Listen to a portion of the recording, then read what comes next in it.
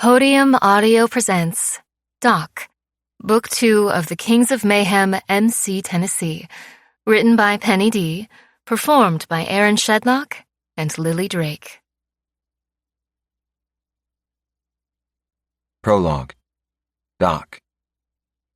17 years old. The girl trying to stick her tongue down my throat tastes like maple syrup and beer. She's all over me, pressing her tight body up against mine and telling me all the things she's wanted to do to me since the school year started. Her body feels good against mine, warm and soft, but she isn't my girlfriend. And even though I'm so drunk I probably need some kind of medical attention, I know this isn't right. I'm not a cheater, and I love my girlfriend more than anything in the whole fucking world. I think of Christy in our fight, think about how I stormed out instead of hanging around to work things out. But we were so mad, I wanted to get out of there before either of us said something we both regretted. I hadn't meant to come to this party, but Lyle Matlock and a couple of other guys on the football team were driving past when they saw me walking along the side of the road and offered me a ride. Now I'm here with a cheerleader begging me to fuck her. I don't even know where she came from. One minute I'm heading for the front door, the next she's wrapped around me like a boa constrictor. She's hot, there's no denying that.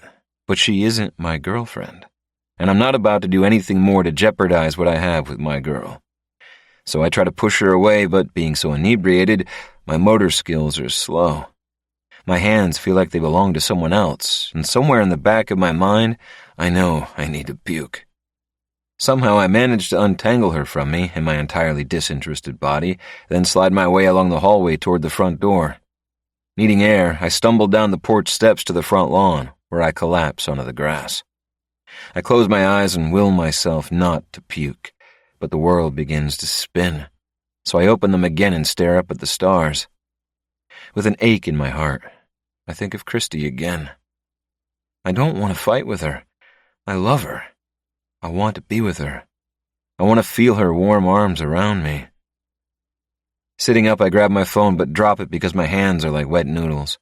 I pat the grass looking for it, then congratulate myself when I find it. I'm so fucking wasted. Fumbling, I manage to dial Christy's number, and after a few rings, she picks up. The moment I hear her voice, my chest tightens with longing, and I know I've done the right thing calling her. No fight is worth losing her.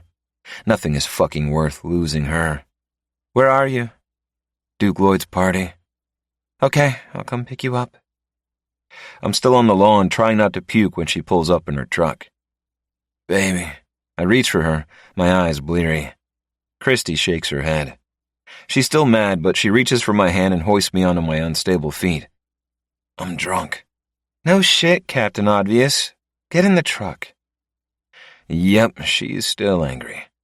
She opens the door and I climb into the passenger seat, praying I don't puke. Christy jumps in and starts the engine. I'm sorry, I say. And I am. I shouldn't have walked away from our fight. Do you mean that? She asks, pulling out of the driveway. I shouldn't have left. But I want our baby, Christy.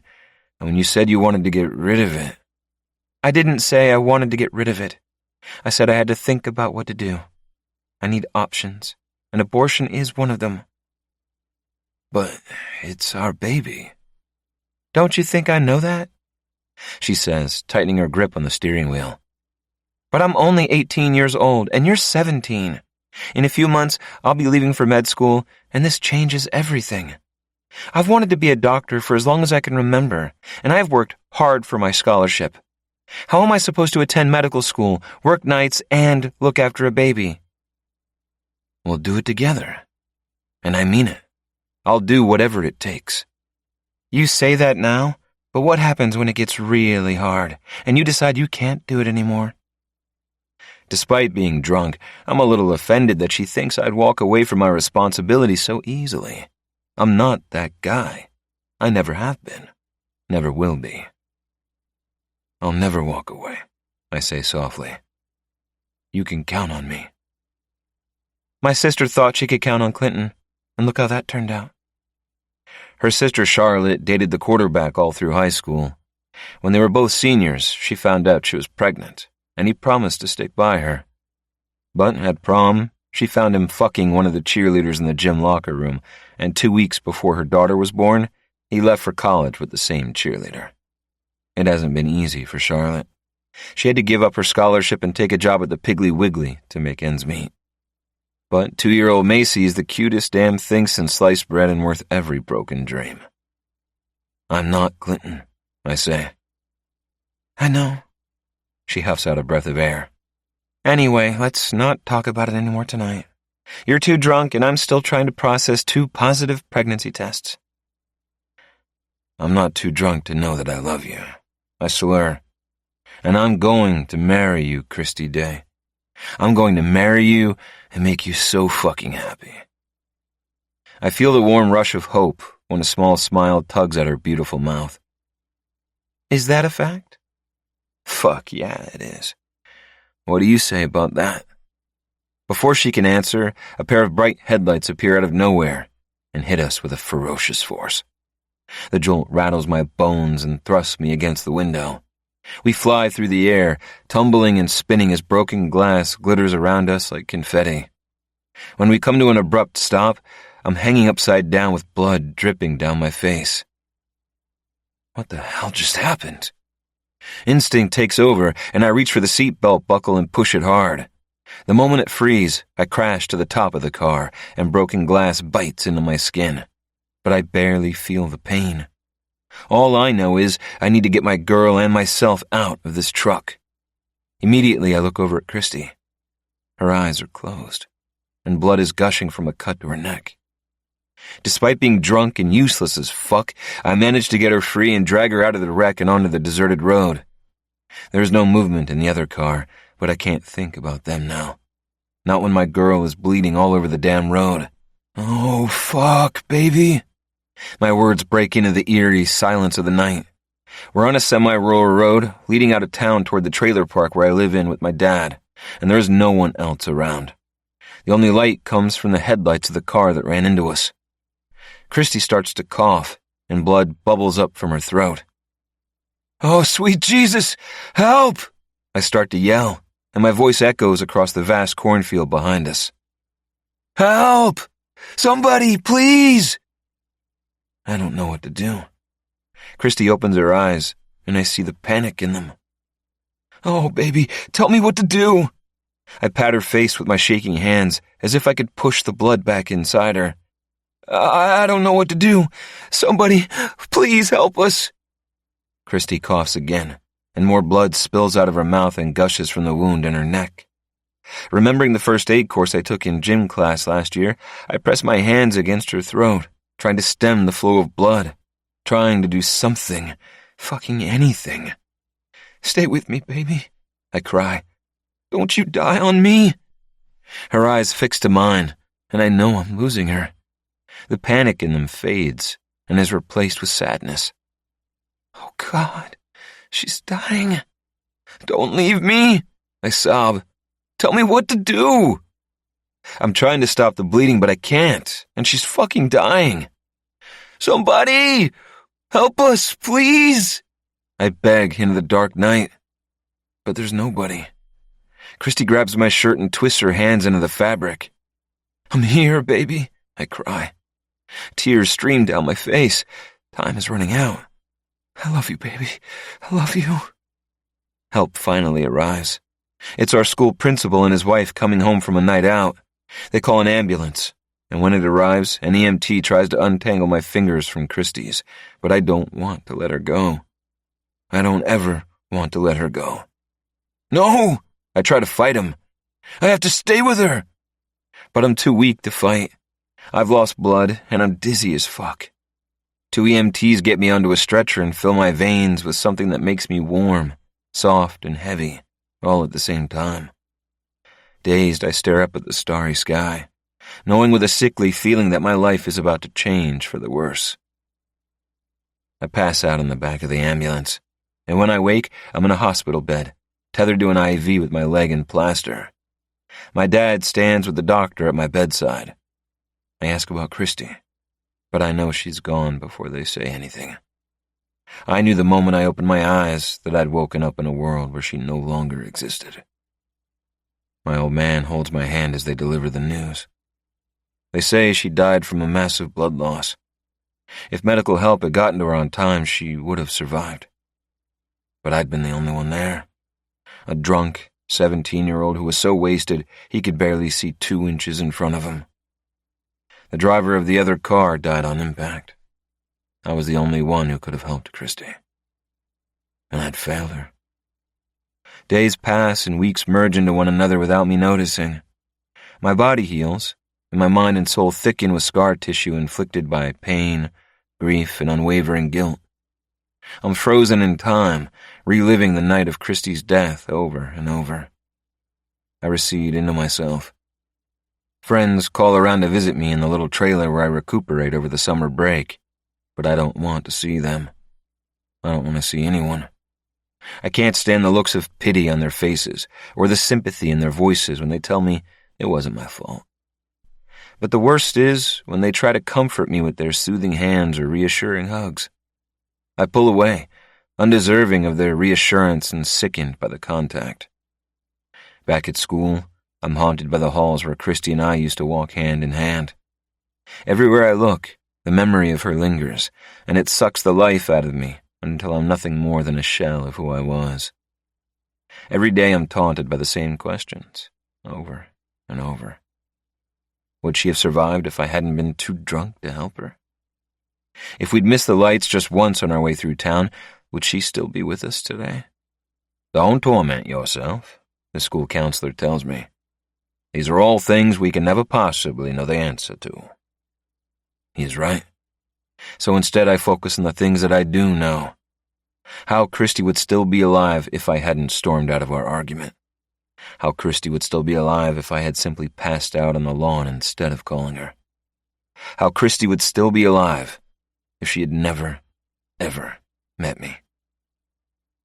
At night I torture myself with the what-ifs. By day, I become a ghost who can't make it through the day without falling apart. The guilt is palpable. The blame is eternal. The remorse is deserving. And it's only getting started.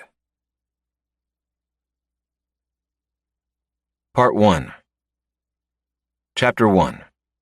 Doc. 18 years later. I need you to look at my cock. These are the words that greet me over my morning coffee while I sit in the kitchen of the Kings of Mayhem, Tennessee clubhouse. Merrick slides into the chair across the small kitchen table from me, looking sheepish and worried at the same time. Come on, brother. I haven't even had my coffee yet. I grumble. If he notices how much I don't want to have this type of conversation before I get my first caffeine hit, he doesn't show it. Instead, he dives headfirst into an explanation. I'm serious, Doc. I think something is wrong down there. See, I was with this girl the other night and... Why does every situation in your life start with, I was with this girl the other night? Merrick is the Casanova of the club. Good-looking and built like a tank with bright blue eyes and dimples. Women love him, and he wastes no time in loving them right back. Can I help it if all the ladies around here have good taste? Anyway, I need you to tell me if I've got something. When I woke up this morning, I found a... He leans forward and lowers his voice. It's like a rash, Doc. I think she fucking gave me something. Tell me you used protection. Again, he looks sheepish. Jesus, Merrick. What have I told you about unsafe sex? It does my head in when he doesn't listen to my warnings.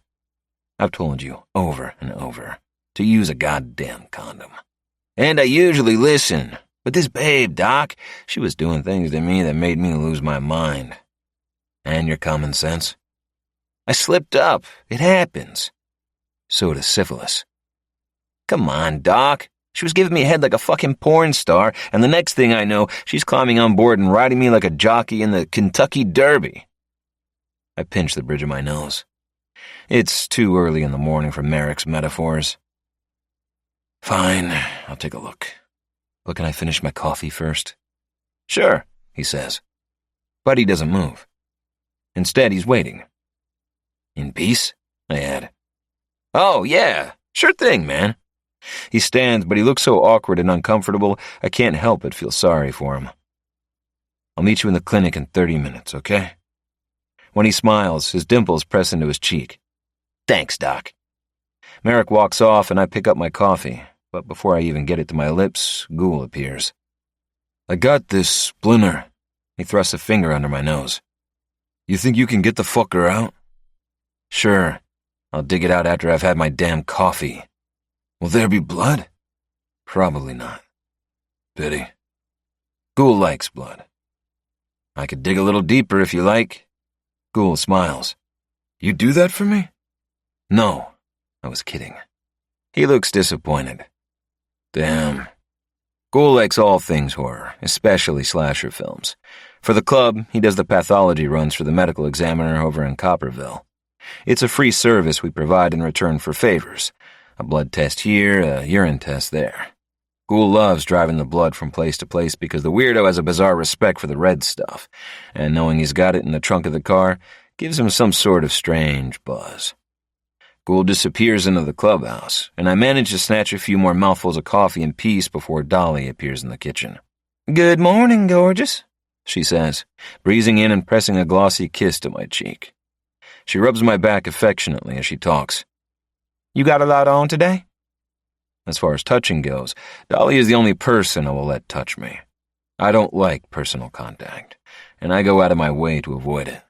But I don't flinch from Dolly's touch because she is like the mom I never had. I wasn't always like this. I mean, once upon a time I enjoyed being touched. In fact, I loved it. Even craved it. But now I can't stand it. I smile at her. My dance card appears to be filling up mighty quick this morning. You need me to look at something? Not me, but Earl. She gives me a mischievous look because she knows Earl hates hospitals and anything to do with doctors. And the last time she got me involved in Earl's health, the 6-foot giant almost knocked me out. Now, before you start telling me that you ain't interested in speaking to him because of what happened last time, let me just assure you that it ain't nothing too serious. It's just a case of arthritis in his hands. But it needs attention, and I might just cut the damn things off myself so he'll stop bitching and cussing all damn night about them. You got some of that oil you made for him last time? I make CBD oil. It's no secret. There are hundreds of little bottles containing my oil on shelves throughout Tennessee. The recipe is a secret. The effects, incredible. I'm out, but I'll make another batch this weekend, okay? She gives me a bright smile and rubs my back again. Thank you, sweetheart. Oh, and here. She digs a $50 bill out of her impressive cleavage.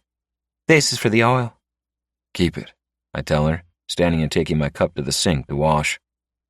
We don't expect nothing for free, honey. It's not about the money, Dolly. It has never been. In fact, I make fuck all money for my oil, but a lot of people get some much-needed relief by using it. You're a good boy, Doc. She gives me a wink before tucking the $50 note into my belt. But you get yourself something real nice for your troubles. She saunters off, leaving a cloud of perfume in her wake. At 60 years old, she's all glamour and sparkle with the energy of a woman half her age. Deciding to get started with my day, I head for the clinic, which is in the basement of the clubhouse. It used to be a cellar back in the 20s and 30s, when the clubhouse was a popular hotel for upper society. Renowned for its spectacular Appalachian landscapes, 5-star service, and access to some of the best moonshine in the state, the rich used to flock to spend their summer vacations here, or ride out the winter in the grand room with its massive stone fireplace and iron chandelier. But after the mining corporations left Flintlock in the 40s, like a lot of places around town, the hotel lost its favor and fell into decline. It stood empty for decades until Hutch Calley bought it for the club back in the 70s. It's changed over the years, but not by much. All the crown molding and ceiling roses remain, along with some of the stained glass windows in the famed Riverstone fireplace. But now there are a lot of mod cons, like the sophisticated sound system Gabe wired into the bar, and the state-of-the-art security system Paul installed to ensure none of our rivals can get a jump on us. The old cellar makes for a perfect clinic. It's sterile and well-lit. It is also well-stocked, thanks to Jack's sister Faith, who holds a fundraiser every year to fund it and keep it up to date. Just as I get to my desk, I hear the door open, and then someone walks into the room. It's one of the twins, Bam. Need a checkup, Doc, Bam says. You're not feeling well? Fit as a fucking fiddle. Then what's with the checkup? There's this girl. Of course there is, I muttered to myself. Twice in one day. Seems everyone is getting laid around here. She needs proof that I'm a clean skin before she... well, you know. Sounds like a smart girl. He grins. Oh, she's something, all right. I walk over to one of the supply cabinets leaning against the back wall and open a box of swabs. You think there might be a problem? Are you experiencing any symptoms? Nope, I always wrap it. Good. I turn back to him.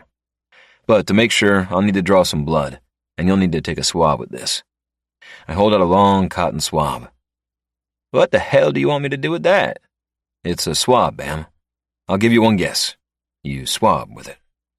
Bam's eyes go round. Swab what? I imitate a swabbing motion and then gesture to his pants, not even attempting to hide how amused I am. Bam folds his arms across his broad chest. No fucking way. Yes, fucking way. I hold out the swab. You want your girl to know you don't have chlamydia, don't you? Bam doesn't look impressed. I was hoping to penetrate, not get penetrated. He grumbles, taking it from me. I motion for him to sit. But before you do that, let's take some blood. Great, he moans, slumping into the chair. Double penetration. I tie a tourniquet around his bicep. It'll all be over in a minute, I say. Then I'll leave you alone with your swab. You're hilarious, he replies. How long before you get the results? 2, maybe 3 days. Because I don't have a medical license, it's a long story, the club has to rely on a relationship with the medical examiner's office to get our pathology test done. But it's done off the record, so processing is often slow. This girl of yours, does she have a name? I ask. Bam smiles, and I see something unfamiliar in it. Something I've never seen there before. He's fallen in love. Katie. Sounds like she might be special considering what you're doing right now, I say, taking blood from his arm and releasing the tourniquet. His eyes sparkle, and he smiles to himself. Yeah, I think she is. I'm surprised. Bam and his brother Loki aren't known for their exclusivity. I didn't think I'd ever see the day when either of the twins would be ready to settle with one girl. Good on you, brother. Seems everyone is having sex but me. But hey, that's my choice. The clubhouse is full of opportunity for me and my King of Mayhem brothers, but it's not my thing.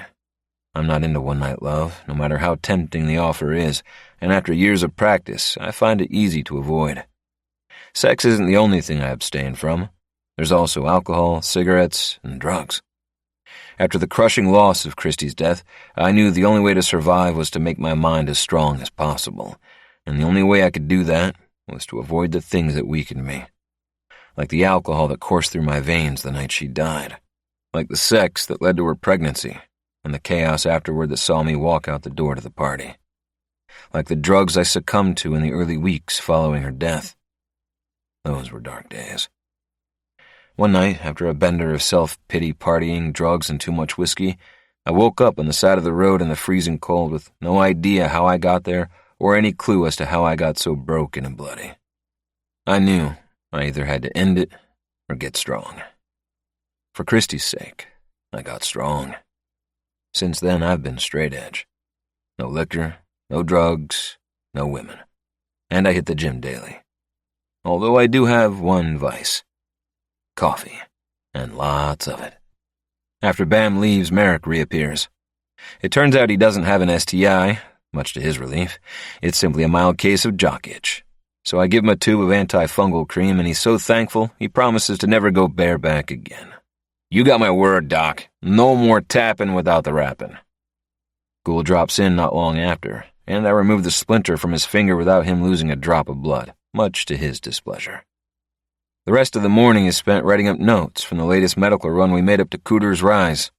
It's a small, blink-and-you'd-miss-it town a few hours out of Flintlock, and it has a large, aging population.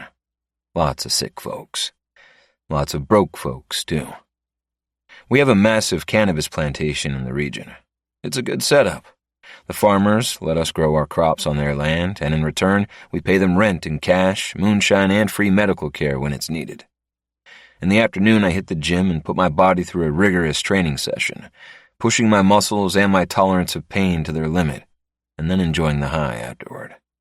Back at the clubhouse, I shower, jerk off, and plan on having a quiet night. Just me and a dog-eared edition of Catcher in the Rye. Until my phone rings just after 6.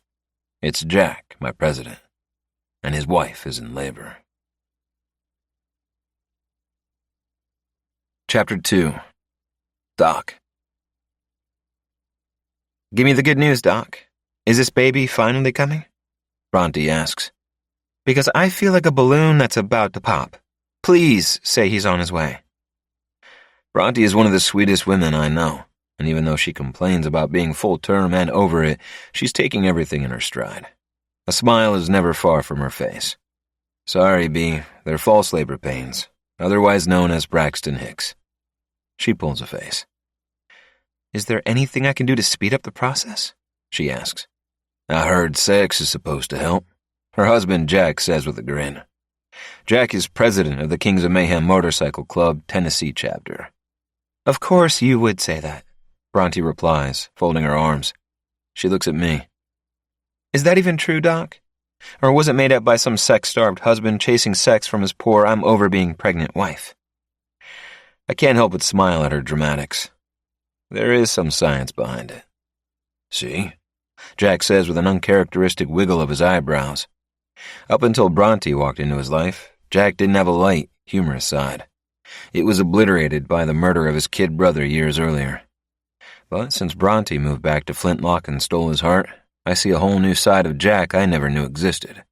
I guess love does that to you. She acts like it's the last thing she wants, but the truth is, she can't get enough of it right now. He winks at his wife, who pretends to be mortified. Jack Dillinger! It's not unusual for a pregnant woman to feel more aroused during pregnancy, I explain, adopting my doctor's voice. See, Wildflower? Being horny is totally normal. Bronte rolls her eyes at her husband and then looks at me. He's making it up. Hey, no judgment. I hold my hands up and grin before changing the subject. Have you been keeping up with your OB/GYN appointments? Sure, but I'd much rather be your patient, Bronte says. My girl doesn't really like her doctor, Jack adds. Why is that? Because he's grouchy and mean and he smells like cheese, Bronte says. Plus, he doesn't listen to me. I want you to look after me. You know that's not possible, Bronte. Not being licensed means I don't get to help her in an official capacity. But you look after the MC. I look after gunshot wounds and busted-up noses, not pregnant women. If things don't go to plan, you'll need a hospital, and I can't step foot in one of those as a doctor. I know, it's just... What? I only feel comfortable with you. She shrugs. You're a good guy to have around in an emergency, you know. She's talking about last summer when Jack got shot. He collapsed on their driveway after parking his bike. It turned out he'd been hit by a stray bullet while riding home on his Harley. Bronte was the only one around to help. In a panic, she called me, and I'd talked her through what to do until Dakota Joe and I could get there. Since that day, the seed of friendship between us had grown into a tight bond. She's become the sister I never had, and I'd do anything for her.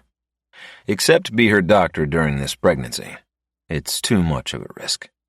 I give her a wink. I promise I'll be there when it's time, okay? Just not as your doctor. She presses a kiss on my cheek. Thank you. Jack walks me to the door. Thanks for coming. I tried getting her to go to the hospital, but she insisted on calling you. He stops and turns to me. You sure she's doing okay? She's fine. But you look like you've got something on your mind. When aren't you telling me? He looks at me and I can see the strain on his face. As president of the Tennessee chapter, he carries a lot of responsibility. It's been a while since I've done this, you know. My kids are all adults. Bam and Loki are in their mid-20s and Hope is in college. Jack doesn't say a lot. Like me, he lets his quiet do the talking. If this were a romance novel, I'd call him broody. I know he's thinking about his brother, Cooper, who he raised from an infant. He was murdered several years ago, and it's an unhealing scar Jack carries around with him. It nearly destroyed him, and I have the feeling he's terrified he might somehow lose Bronte, too. I hold his gaze. Nothing is going to go wrong. She's had an uneventful pregnancy and is in perfect health. I've seen the last sonogram. Everything is how it should be. He smiles, but it's empty. I'll hold you to that, he says, showing me to the door. Outside, the air is cool with a sharp winter chill. Across the valley, the sun dips lower behind the silhouetted hills of Flintlock and bleeds into the sky with deep streaks of red and gold. I zip up the hoodie I'm wearing under my cut and pull on my gloves as I make my way down the porch steps and along the little path to Evelyn, the decommissioned ambulance I drive. The club barter for me to do my medical runs throughout the southern parts of Appalachia. It's where many of the Kings of Mayhem allies live. People who have slipped through the net because of their social circumstances and don't receive the proper medical care they need. Some can't afford it or don't want to venture into town, while some just don't have the means to get anywhere near a doctor. Not too many buses pass through little towns like Grey Rock and Coaltown, and cabs have never ventured into those parts. Dropping my medical bag by my feet to unlock the ambulance, I'm startled by a noise behind me. I turn to look over my shoulder, and the hair stands tall on the back of my neck as a shadow comes to life in the darkness and rushes toward me. It grabs me around the neck, and I feel a sharp sting in the side of my throat, then a violent knock at my skull. Within seconds, my world turns black. Chapter 3. Doc. The first thing I see when I come around is a pair of bright, sea-green eyes, followed by lush, kissable lips and soft curls falling around a face I can only describe as painfully beautiful. Where the fuck am I? And who the hell is this angel kneeling over me? I struggle to think, blinking a few times. Gauging the softness beneath me, I'm lying on a bed or a mattress of some sort in a room that doesn't look familiar. The angel leans forward and wipes her cool palm across my forehead, and I close my eyes again because her touch is gentle and comforting, and it momentarily soothes the violent thumping inside my skull. You're going to be okay. It's only a mild concussion. My eyes flick open. A concussion? I try to sit, but blinding pain sends me back to the bed again. It's probably a good idea if you don't try that again so soon, the angel says. The drugs won't take long to wear off, but you'll probably have a headache for a while. Drugs? What the hell? Squeezing my eyes closed, I force my mind back. The last memory I have is leaving Bronte and Jack's home. I was next to the ambulance, and there was a noise behind me. I turned. There was a dark figure. It raised its arm, then nothing. Opening my eyes, I turn to look at her. Who are you? She smiles, and it's the most beautiful smile I've ever seen. My name is Tiger Lily, but call me Lily. Crazily, I think it's a beautiful name. I say crazily because there are a million other things I should be thinking about right now. Like, what the fuck happened to me? Where am I? I ask, groggily. She opens her mouth to answer, but it's a male voice who replies. You don't need to know where you are, it says. All you need to know is that nothing is going to happen to you if you do as you're instructed. I turn my head and squint against the blinding light. My eyes slowly adjust, and a man finally comes into focus. He's about 5'11" and somewhere in his late 50s with salt and pepper hair pulled back into a ponytail, a closely cropped beard, and silver earrings in his ears. He's wearing camouflage pants and a Black Sabbath t-shirt under a leather cut. The patch on the front of the cut reads, President. He looks familiar, but I can't place him. Who the fuck are you? I ask. He smiles. You can call me Max. Coming out of the haze, my dazed brain slowly pulls all the pieces together, and I feel my stomach drop. Max Stone Cipher? The man simply smiles. Fucking great. I've been kidnapped by the goddamn Appalachian Inferno, the Kings of Mayhem's biggest rivals. Technically, they're an MC, but they don't comply with a code of honor like trust, loyalty, and brotherhood. They're greedy fuckers who will burn down anyone or anything that gets in their damn way. Fire is their weapon, and they use it mercilessly. They've already burned down 2 of the Kings of Mayhem cannabis crops and a Christmas tree farm because the farmer was working with us. In retaliation, the Kings have almost decimated their cannabis territory, forcing them out of Flintlock and the neighboring towns. Jack's goal is to shut down the club completely by also destroying their meth empire. But the Inferno are masters of disguise, and not even the DEA or other sophisticated agencies have been able to locate their labs. They're dotted throughout the Appalachian Trail, but too well hidden to find. The Inferno are cunning fuckers, not to mention unpredictable. Now they've abducted me, and something tells me it's not because of my shining personality. I struggle to sit up. I'm dizzy as fuck, but need to get myself out of such a vulnerable position because I have a feeling things are about to go even further south real quick. But a wave of nausea washes over me, and I think I might puke. Take it easy, Lily soothes. That's the drugs. It'll pass, Max says. What drugs did you give me? I croak. Something to make you more agreeable to our plan. You put up quite the struggle. Lucian had to give you a little something to make you less feisty. Fuck. What was it? I look at Lily, and she shakes her head as if she doesn't know. You were also knocked out for a moment, she whispers. So you should take it easy. The motherfuckers drugged and knocked me out. That explains the wooziness. Assholes probably pumped me full of ketamine and gave me a concussion. I look around the room to gather my bearings. I'm still wearing my cut, so I quickly check the pocket for my cell, but it's gone. I apologize for the way you were brought here, Max says with a sinister smirk. Lucian can be overly enthusiastic when it comes to executing my plans. He was instructed to bring you here, not to give you a concussion or put you to sleep like a baby. He can be heavy-handed sometimes. I blame his mother. The woman had no finesse. But I digress. It was not my intention to harm you. Despite my nausea, I swing my legs over the side of the bed and stand. Great. Then we'll just call this a big misunderstanding and I'll be on my way. Give me my phone back and we'll forget this ever. Stone Cipher takes a step forward, a sinister smirk still in place. You misunderstand me, Doctor. While I don't particularly like the way you were brought here, this is where you will most definitely stay until you have completed the task for which I summoned you. I stare at him. Summoned me? Who the hell does this guy think he is? I've heard he's batshit crazy, a charismatic leader who runs his club like a cult. But his reputation doesn't do him justice. In the 2 minutes I've been with him, I can see he's even more insane than they say. Things aren't looking too good for me right now. Max clasps his hands together like he's about to namaste me. It's not the way I like to conduct business. This is business? In a sense. I brought you here for professional reasons. We need a doctor, and you're a doctor.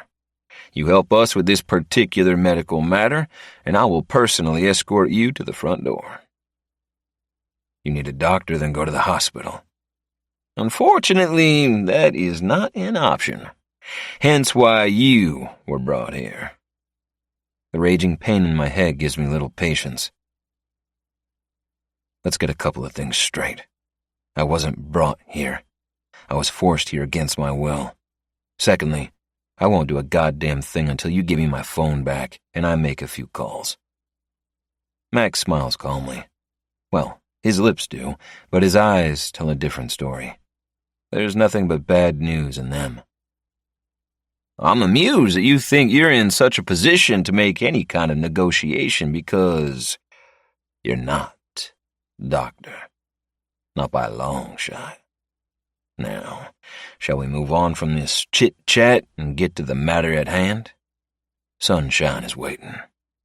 Sunshine? I look at Lily.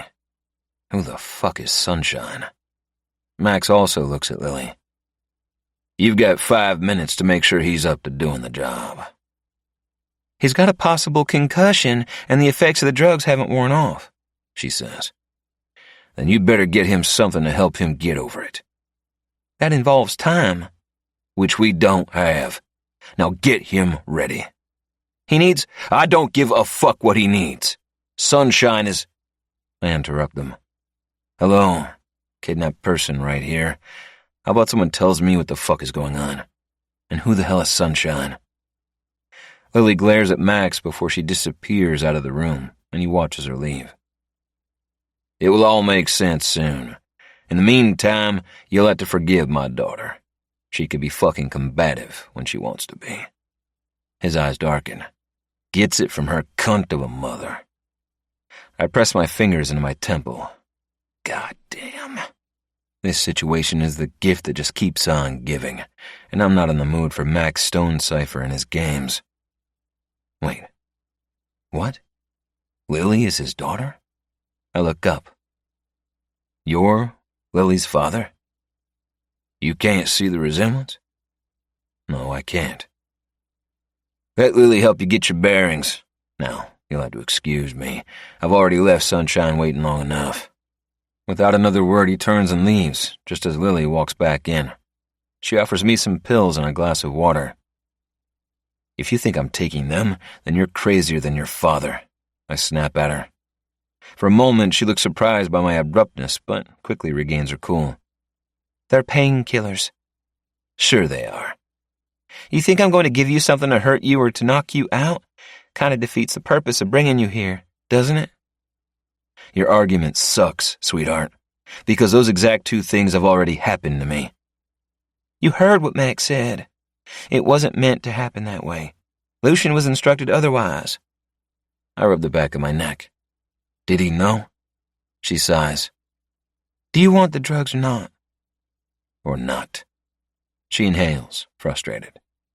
Fine, if you're going to be a baby about it. She places them in the glass of water on the bedside table. I side-eye them, desperate to ease the pounding in my skull, but they could be anything, so I'm prepared to put up with the jackhammer pounding in my head. Besides, my stomach still feels queasy from whatever they gave me, and anything that goes in might come right back out again. Come on, Lily says, taking me by the wrist to help me up. We're wasting time. We really need to get to Sunshine. She helps me to my feet, but I shake her off when I get my balance. Hey, I'm just trying to help you, she says. Lady, if you want to help me, then you'll get me out the front door. I can't. Why? You afraid your daddy will ground you? Her jaw tightens and her eyes sharpen. I'm afraid of Max, period. And if you have any sense, you will be too. Something in the way she says it makes me pause. Fine, I growl, hating that she has lips I have an urge to kiss. Let's go and meet fucking Sunshine. Chapter 4. Doc. Reluctantly, I follow Lily to the room next door to meet Sunshine. She's the woman on the bed groaning with early labor pains. In her early 20s, she's at least 30 years younger than her husband, Max, who was standing by the bed holding her hand. Despite my own predicament, my inner doctor takes over. How long has she been in labor? Since about an hour before you were brought here, so 4 hours, Lily replies. I don't know why, but I have a sneaky suspicion she knows a thing or two about medicine. She gives me a pair of latex gloves from a box by the bed, and I get to work. At least Lucian had the sense to pick up my medical bag after knocking me out. I check on Sunshine, and it doesn't take me long to determine she's in the early stages of labor. We could be here for a while. I push back my nausea with a deep breath. I still don't feel right, and I kind of wish I'd taken those pills now because my head is pounding like a motherfucker. The baby is breech, I say to no one in particular. She's also only a centimeter dilated. We could be in for a long night. I stand and walk over to where Max is standing with Lily and adopt a low, quiet voice so Sunshine can't hear. Your wife should be in a hospital. If it were as simple as that, we wouldn't have gone to all the trouble of bringing you here, now would we, Doc? She might need a C-section, or she and the baby could die. Can you perform one of those? Max asks.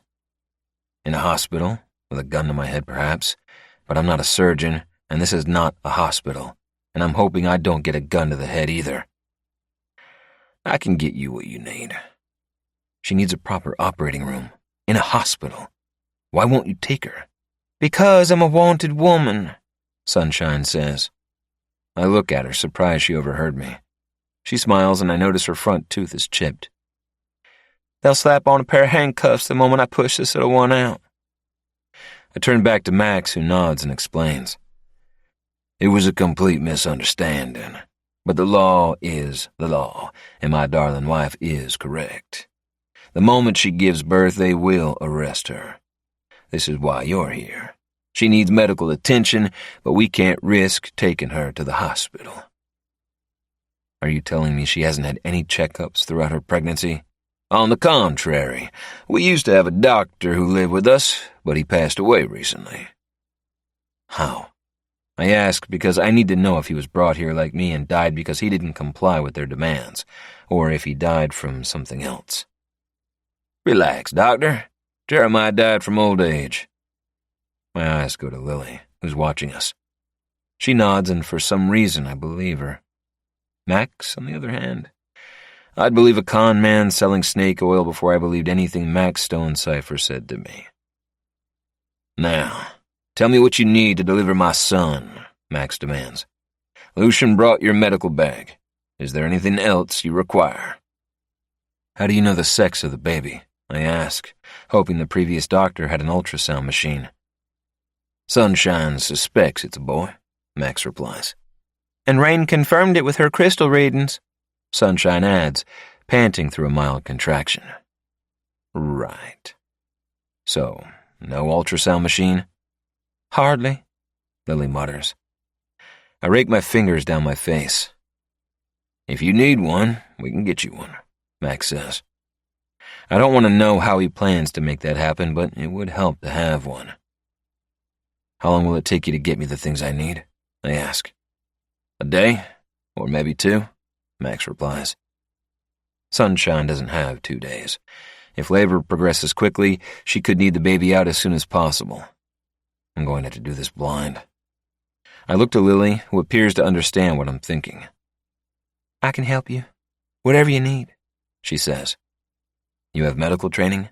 She nods. I'm a nurse. Relief fills me. At least I'll have some help. You ever delivered a baby before? I asked. Not delivered, but I've assisted. Her sea-green eyes find mine, and I feel a strange sensation tingle in the pit of my stomach. She's beautiful. The kind of beauty that gets you all knotted up inside. The previous doctor who was looking after her, did he keep any records? Lily walks over to a set of drawers on the other side of the room, where she picks up a file and hands it to me. Dr. Jeremiah kept good records. They're handwritten and surprisingly legible, not to mention thorough. I flip through the pages, trying to ignore the pounding pain against my brain. According to her file, Sunshine is 41 weeks pregnant, breech but with no underlying medical conditions. A previous attempt to turn the baby at 39 weeks failed, and Dr. Jeremiah determined she needed a C-section to give birth.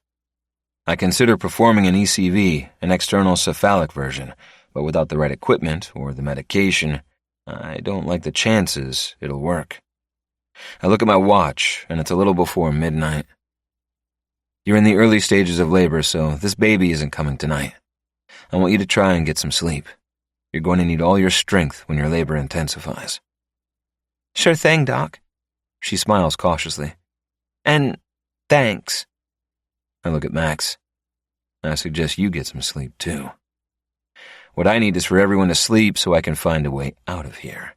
But Max isn't easily fooled. In good time. He begins to walk away and then turns back. Please, make yourself at home. You're free to use the kitchen, but don't venture far. You're to stay with Sunshine to monitor her progress. Oh, and in case you're entertaining ideas for an escape, don't. 5 armed men are patrolling the perimeter, and there are alarms on all the exit doors.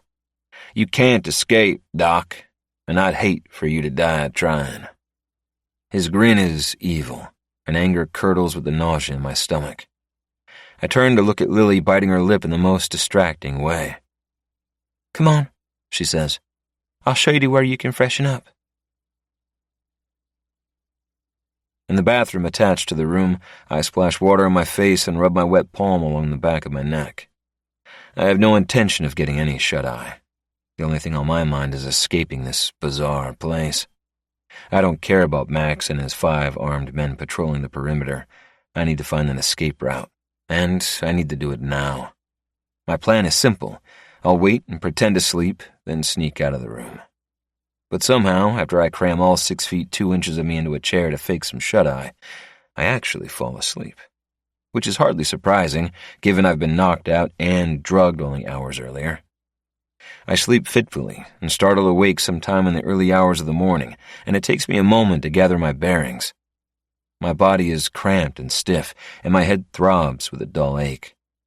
For a few seconds, I have no idea where I am or what the hell I'm doing stuffed into a small chair in an outdated hotel room. I sit up and look around, squinting as my eyes adjust to the light, and the events of the previous day slowly come back to me. The abduction, the fucking insane president of the Inferno, the beautiful girl with the sea-green eyes. Running my hand over the back of my neck, I attempt to rub out the kink in my shoulders and get my head straight. I need coffee, and my stomach is roiling with hunger. Across the room, Sunshine is asleep on the bed. Beside her, Lily sleeps in a chair, her knees to her chest and her long curly hair spilling over her ample chest. I try not to notice her full lips, or the slender slope of her throat, or the way the gentle swell of her breast rise and fall with every soft breath she takes. I look away and continue to massage the stiffness in my shoulders, not liking the way my body responds to the Inferno princess and her flawless features. Clearly, I'm still suffering the after effects of the ketamine and the brain stun. I stand and stretch, then cross the room to the window and look out into the bleak morning. It's still dark outside, but there is a hint of dawn in the sky, and it's cold as fuck. I can't see any faces, but I can see the frosty breath of Max's men patrolling the perimeter. The Inferno is a big club and has more than enough men to patrol the area effectively. I consider leaving the room to check out the rest of the hotel, to see if there's a flaw in Max's security and if an escape route is possible. But I've probably missed my chance. Max or his men are probably lurking in the hallway waiting for me to attempt an escape. Pinching the bridge of my nose, I think about my Kings of Mayhem brothers. By now they'll know I'm missing because Jack will have noticed the ambulance still parked out on the street. Everyone will be looking for me, so it's only a matter of time before they find me. No point getting myself killed before then. I decide to ride out here and do what I can to ensure I don't get myself killed, and mentally prepare myself for the day ahead. On the bed, Sunshine stirs and begins to moan, waking Lily. From the window, I watch her straighten and stretch her slender arms toward the ceiling as she yawns. When she relaxes, her tongue glides along her lips to moisten them, and I feel my fists clench at my sides, and the throb in my temple increases. I haven't noticed a woman in years, but I'm noticing everything about her. Our eyes meet across the room, and I feel that unwanted attraction speed through me like lightning. She gives me a wary look, and I give her one right back. Something tells me it's going to be a long fucking day. Chapter 5. Lily. The biker with the deep blue eyes and dimples hates me. And that's fine by me, because I plan on hating him right back. It doesn't matter how attractive he is, I don't care. It takes more than an inked-up muscular body and a set of bright blue eyes to turn my head. Besides, he's a biker, and I'm not even slightly interested in bikers, no matter how gorgeous they are. That part of my life is supposed to be behind me. In one of the guest bathrooms, I wash up and take a moment to figure out what to do next. Max has me backed into a corner. What he has done is reckless and unnecessary, and serves only to put us in harm's way. By kidnapping Doc, he's poked the Kings of Mayhem bare, and he'd better be prepared for the fight that's coming. I only hope I don't get caught in the crossfire. Leaning against the basin, I check my reflection in the mirror and use the moment to catch my breath. You can do this, I say to the reflection staring back at me. Just get through this, and you can go back to your normal life. Taking a deep breath, I look around the bathroom. It's dark and dirty, and there is the distinct odor of decay coming up from the drain. Grime crawls up the walls toward the water-stained ceiling, and no matter how hard I turn the faucet, the damn thing won't stop dripping. The building we're in isn't the Appalachian Inferno's clubhouse. It's an abandoned hotel I've never been to before, which isn't surprising. Max has secret hideouts dotted throughout the trail, and this is just one of them. It's how the Inferno evades detection. They take over abandoned buildings and use them as hideouts or as warehouses for their meth and heroin production. Once they've served their purpose, they're burned to the ground. Use, torch, destroy. It's the Appalachian Inferno way. And it's not just reserved for buildings. People are just as disposable. The doc would do well to remember that. If he thinks he's walking out of here once Sunshine has her baby, then he's wrong.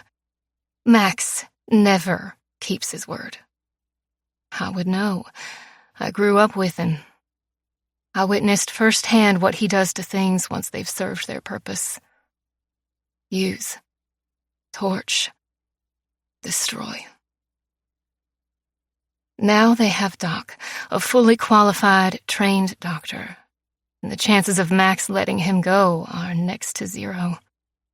I don't know anything about him, but I know all about the Kings of Mayhem. For years, Max has held a deep-seated hatred for the motorcycle club. Max loves control and dominance. Boy, does he love dominance, and the very existence of the Kings of Mayhem takes some of that power away from him. He wants all of Appalachia for the Inferno, and the Kings are the big red stop sign preventing it from happening. Raised to hate the Kings of Mayhem, even though I've never met any of them, I figured they were just as mean, rough, and narcissistic as the Inferno. But now, I'm not so sure. Doc is something else. I've never seen a biker so damn gorgeous. None of the Inferno look like that. He's handsome with beautiful eyes and a powerful body, and when he looks at me through that furrowed brow, I feel it caress every nerve ending in my damn body. Not that I'd ever admit it. In my other life, I would stay as far away from him as possible. Bikers are off limits, and the only reason I'm even thinking about how hot he is now is because I haven't had any action since I walked in on my boyfriend having sex with someone who wasn't me 3 years ago. But here and now is not the place to think about it, because something bigger than my non-existent sex life is unfolding here, and I'm afraid it's about to change all of our lives. Shaking off the chill that shivers down my spine, I decide to head to the kitchen to see if I can find something of a peace offering for the doc, but I stop when I pass by the room. Through a gap in the door, I see him taking Sunshine's blood pressure. And for the second time since his arrival, I'm taken back by his appeal. For someone who suffered a concussion and a nasty dose of ketamine, he looks like he's just stepped off the cover of a romance book, muscular and tattooed with a tortured scowl on his handsome face. I keep walking. I don't care how hot he is. He needs to start thinking about a way out of here, because he might not know it yet, but his time is running out, and his options to make it out of here alive are slim to none. I can help him, if he stops being such an ass. I get it, he's pissed, who wouldn't be? But the fact is he's stuck here, and whether he likes it or not, I might be his only ally, and he needs to start trusting me. He might not have asked for this, but neither did I. Chapter 6. Doc. You got kids? Sunshine asks between gritted teeth. She's doing it hard, and I'm not sure her body can take much more. But she's mentally tough and determined to do this without the safety of a hospital. No. You don't want them? I do. She's trying to distract herself from the pain. Then what's the holdup? A good-looking kid like you, I bet you have all the ladies dropping their pennies. Not really. Another spasm grips her body, and she clenches her teeth together. She's stubborn as all hell. You would do well in the inferno. A hottie like yourself. You'd have your pickings of women. Trust me. That's not my thing, I say, securing the blood pressure cuff around her arm. Oh, I see. Her eyes follow my every movement. Didn't pick you for liking men, but ain't nothing wrong with that. Plenty of that on offer in the inferno, too.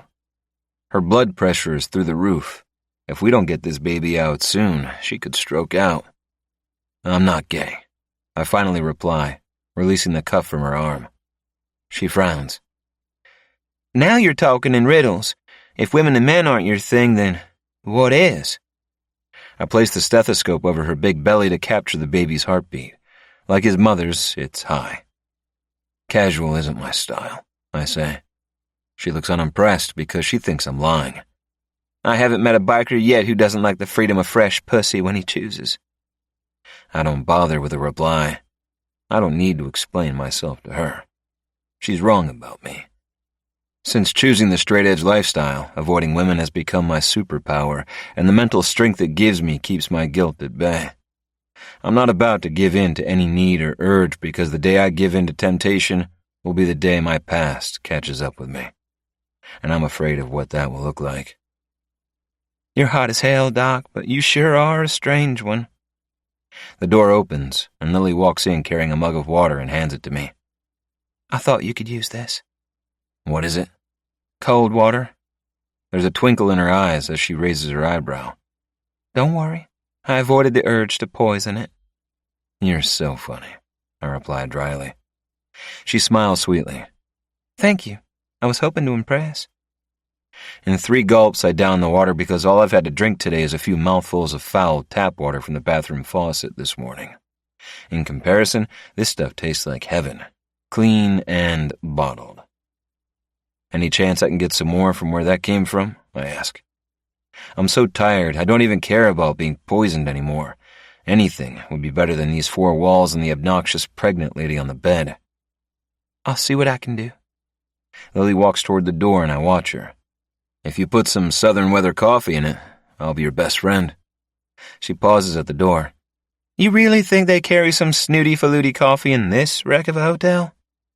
The smallest of smiles plays on her lips. Let me see what I can find. After the door closes, I turn back to Sunshine. She's looking at me with narrowed eyes and an ugly smirk on her lips. You like her, she says. Who? Don't be an asshole, Doc. Tiger Lily, that's who. She nods toward the door. I may be in labor, but I ain't blind. I noticed the way you look at her. All that talk about casual not being your style, what a crock of baloney. You're interested in her. She sighs. You could do a lot worse than Tiger Lily. There's no denying she's a beauty. I raise an eyebrow. Is she kidding me right now? You're seeing things, I say. The only thing I'm interested in is getting this baby out of you safely and getting back to my club without catching a bullet in my skull. She scoffs and smiles mischievously. Say what you like, but you ain't fooling no one, Doc. You got eyes for that girl. Focusing on the task at hand, I check the position of her baby. The only thing I've got eyes for is getting out of here. When Lily returns, this time Max is with her. She looks pale and tired, like she'd rather be anywhere than here. She hands me another mug of water, which I down quickly.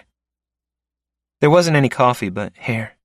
She hands me a vegetable burrito still in its wrapper. It's not much, just a microwave burrito, but it should do. Max gives me another one of his creepy smirks. I apologize for my lack of hospitality, he says with fake remorse. When I arranged for your arrival, I had little time to organize any creature comforts.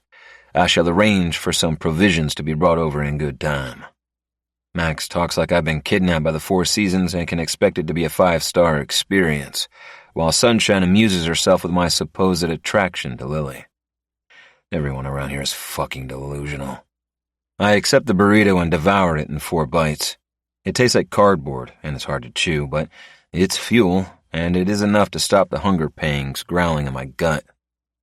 As I discard the wrapper in the bin, a rapid knock on the door makes Lily jump, and it suddenly occurs to me that she might not be here of her own free will either. "I said not to disturb us." Max growls when the door opens, and a sweaty biker in an Appalachian Inferno cut appears in the doorway. His eyes go straight to Lily, and I feel her tense beside me. Clearly, they know one another, and the tension between them is tight. "We need you out here, Prez," he says to Max. Max looks to his wife, who nods at him through gritted teeth as she endures another contraction. He turns to me. "That won't be long." When he follows the biker out the door and closes it behind him, I turn to Lily, who's still staring after her father. She's gnawing on her lip, and damn if the sight of her chewing on it doesn't send something straight to my cock. What the hell? It's fine. You've had a head injury. Involuntary arousal can be a symptom. Then again, so can a beautiful brunette with luscious lips and the body of a goddess. When she turns to look at me, her beautiful eyes are bright in the dim light. They're striking and mesmerizing, sending another unwelcome surge of arousal through me. "Can you do without me for a moment?" she asks, distracted. She knows something major is happening and wants to find out what it is. "Do you know what that was about?" "No, but I have a feeling we'll both want to know." I want to ask what she means, but Sunshine screams out in pain before I can reply, and Lily is already halfway to the door. She looks over her shoulder. "I won't be long." I watch her disappear out the door, then turn back to Sunshine. Chapter 7. Lily. Something bad has happened. After growing up the way I did, you get a sixth sense. And right now, my sixth sense is screaming at me from the top of its lungs that something even more unsettling than kidnapping a Kings of Mayhem backer is unfolding here. Otto wouldn't have come for my father unless it was absolutely necessary. I know him well enough to understand he's under my father's spell and would never do anything to upset him. We grew up together in the club. Even when we were kids, he looked up to my father and wanted his approval. Closing the door quietly behind me, I sneak toward their voices coming from a room at the end of the dimly lit hallway. 3 people are talking, while a 4th is moaning in pain. When I'm a few feet away from the open door, I press my back to the wall and listen. "He needs a hospital," pleads a voice I don't recognize. "That's not a fucking option," my father snaps. "Why the fuck did you bring him here? Are you out of your goddamn mind?" "I knew the doc was here. The doc is here for Sunshine, not a fucking idiot who can't do his goddamn job properly. Did anyone fucking follow you?" "No. I got us out of there before anyone saw us." "You better fucking hope so." "No one saw. You had one goddamn job, one fucking thing to do, and you both fucked it up." My father is agitated. No, he's furious. "You better hope to God this doesn't fall back on the club," he warns. "I think he's going into shock," I hear Otto say. Careful to keep my face in the shadows, I peer around the corner. A man is writhing in pain on a bed, and Otto is kneeling beside him, while another backer in an Inferno cut pleads with my father. "He's all burned up. Look at him, Prez. He's fried to a crisp." Just as he says it, the odor of burned skin hits me. His skin is falling off him, and the groaning. Jesus! He won't stop groaning. I can't stop myself. I have to help. Without thinking, I step into the room and everyone turns to look at me, except for the injured biker on the bed. Max is going to lose his shit at me. But I can't worry about that now. The man on the bed is burned really bad. The nurse in me takes over, and I rush over to him. First, I check his airways, looking for soot or swelling, and I'm relieved to see they're clear. But his face is badly burned, and his eyebrows and eyelashes are gone. Drifting in and out of consciousness, he's gone limp. So I look at Otto and the other biker whose name I don't know. Get him up and into the bathroom. I order them. They don't move. Instead, they look at my father for permission. Don't look at my father. You do as I say, got it? Every second that passes is a second closer to your friend being dead. Now, if you want him to live, get him off the bed and into the shower cubicle in the bathroom. While the bikers do what I say and help their friend into the shower, I run to the linen closet I passed in the hallway. I need sheets, and lots of them. Thankfully, I find several, along with some pillowcases, all folded up nicely but sour from years of abandonment. Stashing them under my arm, I run back to the room and into the bathroom, where I run cold water over them until they're drenched and some of the dust and sourness is removed. What are you doing? My father growls. What does it look like I'm doing? I'm trying to save his life. Should we remove his clothes? The panicked biker asks. The fire has destroyed most of the man's clothes, leaving only his jeans and boots. Remove his jeans and boots, but carefully. Working fast, I carry the saturated sheets across the wet tiles to the shower cubicle and begin draping them over the biker. Want me to turn on the water? Otto asks. I shake my head. No, this will work. What I'm doing isn't ideal, but it's better than dousing the biker in a continual flow of water that could send him into shock or expose him to more bacteria. I need to cool down the skin and stop the burns from penetrating further. Not that I think it will work, but I have to do something. Get me those pillowcases, will you? Otto returns with the soaked pillowcases, and I wrap them around the biker's hands, sliding some of the wet fabric between each of his fingers. You need to get him to a hospital, I say to my father. He's going to die without proper medical care. If the trauma doesn't kill him, then the infection will. Taking him to a hospital will create a problem for the club. So, it's not going to happen. Are you kidding me? He's going to die if you don't get him there. I stand and look at the injured biker slumped at the bottom of a shower cubicle, wrapped up like a mummy in bedsheets. He's passed out from the pain. Let me guess. He's a wanted felon. Oh, not yet. But if he goes to the hospital, he might find himself implicated in the unfortunate demise of the Red Bud County Courthouse that burned down about an hour or so ago. Terrible thing, really. An old building burned down like that. Someone must have left the gas on or something. I just stare at Max. He talks like this is all a big joke. No. He talks like an insane man. I want to walk out, but I'm stuck here, just like the doc. I change tactics and adopt a calmer voice, hoping my father might see reason. Listen, if we don't get him the medical care he needs, then he will die. That's a certainty. Now, would he prefer a short stay in prison for arson, or would he prefer to be dead? He'll prefer to be dead if any of this lands on the club. My jaw tightens. Max has ice in his veins.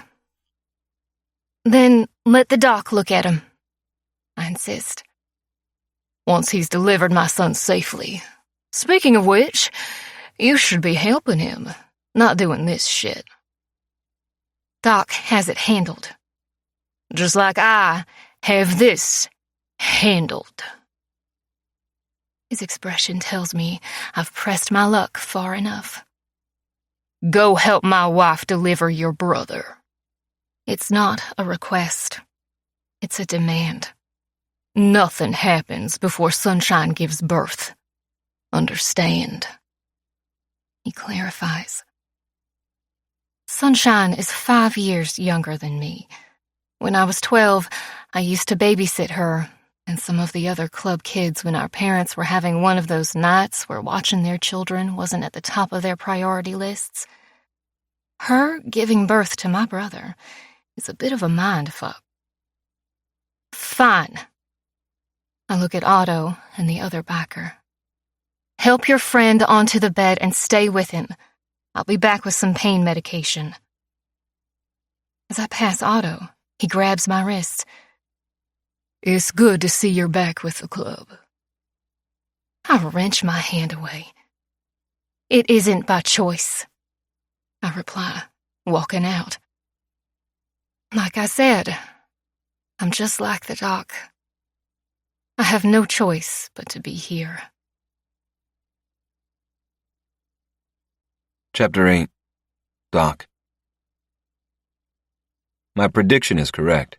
The day turns out to be excruciatingly long. Sunshine's labor is slow to progress, and without the right equipment, it's hard to determine exactly what's happening. I'm also irritated by my situation, and my headache only compounds it. I'm desperate for coffee, and even though having caffeine after a concussion isn't advisable, I am beyond caring right now. My thoughts drift to my Kings of Mayhem brothers again. By now, Jack will have organized a search party and alerted Sheriff Pinkwater. He's a powerful ally of the King's, and a fat monthly retainer ensures he stays out of our business when we want and in our business when we need him. But the Inferno are notorious for their hidden hideouts. Chances are, this one is so well hidden, the Kings or the Sheriff have already driven past it. That's if they've even worked out it was the Inferno who took me. After a painful spasm, Sunshine grabs my wrist. Tell me, Doc, is this baby coming or not? Her words make me think of yesterday when Bronte asked me the same thing, and I feel desperate to get back to my brothers in my clubhouse. I look at her. She's exhausted and worn down, so I take advantage of it and try to convince her to go to the hospital. Listen, you need to tell your husband that you want to go to the hospital. Your baby could be in distress. Plus your blood pressure is through the roof. You need to talk to Max and convince him to let you go because he could lose you, the baby, or both. Do you understand? Sunshine glares at me through another spasm. You trying to frighten me? Yes, I am, because it's the truth. You're putting both your lives in danger by not going to the hospital. Nice try, Doc, but it ain't happening. What if your baby dies? I ask harshly. She grits her teeth. My baby ain't dying, you cocksucker. My body knows what to do. You hear me? Women have been doing this without hospitals for thousands of years. And a lot of women and babies didn't make it. She grabs me by the front of my hoodie. You listen to me, you goddamn son of a bitch. You mention the hospital again, and I'll climb off the fucking bed and stab you in the fucking eye with the first sharp thing I find. Do you fucking understand me? A fierce contraction overwhelms her, causing her to let me go. I straighten and take a step back in case she feels the need to put her hands on me again.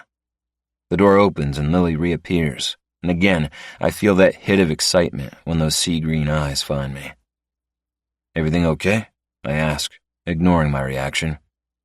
Lily nods, but I can tell by the look on her face she's lying. She glances at Sunshine and then back to me. Can we talk? Sunshine shakes her head as she fights off another wave of pain. No point in dragging him off for a secret chat, honey. I'll find out about it when I get this baby out of me, she says. Lily joins her, and I follow her across the room and into the tiny bathroom. How's she doing? Lily asks. Almost fully dilated. I don't think it will be much longer now. Good, because we've got a situation unfolding down the hallway. A situation? One of Max's men got hurt, and it doesn't look good. When you say hurt, what are we talking? GSW? Knife wound? Bone trauma? Burns.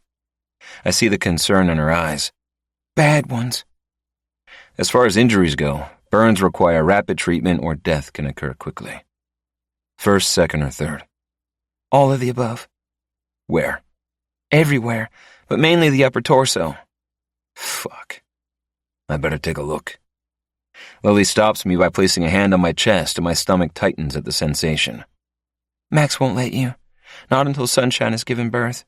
I've done what I can, but he needs pain meds, and he needs them quick. Do you have any morphine in your bag? I do a mental audit of my medical bag. Not much. Have you administered morphine before? I'm a nurse in an emergency room. I know how to give pain meds. I nod toward my medical bag. Take what you need, but don't be long. I'm going to need your help. This could go downhill at any minute. We're being held captive in a hotel in the middle of God knows where. I think it already has. Don't you? She gives me a wry smile before disappearing out the door. Before I can contemplate what Lily said, Sunshine lets out a wail in the other room. This baby wants to come out, Doc. I gotta push bad. 20 minutes later, Sunshine's baby makes her entrance into the world, with her father, sister, and one kidnapped doctor in the room. It's a girl. So much for Sunshine's intuition and Rain's crystal readings. What are you going to call her? Lily asks, handing the clean and wrapped baby to her mama. Bluebell, Sunshine says, gazing at her daughter. I look at Lily, who gives me a soft smile, and something pings inside of me, forcing me to look away. What do you think of your sister, Tiger Lily? Max says, looking over Sunshine's shoulder at his youngest daughter. Isn't she perfect? She's beautiful, Lily says, her voice wistful. I study her. There's something sad in her tone, and it lingers on the edge of her words. Lily mentioned the other situation unfolding down the hallway, I say to Max. His smile vanishes. Yes, go. I look to Lily, who was already walking toward the door, but as I follow her, Max's voice stops me. And Doc. For a moment, I think he's going to thank me for helping to deliver his daughter safely into the world, which is stupid because Max is a psychopath. He doesn't thank people. He uses them and then discards them, probably in the ground with a bullet in their brain. He snaps his sharp, cold eyes on me. I expect that particular situation down the hall to end well also. His meaning rings loud and clear. If I want my freedom back, then I'll have to fix whatever is waiting for me down the hallway. But I have a feeling that's going to be an impossible task.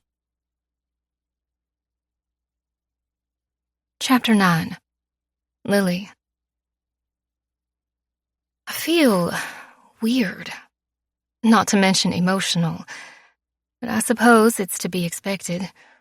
After all, I've just watched my baby sister being born, and then witnessed Max's hard edges soften as he looked at her cradled in Sunshine's arms. I want to hate him, but it's hard to do when a part of me still loves the man he used to be before all the power and craziness went to his head, and he lost sight of what it means to be a real family.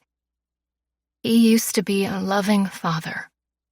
But then my granddaddy died, and Max became president of the Inferno. That's when the change happened. All that power went to his head, and he started making his own rules. He became distant, hard, cold.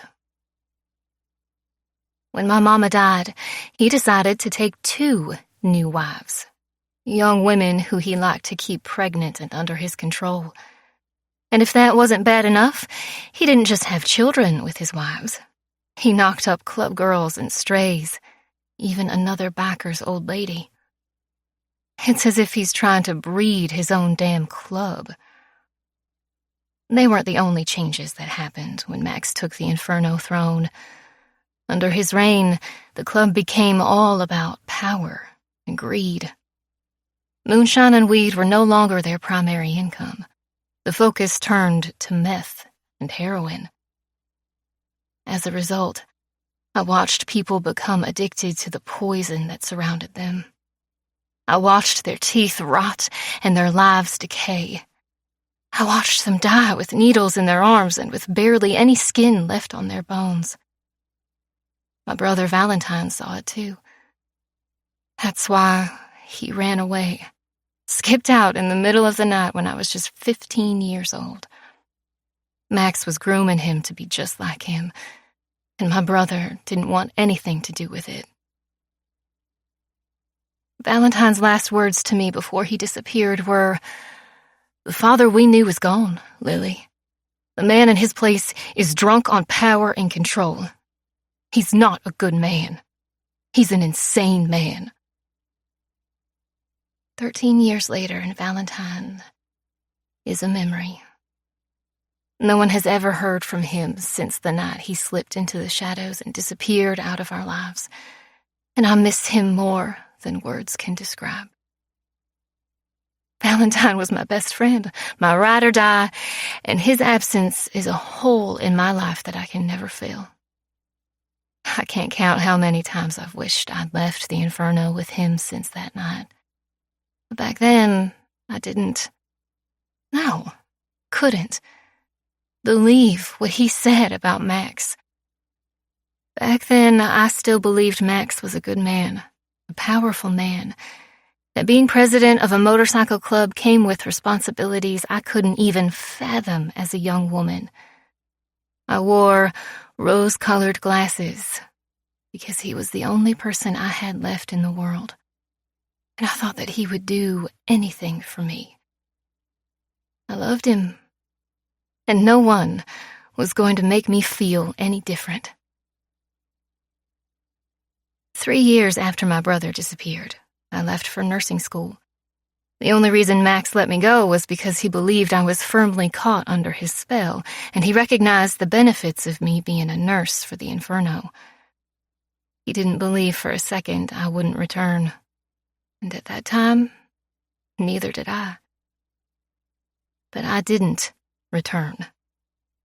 Instead, I fell in love with the outside world, with all its color, freedom, and opportunities.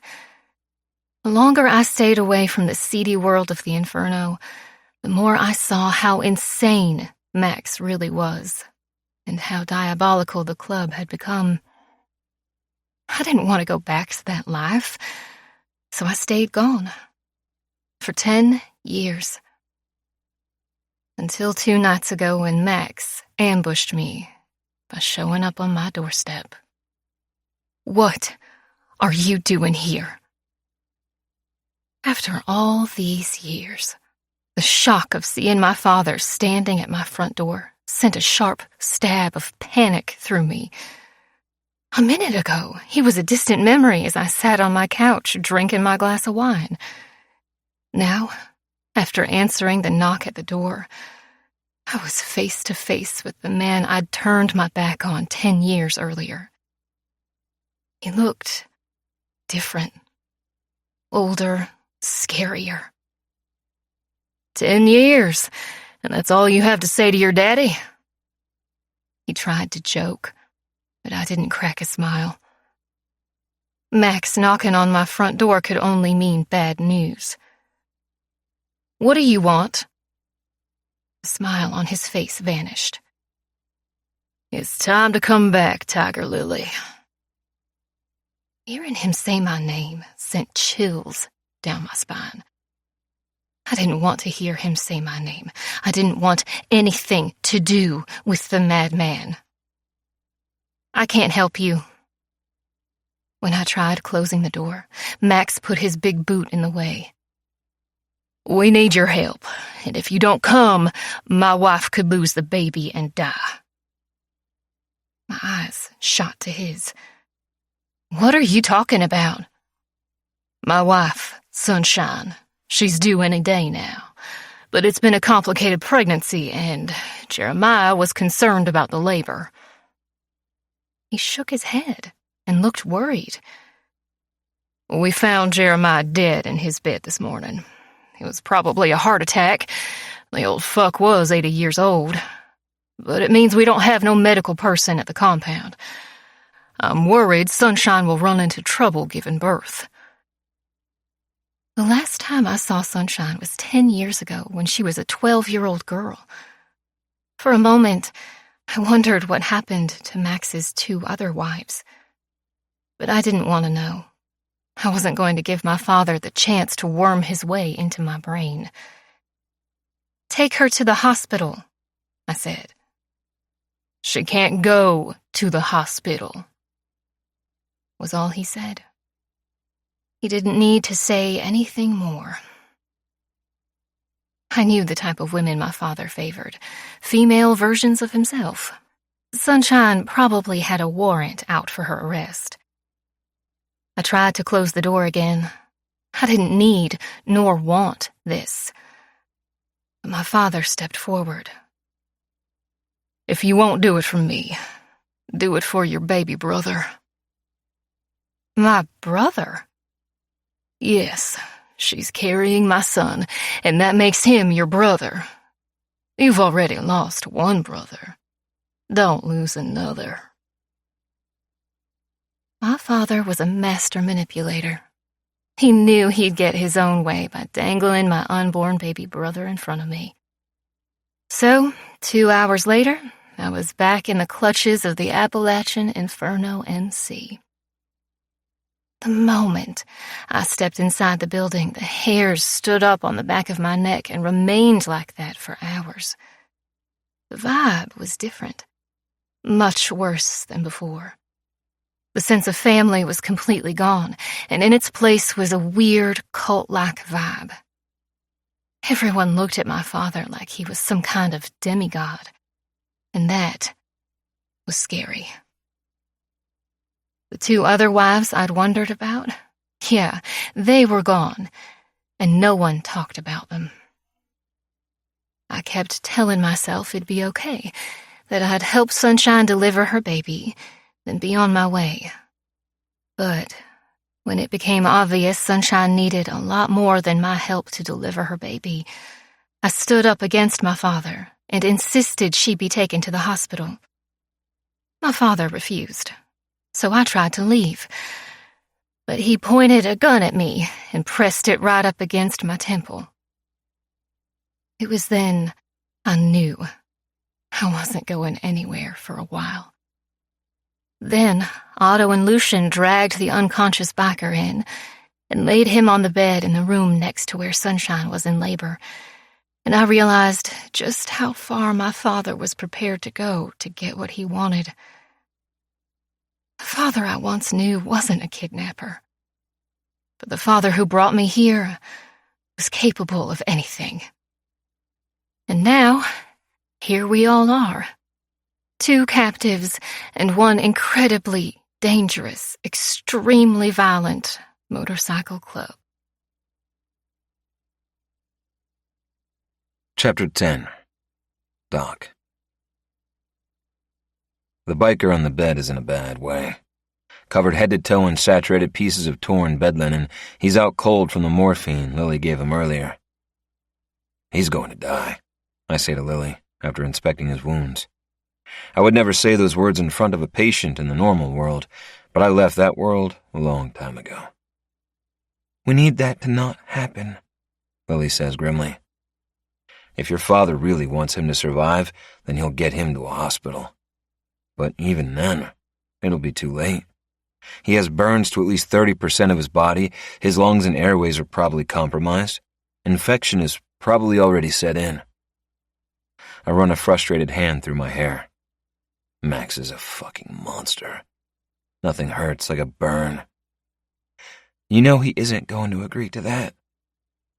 The events of the last 24 hours catch up to me, and I feel my last nerve snap.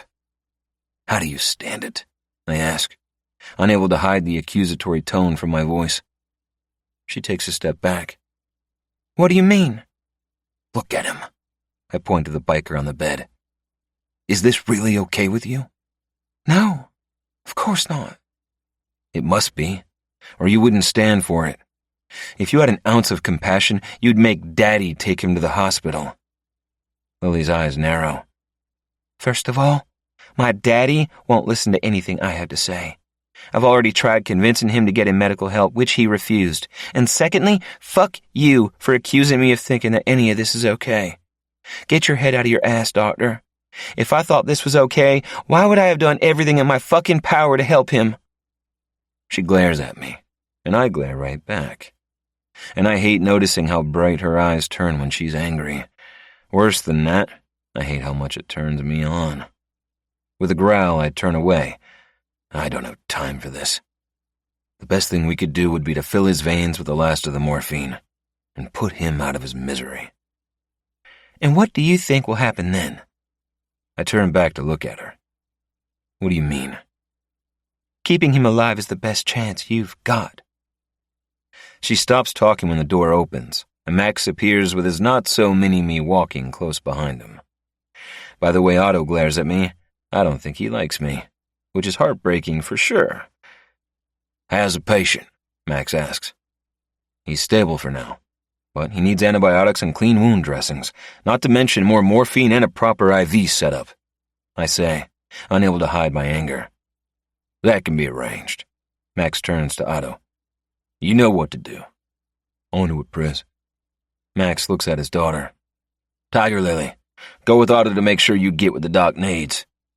Lily tenses beside me, and when I glance at her, I see the fear on her lovely face. No, she needs to stay here, I say quickly. I'll need her to assist me.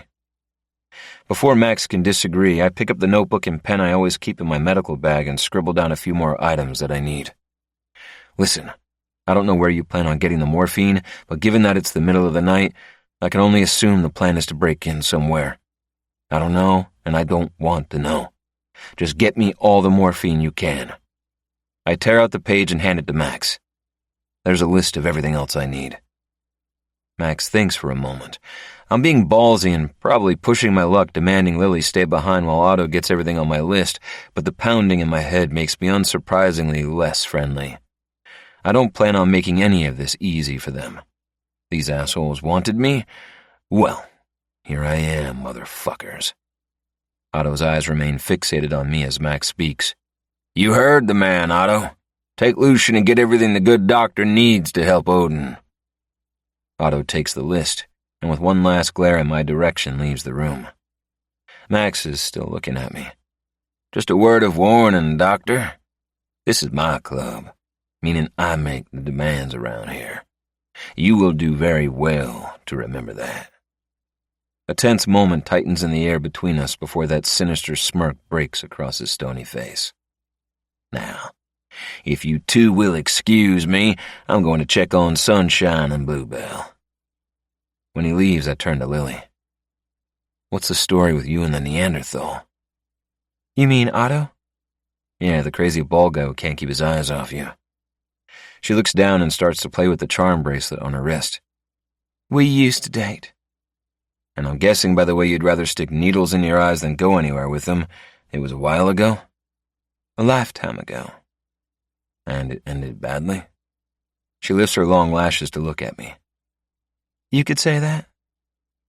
Sensing she doesn't want to elaborate, I change the subject and nod toward Odin on the bed. You know he's not going to improve, right?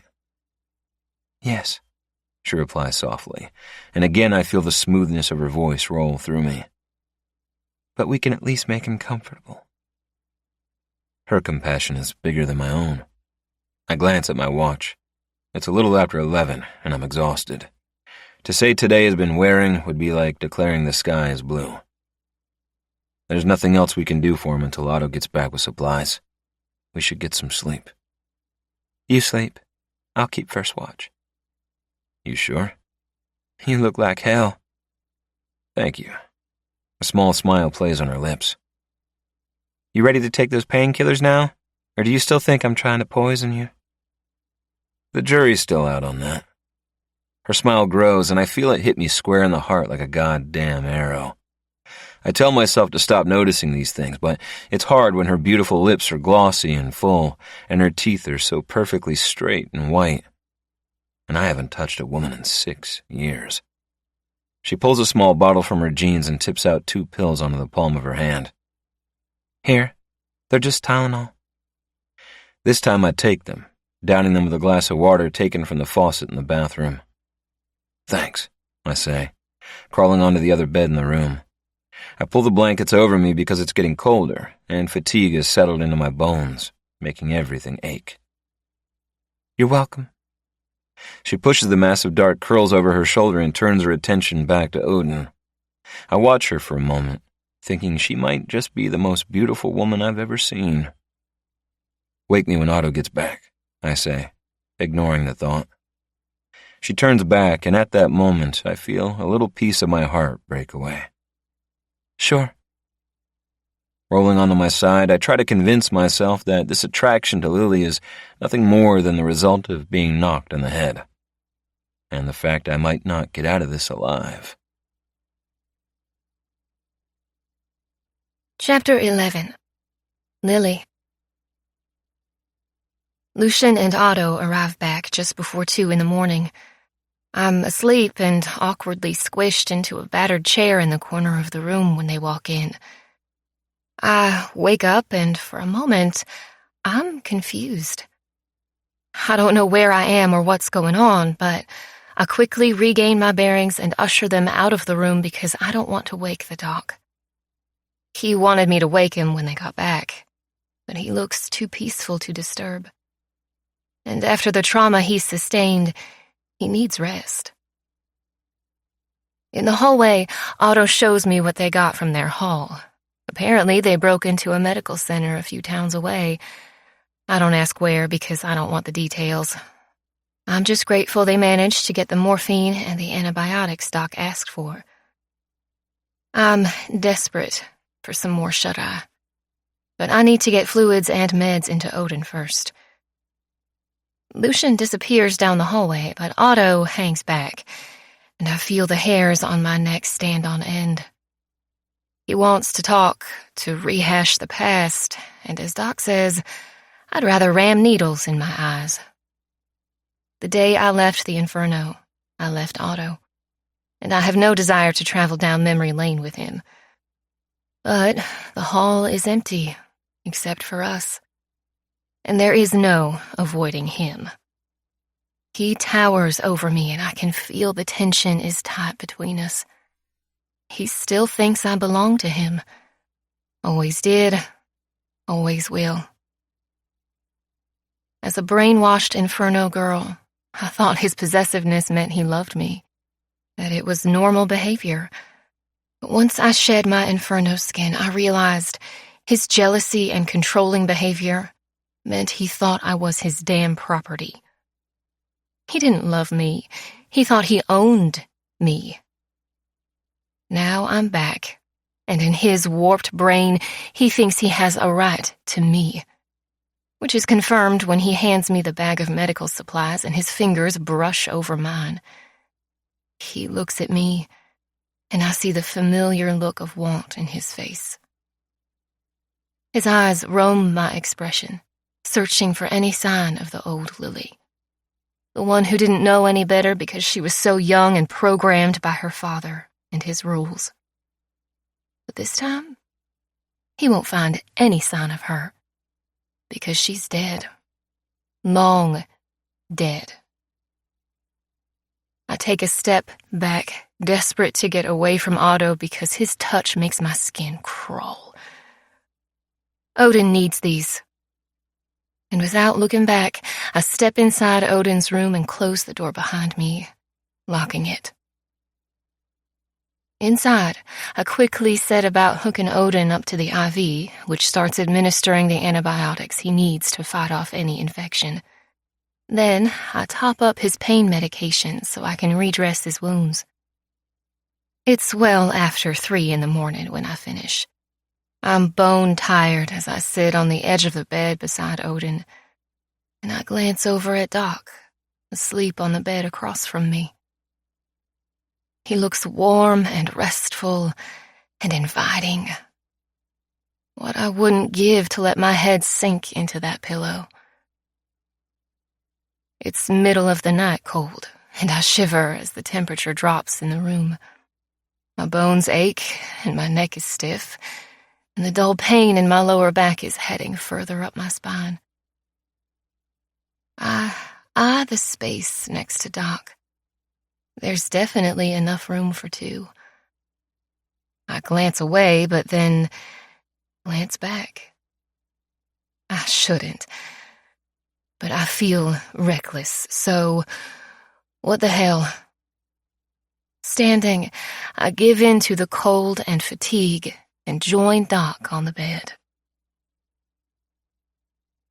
Doc.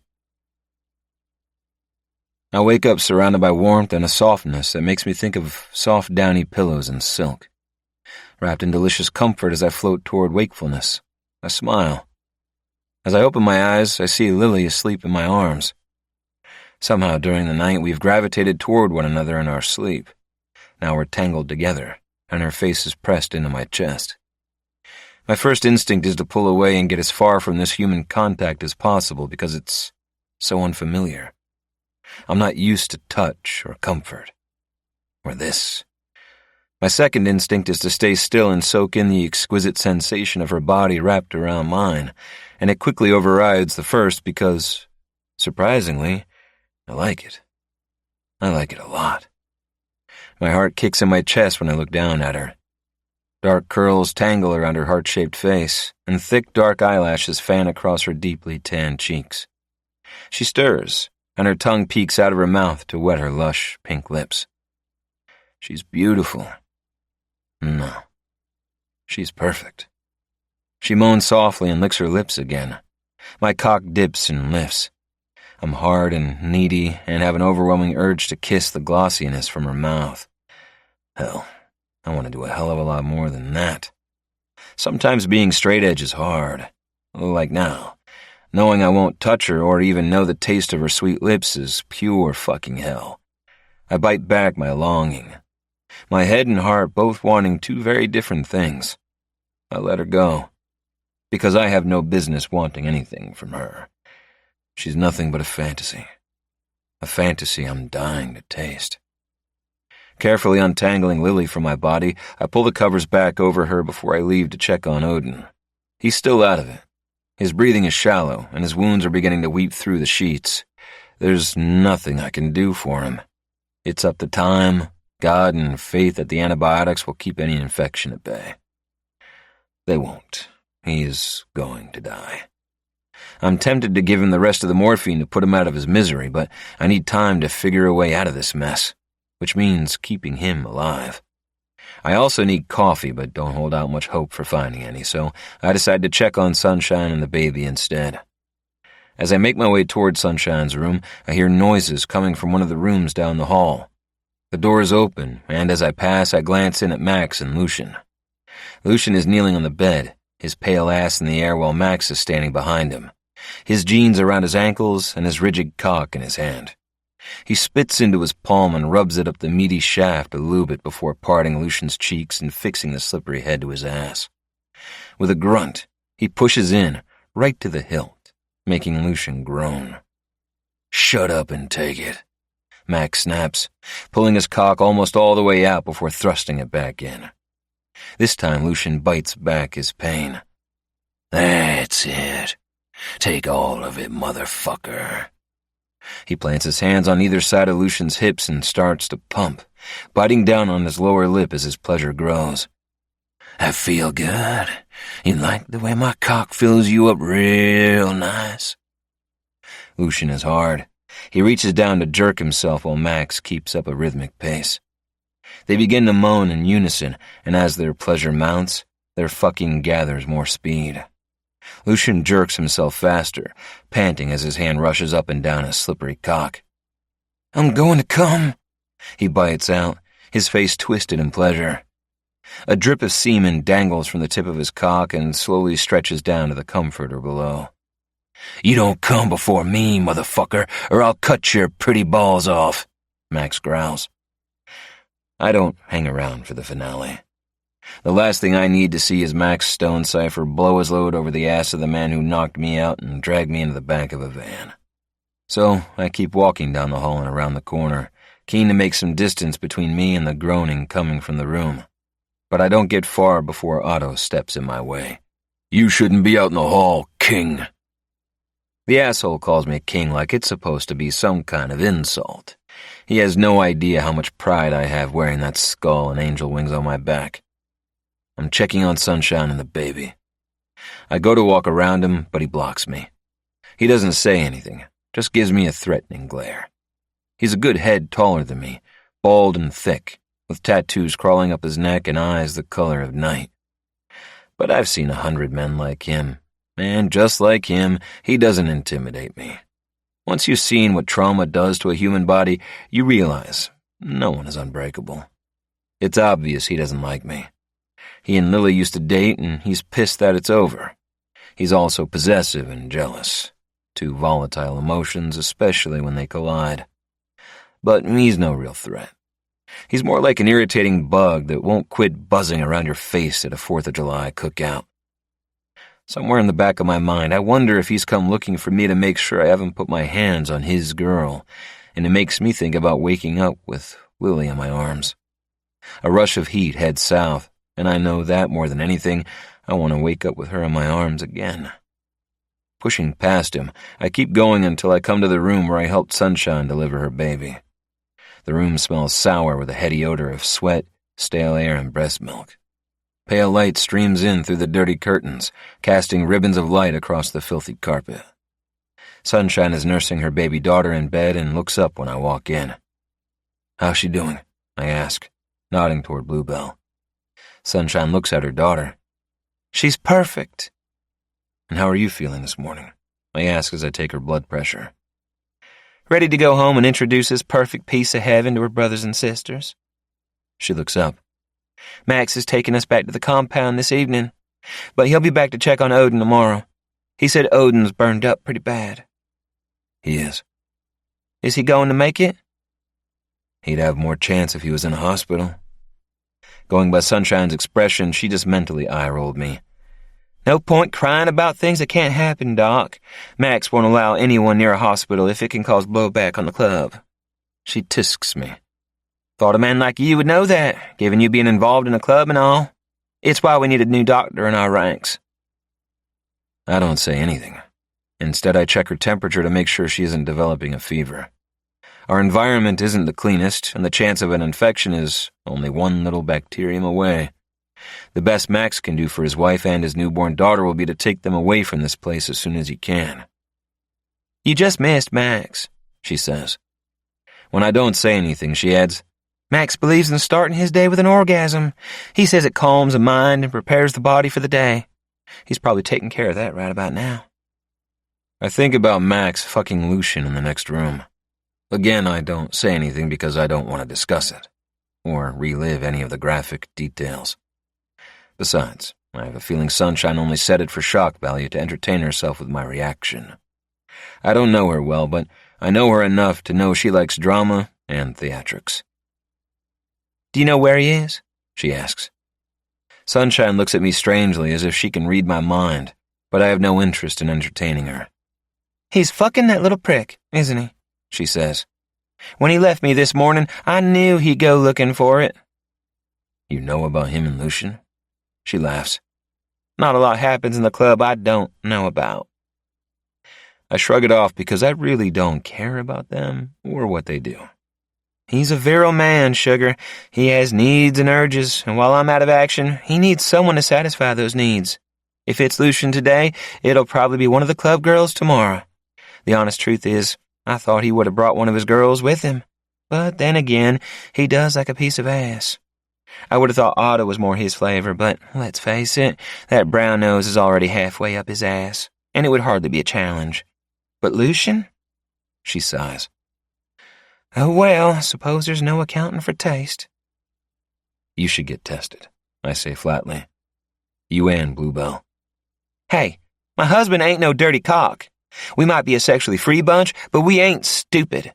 That's another reason we need a doctor in the club." Again, I shrug it off and say nothing. My head still hurts, and I don't know if it's from the drugs, the head knock, or a distinct lack of caffeine. "You disapprove," Sunshine says.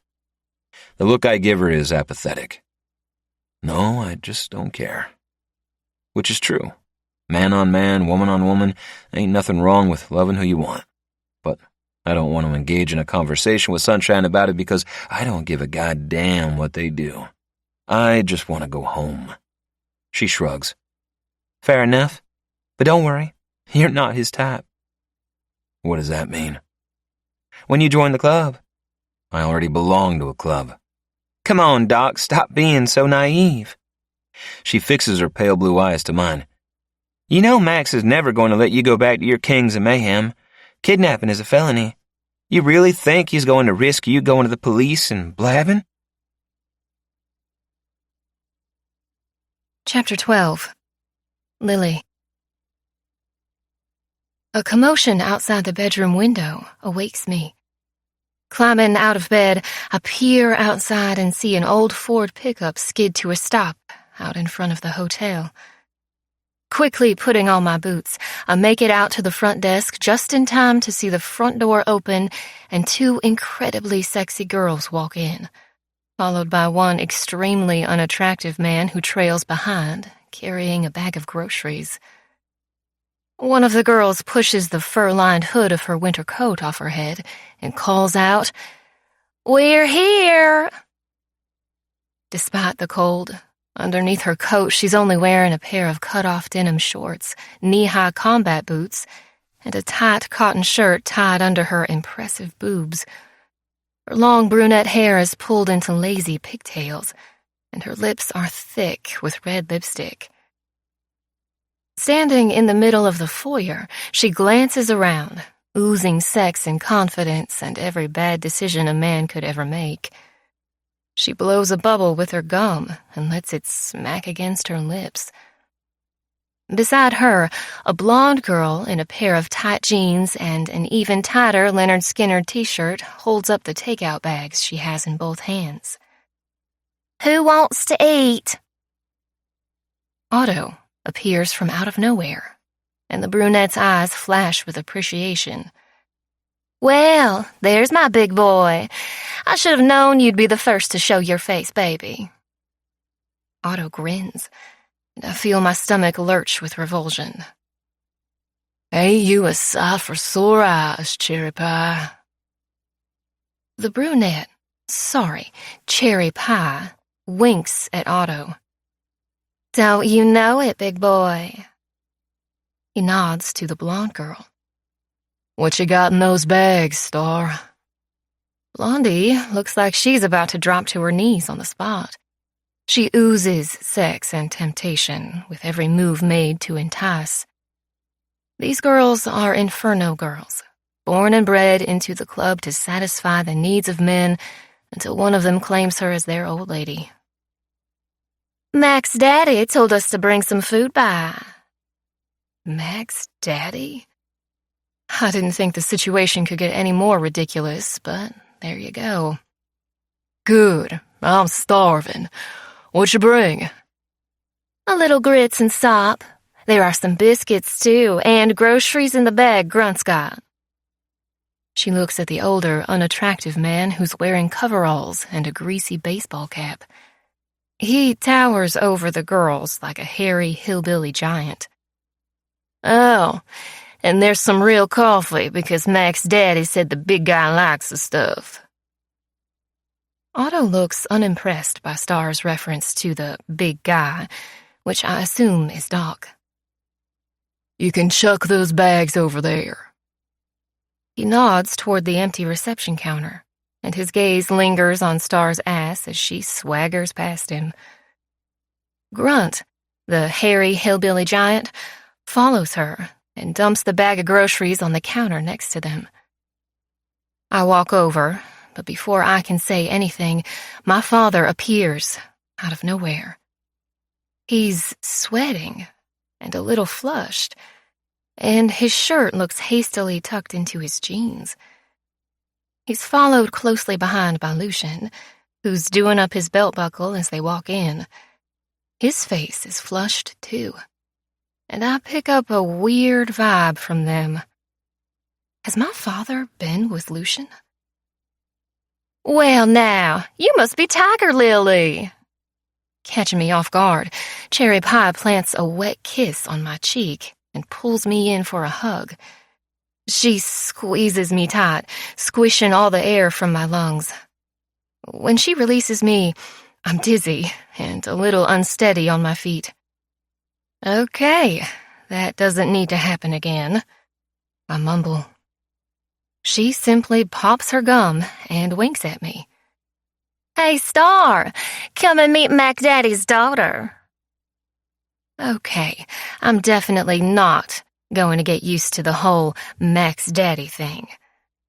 Star squeals, and anticipating another squeezy hug, I hold my hand out and say, Nice to meet you. She looks surprised, and then laughs. Oh, don't be silly. And the hug happens anyway. It's so nice to meet you. Cherry sighs.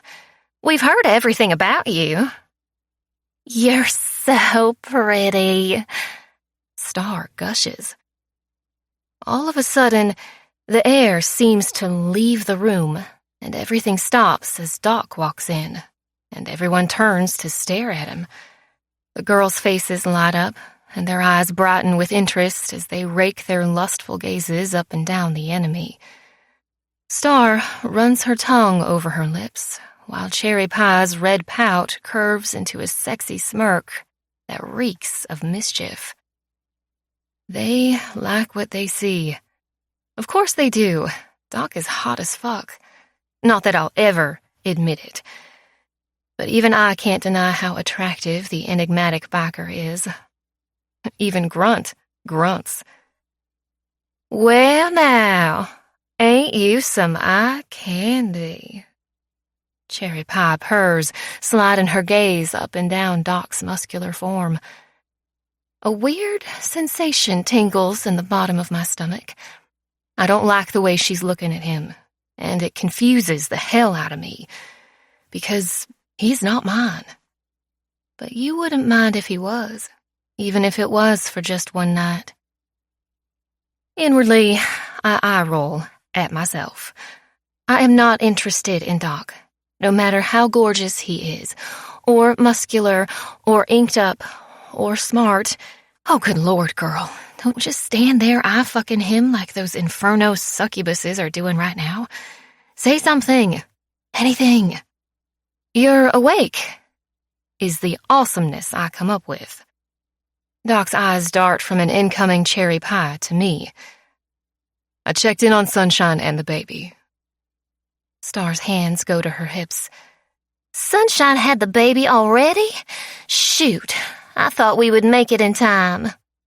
She pouts, but then her face brightens. Oh, can we see the baby? Yeah, Cherry Pie adds as she reaches Doc and curls her body against his. Her hand slides up his chest. Can we come look? Doc backs away from Cherry's anaconda arms, making Max chuckle. Cherry Pie, leave the good doctor alone. Cherry Pie pouts, but does as he says and unwraps herself from Doc's body, but not before she slides her tongue over her lips and gives him a wink. Sauntering over to Max, she proceeds to kiss him fully on the mouth and make an over-the-top moan. Hi, Daddy. Hey, baby, he whispers huskily. Acid coats the back of my throat at the nauseating exchange. The situation we spoke about on the phone, is it sorted? He asks her. She pouts. Cook is being difficult. He won't listen to me. Only Otto. She looks unimpressed. I even offered to blow him, but it's going to take more than a blow job to get him to stop breaking one apprentice after another. Cook is Otto's brother. At the ripe old age of 15, he was taught how to cook meth by one of Max's men. Now, he's apparently the Michelin star chef of methamphetamine and renowned for his ability to make grade A blow-your-mind meth. From the sound of it, he's also causing some havoc in the Inferno compound with his demands. He said he's not doing it. Cherry Pie looks at Otto. Seems your brother doesn't want to share his secrets. He's being a dick. No one wants to work with him, and he's already broken Bo Boy's nose.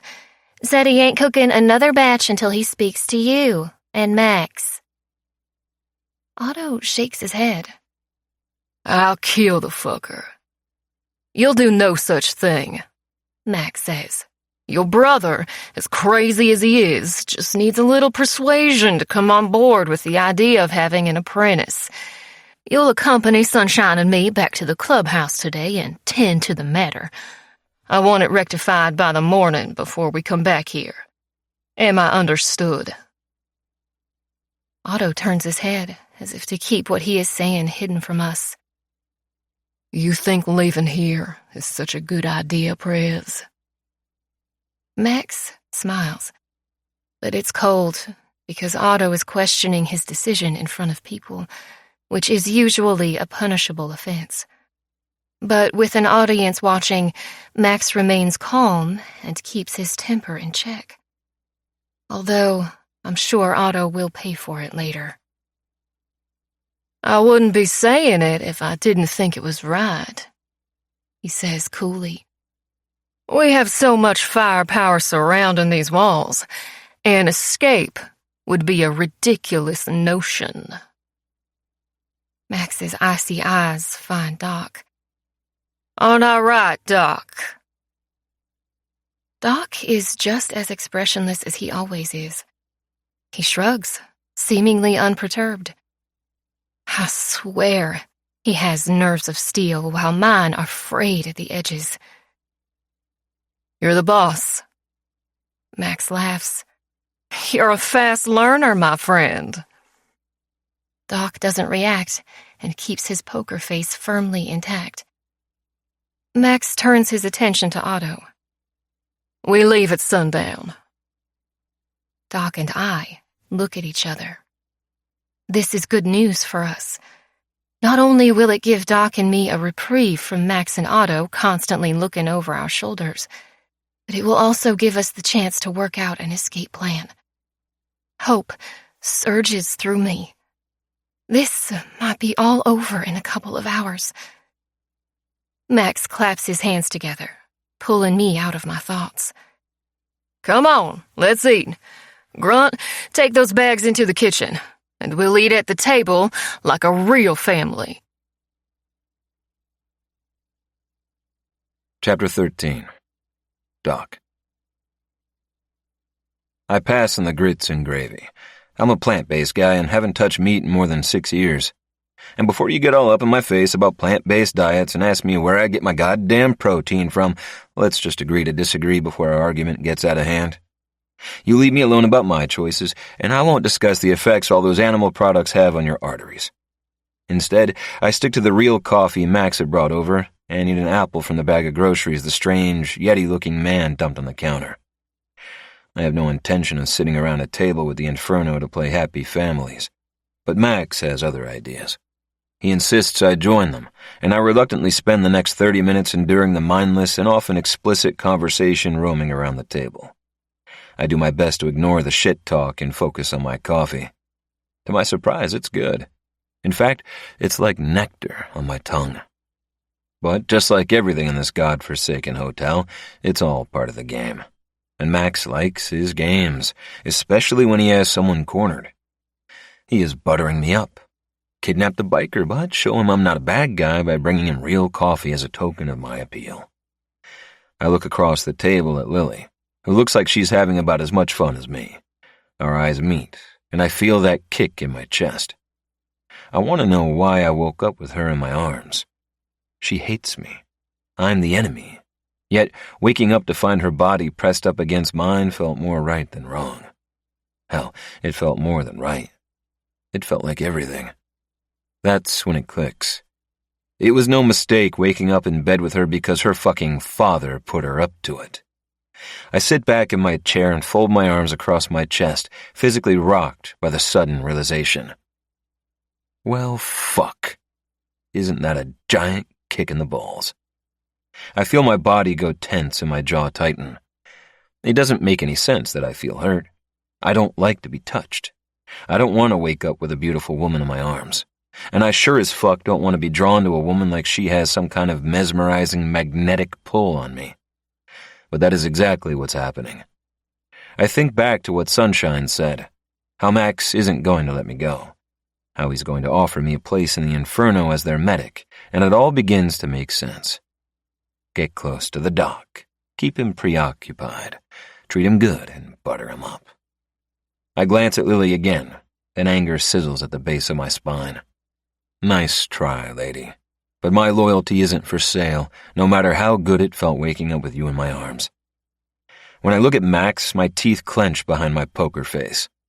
If his plan is to tempt me with pussy so I'll defect, then he's chosen the wrong guy. I've spent 6 years resisting women and every carnal urge I've had in that time. Resisting the Inferno princess with the sea-green eyes and beautiful face is going to be a walk in the fucking park. Feeling my mood darken, I make a mental note to keep as far away from her as possible. To enforce it, I escape the weirdest fuck family breakfast by telling Max I need to check on Odin, then spend the rest of the morning at his bedside trying to formulate an escape plan. But with a patrol of Inferno sharpshooters lurking outside, I don't like my chances of escaping with my legs intact. Around lunchtime, Cherry Pie, Star, and Grunt leave.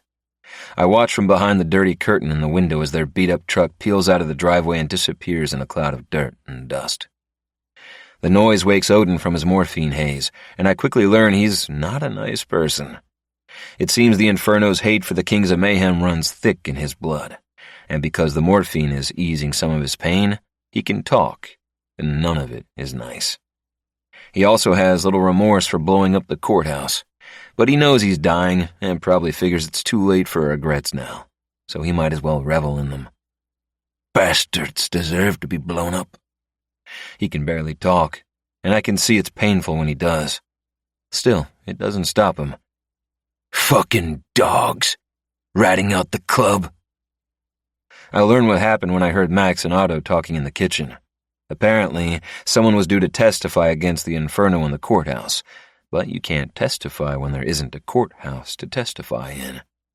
And the delay caused by the bombing has given the Inferno time to put pressure on the witness and anyone else who might be a threat to the club. You fucking underestimate Max, and you get burned. He stops talking and growls with pain. The morphine is wearing off. You should ask him to take you to the hospital, I say, refilling a syringe with another dose.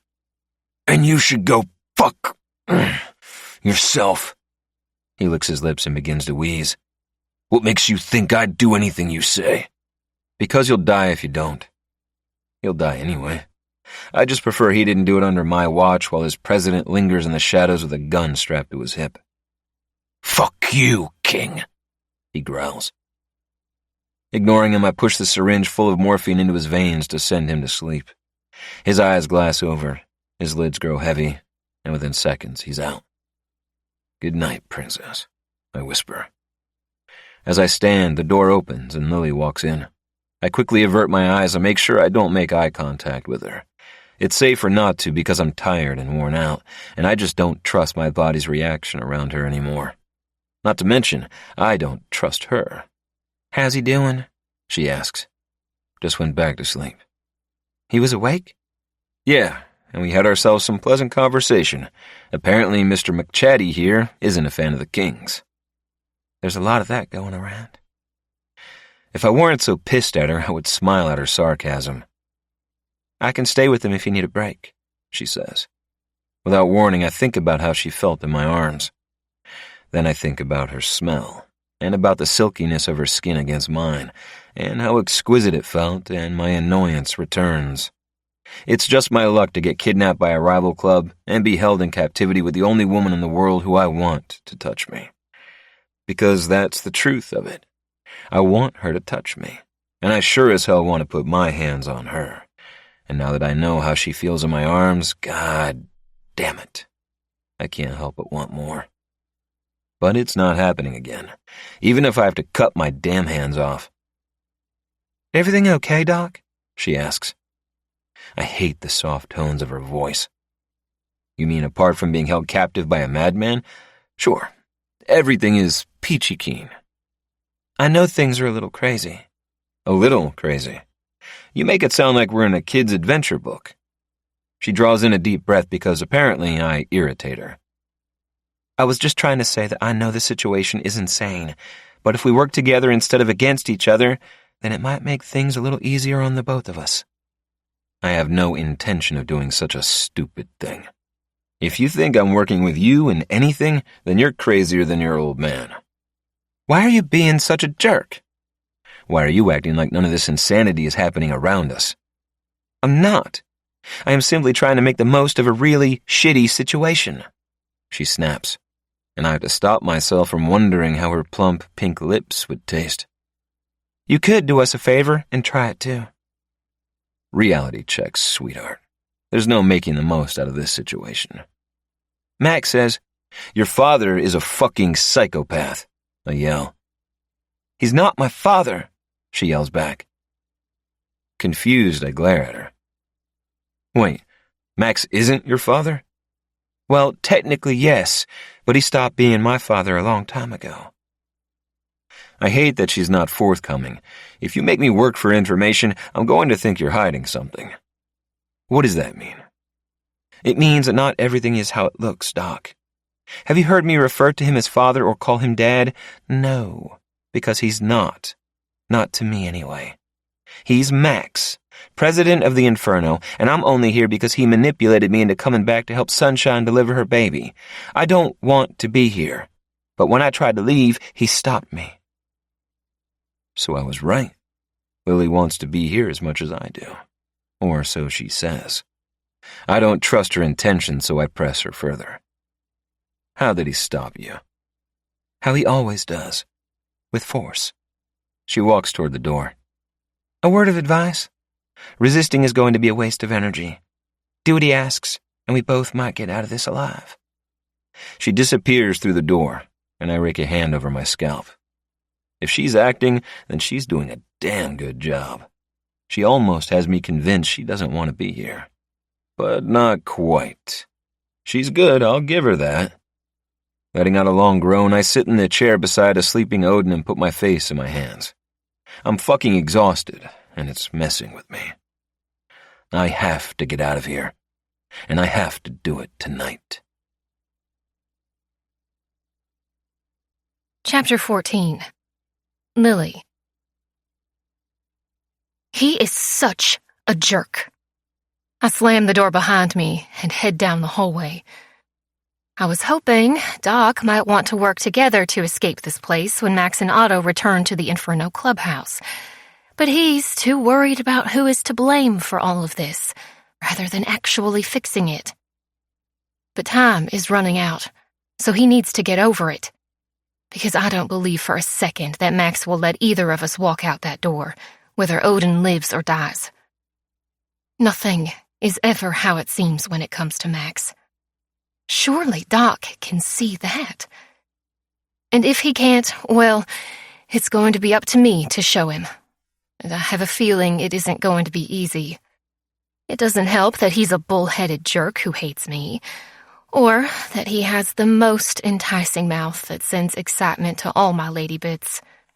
Seriously, I can't work out if I want to kiss that mouth or punch him in it for being such an asshole toward me.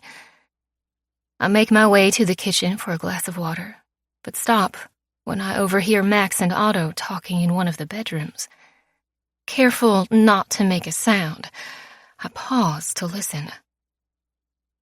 "You told him you'd let him go," Otto says.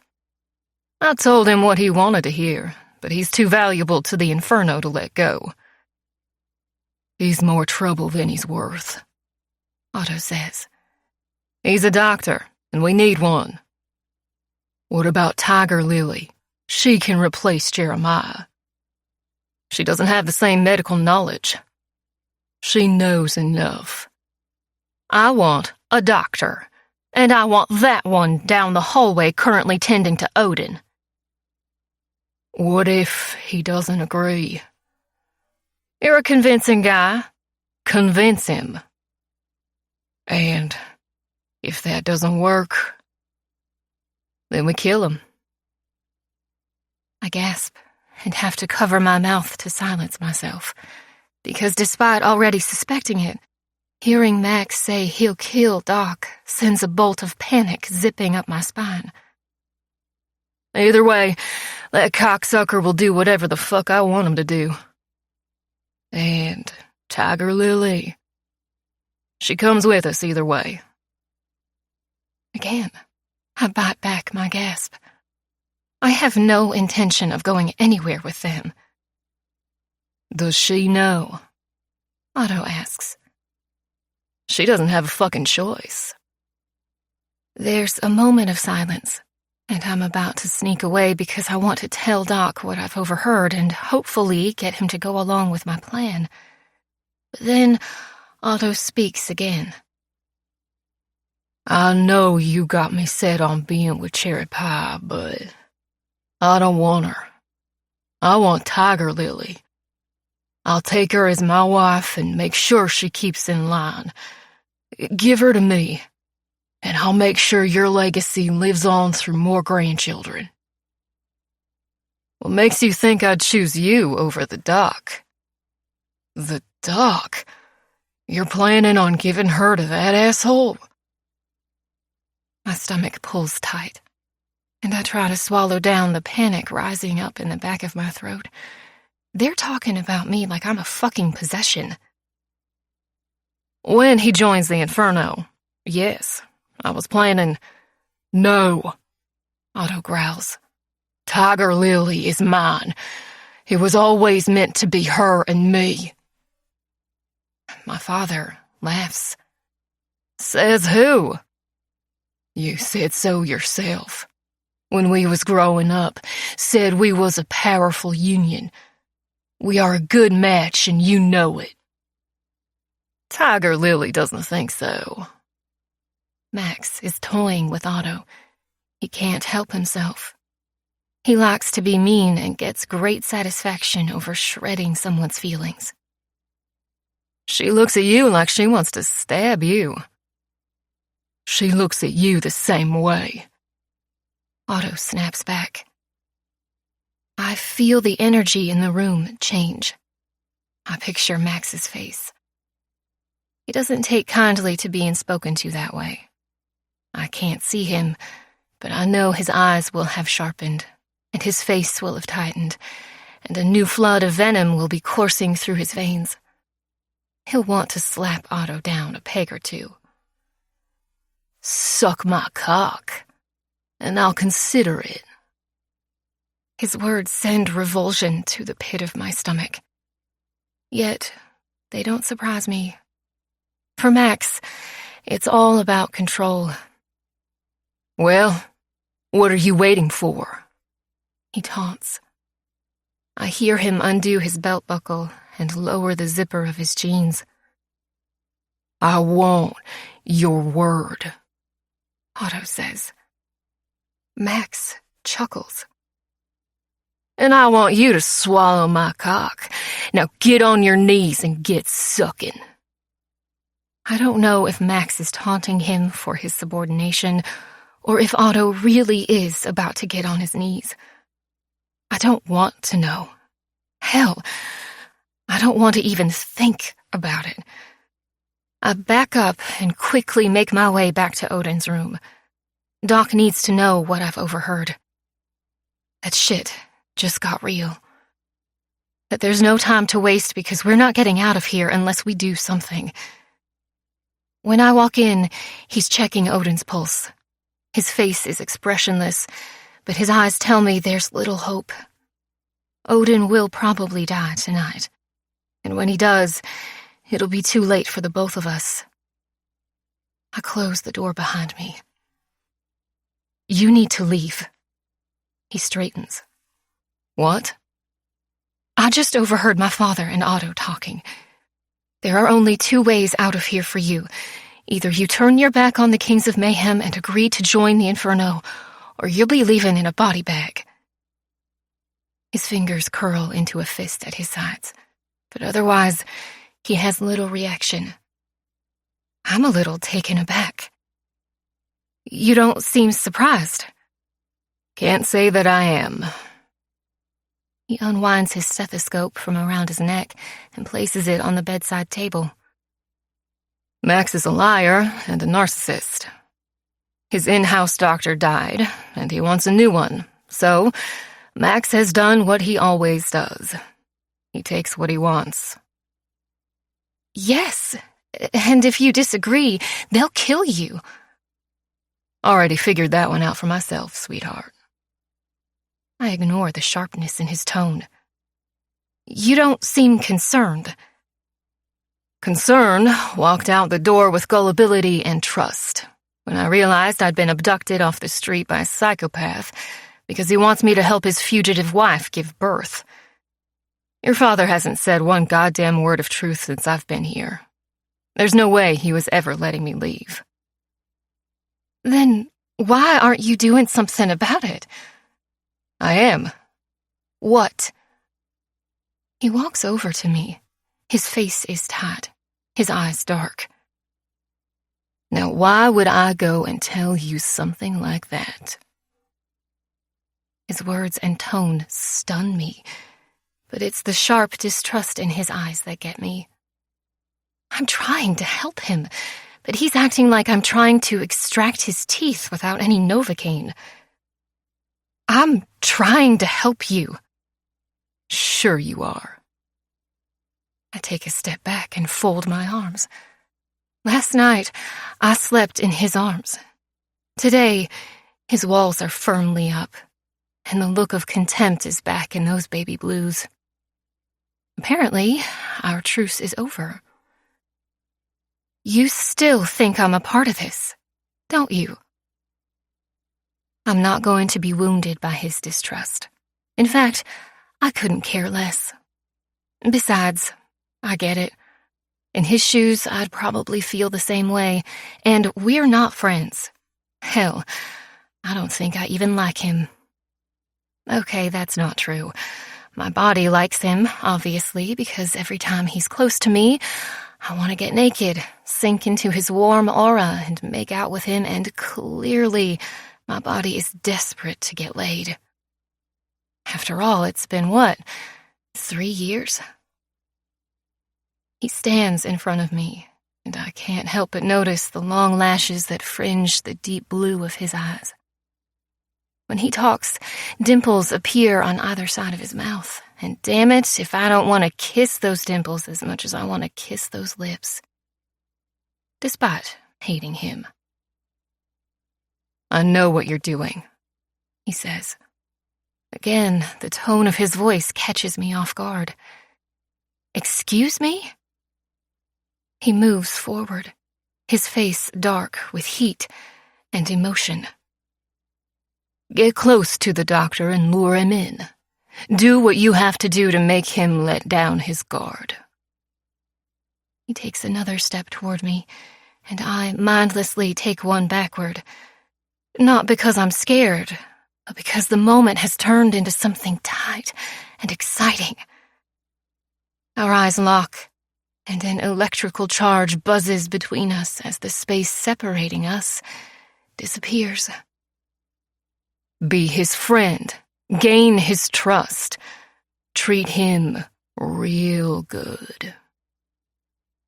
What are you saying? He takes another step closer, but I have nowhere to go. My shoulder blades are already pressed against the door behind me. Wrap your arms around him and do what you gotta do. Entice him. I glare at him. Well, here I am, Lily. His eyes flash, and his face tightens. Entice me.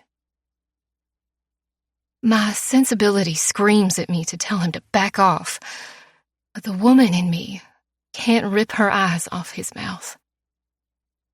My lips part with a shaky breath as my heart pounds against my ribcage. I lick my lips, and his eyes become heavy-lidded as they track the movement of my tongue.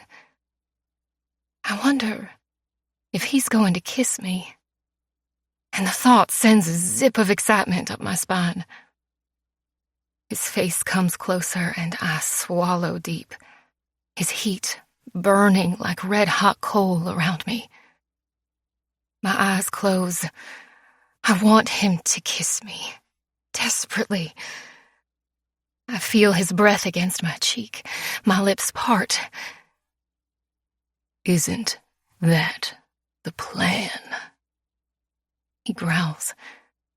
The palms of his hands hit the wall on either side of my head, caging me in his heat.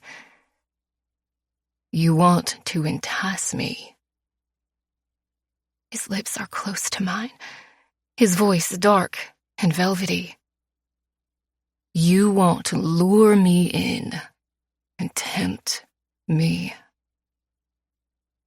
My pulse races in my throat. I hear him inhale and exhale roughly, and dear God, just kiss me. "Tell me." His breath, sweet as it brushes across my lips.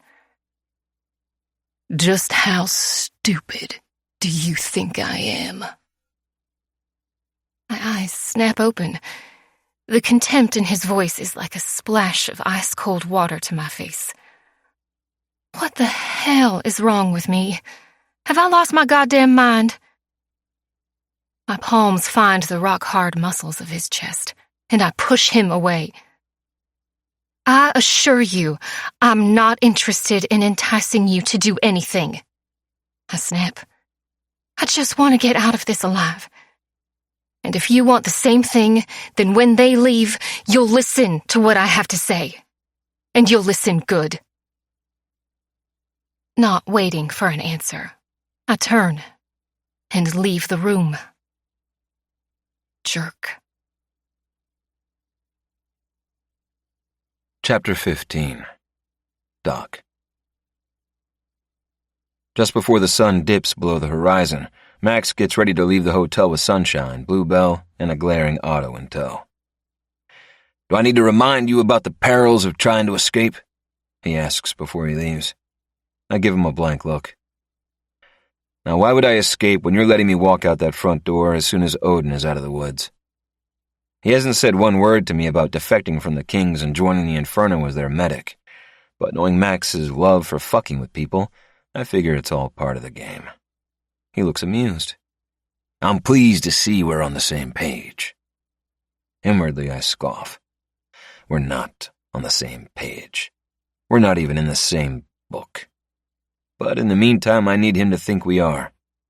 Tonight, when they're gone, I'm going to figure out a way out of this cage I'm trapped in, and I'm going to break free. As if he can read my mind, Max pauses in the doorway. "Just a word of warning. My men are skilled marksmen. Everyone in the Inferno is. You step 1 foot outside this building, and they'll shoot your goddamn legs off." His grin is a sickening blend of evil and smugness, and I consider planting my fist right in the middle of his face. But I don't. In fact, I remain perfectly still. "I don't doubt they will," I say, unnerved. Our eyes linger. He's trying to rattle me, but I won't react to his attempt at dominance. When he doesn't move, I lift an eyebrow. "Are you waiting for a kiss goodbye?" I'm pushing my luck with my insolence, but in a weird way, I think Max respects it. He just grins and with an amused chuckle pats me on the cheek before he walks out the door. "We'll be back at first light," Otto says gruffly as he brushes past me. Going by the scowl on his face, he doesn't want to leave Lily behind with me. I have a feeling if he had his way, she'd already be barefoot and pregnant with his babies and chained to the kitchen sink. I look over at her, and she gives me a stony look. After our earlier encounter, things are tense between us, which is fine by me. She doesn't need to waste her time pretending to help me. Even if she is afraid of Max, which I suspect she is, I have no intention of letting my guard down and including her in my plans. Chances are she'll run to Daddy and tell him. No, it's better to go this alone. As I watch Max and his band of merry men and women drive away from this hellhole, I check out the view. It's the first time I've seen outside these walls. I step onto the front steps to quickly take in what I see. A long gravel driveway, a fence in the distance, and a road beyond that. All around us, tall trees sway in the cold winter breeze. Out of nowhere, one of Max's guards suddenly appears in front of me. Inside, asshole, he says, shoving me in the chest and slamming the door shut behind me. I turn to see Lily watching me from the front desk. Now what do we do? She asks. We don't do anything, I say as I walk past her and head down the hall, pushing open the doors as I go. She follows me. Seems to me that we're both in the same predicament. Wouldn't it make sense for us to work together? I open another door and peer inside. See, that's the problem, sweetheart. I'm a go-it-alone kind of guy. What does that even mean? I stop walking and look at her. It means I don't play well with others. She folds her arms. Yet you belong to a motorcycle club. I know. Crazy, right? She rolls her eyes, and when I start walking again, she follows. Listen, don't you think it's better if we work our way out of here together? You know, the whole 2 heads are better than 1 scenario and all that jazz? And risk you running to Daddy and telling him our plans? No thanks. She stops walking and curls her fists at her sides. Oh my God. You are the most frustrating man I have ever met. I can't help but smile because I half expect her to stomp her foot like a spoiled brat throwing a tantrum. But she doesn't. Instead, she narrows her eyes and uses them to shoot poison arrows at me. Are you seriously smiling right now? Lily is a beautiful woman, but when she's mad, she's something else. When there's a fire lit behind those sparkling eyes, her beauty is out of this world. Fine. You want me to trust you? Tell me how we get out of here. Finally, he's willing to listen. Sure, why not? What's your plan? Well, I could always distract his men outside while you make a break for it. I stare at her. That's your plan. Okay, asshole, you got a better one? No, but if I did, it wouldn't involve me getting shot to death by a bunch of trigger-happy hillbillies, sweetheart. Her hands go to her hips. No, I suppose it involves your Kings of Mayhem brothers swooping in here like gods on horseback to save the day. Well, I've got news for you, sweetheart.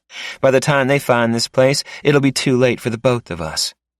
So stop being a dick and start using that gray matter of yours. She's right. I'm being a dick. Letting out a frustrated breath, I run my palm over my head. Fine. Why here? She looks confused. What do you mean? I mean, why did Max choose this place? She pushes her luscious curls over her shoulder as she thinks, exposing her slender throat and flawless, milky skin. Suddenly, I see my lips kissing a trail up to her ear and along her jaw to her pink lips, and I have to clear my throat to hide the moan trapped in there. There's no way Max would risk taking you to the Inferno clubhouse, she says. No one outside the Inferno knows its location, and they won't take you unless you agree to defect. I get that.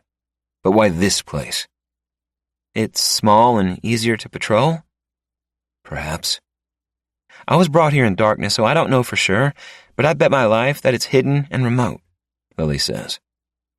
For the first time ever, I have to agree with her. She watches as I walk down the hallway and then walk back up it again.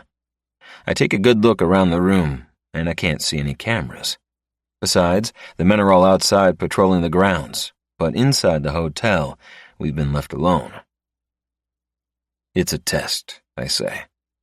He wants to see if I'll attempt to get out of here. He wants to know if he can break me. Break you? You said he wants me to defect from the Kings to the Inferno. This is a test to see if I can be swayed. If I stay in line and do as he says, he'll know he can break me. If that's true, shouldn't you show him you can't be? Oh, I have every intention of doing that. But not like this. I don't doubt his men out there will put a bullet in me if I try anything while he's gone. Meaning? Meaning, I think I have a better chance of escaping when Max is here, and I can use him as a human shield. It's probably the worst plan in the world. Wait for Max to get back, overpower him, and take him hostage as a means to get out of here. Yeah, okay, it sounds worse when I say it out loud. It's a big risk and flimsy at best, but that's only because I haven't worked out the finer details. Like how I'm going to take his weapon from him. But now that I know what I have to do, I'll recognize the moment I'm meant to do it. Still, as a plan, it's not ideal. Lily thinks it's a dumb idea, and I'm pretty sure she thinks I'm insane. Of course, we argued about it, and then she stormed off in a huff in one direction and I stormed off in the opposite direction. It turns out I'm the worst person in the world to be held hostage with. It's clear we're not meant to be allies. We can't go for more than 5 minutes without bickering. Now I'm exploring the place alone. For what? I don't know. But so far I've found nothing of any interest besides a locked room at the far end of the hotel. Standing outside, I decide to break the door down, but it's a solid oak door, and I'm weak as fuck from a lack of food. I search the front desk for keys but come up with nothing. In the grand scheme of things, it's not worth the energy expenditure, so I make a mental note to find something to break the lock with and head back to Odin's room. The temperature has dropped, and I can hear the wind whipping past the windows. It's dark outside, and it is going to be another cold night.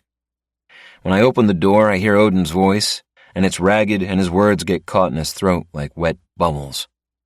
"Mom, Mama, I need you," he groans. "Are you here, Mama? Please, it's your boy." By the sounds of it, Odin's infection has made him feverish. Lily's sitting with her back to the door, and I watch as she gently takes his hand in hers. "You're doing just fine, son." Odin turns his damp-sheeted face toward Lily. "Mama, is that you?" Lily speaks gently. "Yes, son, it's your mama." Odin starts to cry. The abrasive, tough biker is gone, replaced by the delirium of a dying man. "I'm scared.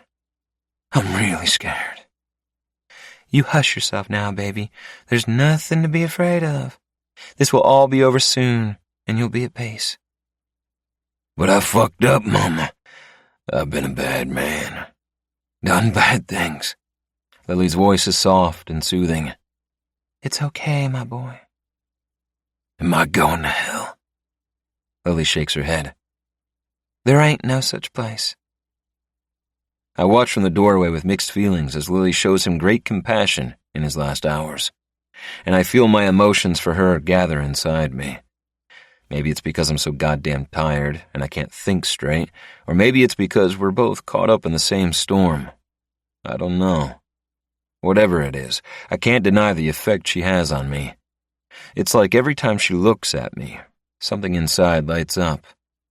It's getting harder to ignore, but I haven't given up trying.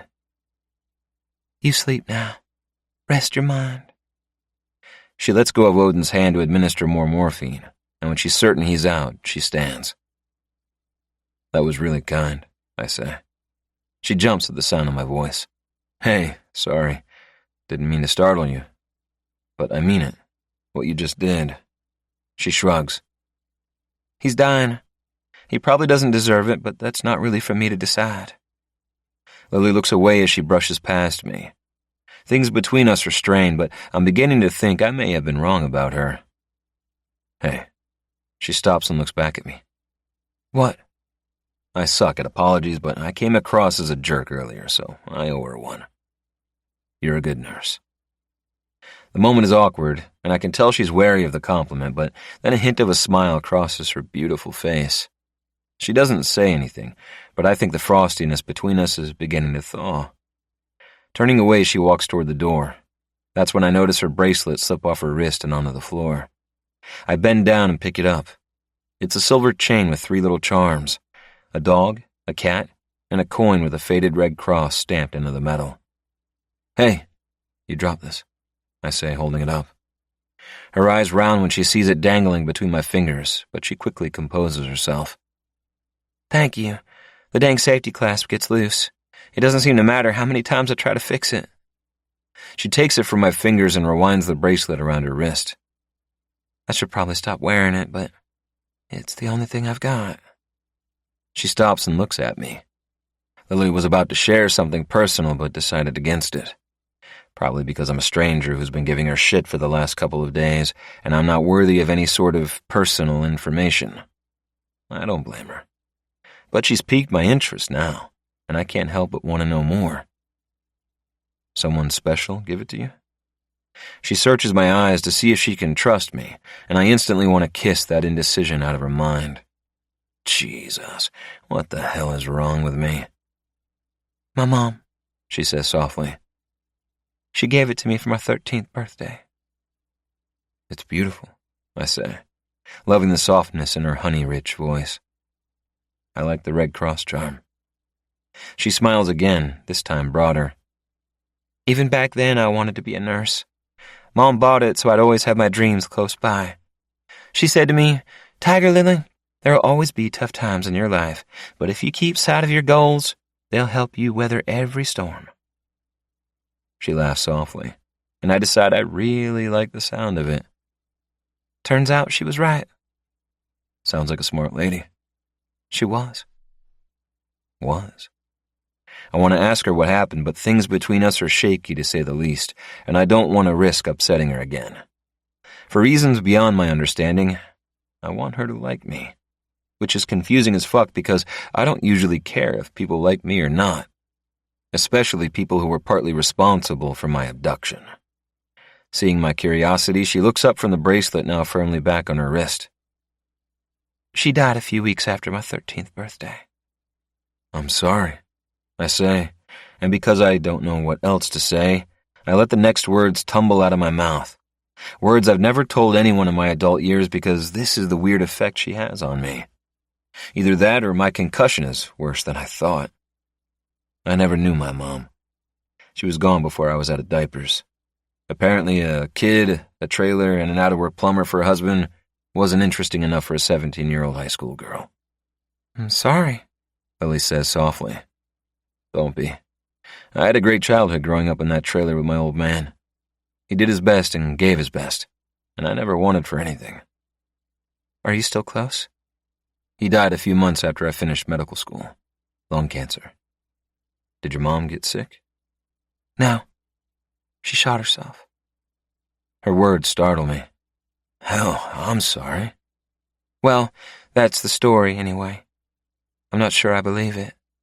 But as a 13-year-old, I believed whatever Max told me. But now..." Realizing she said too much, she abruptly ends the conversation. "We should get back to Odin." Turning, she heads for the door. "Hey," I say, and she turns back to me. "Does this mean we're friends?" She lifts an eyebrow, and a mischievous smile pulls at the corner of her mouth.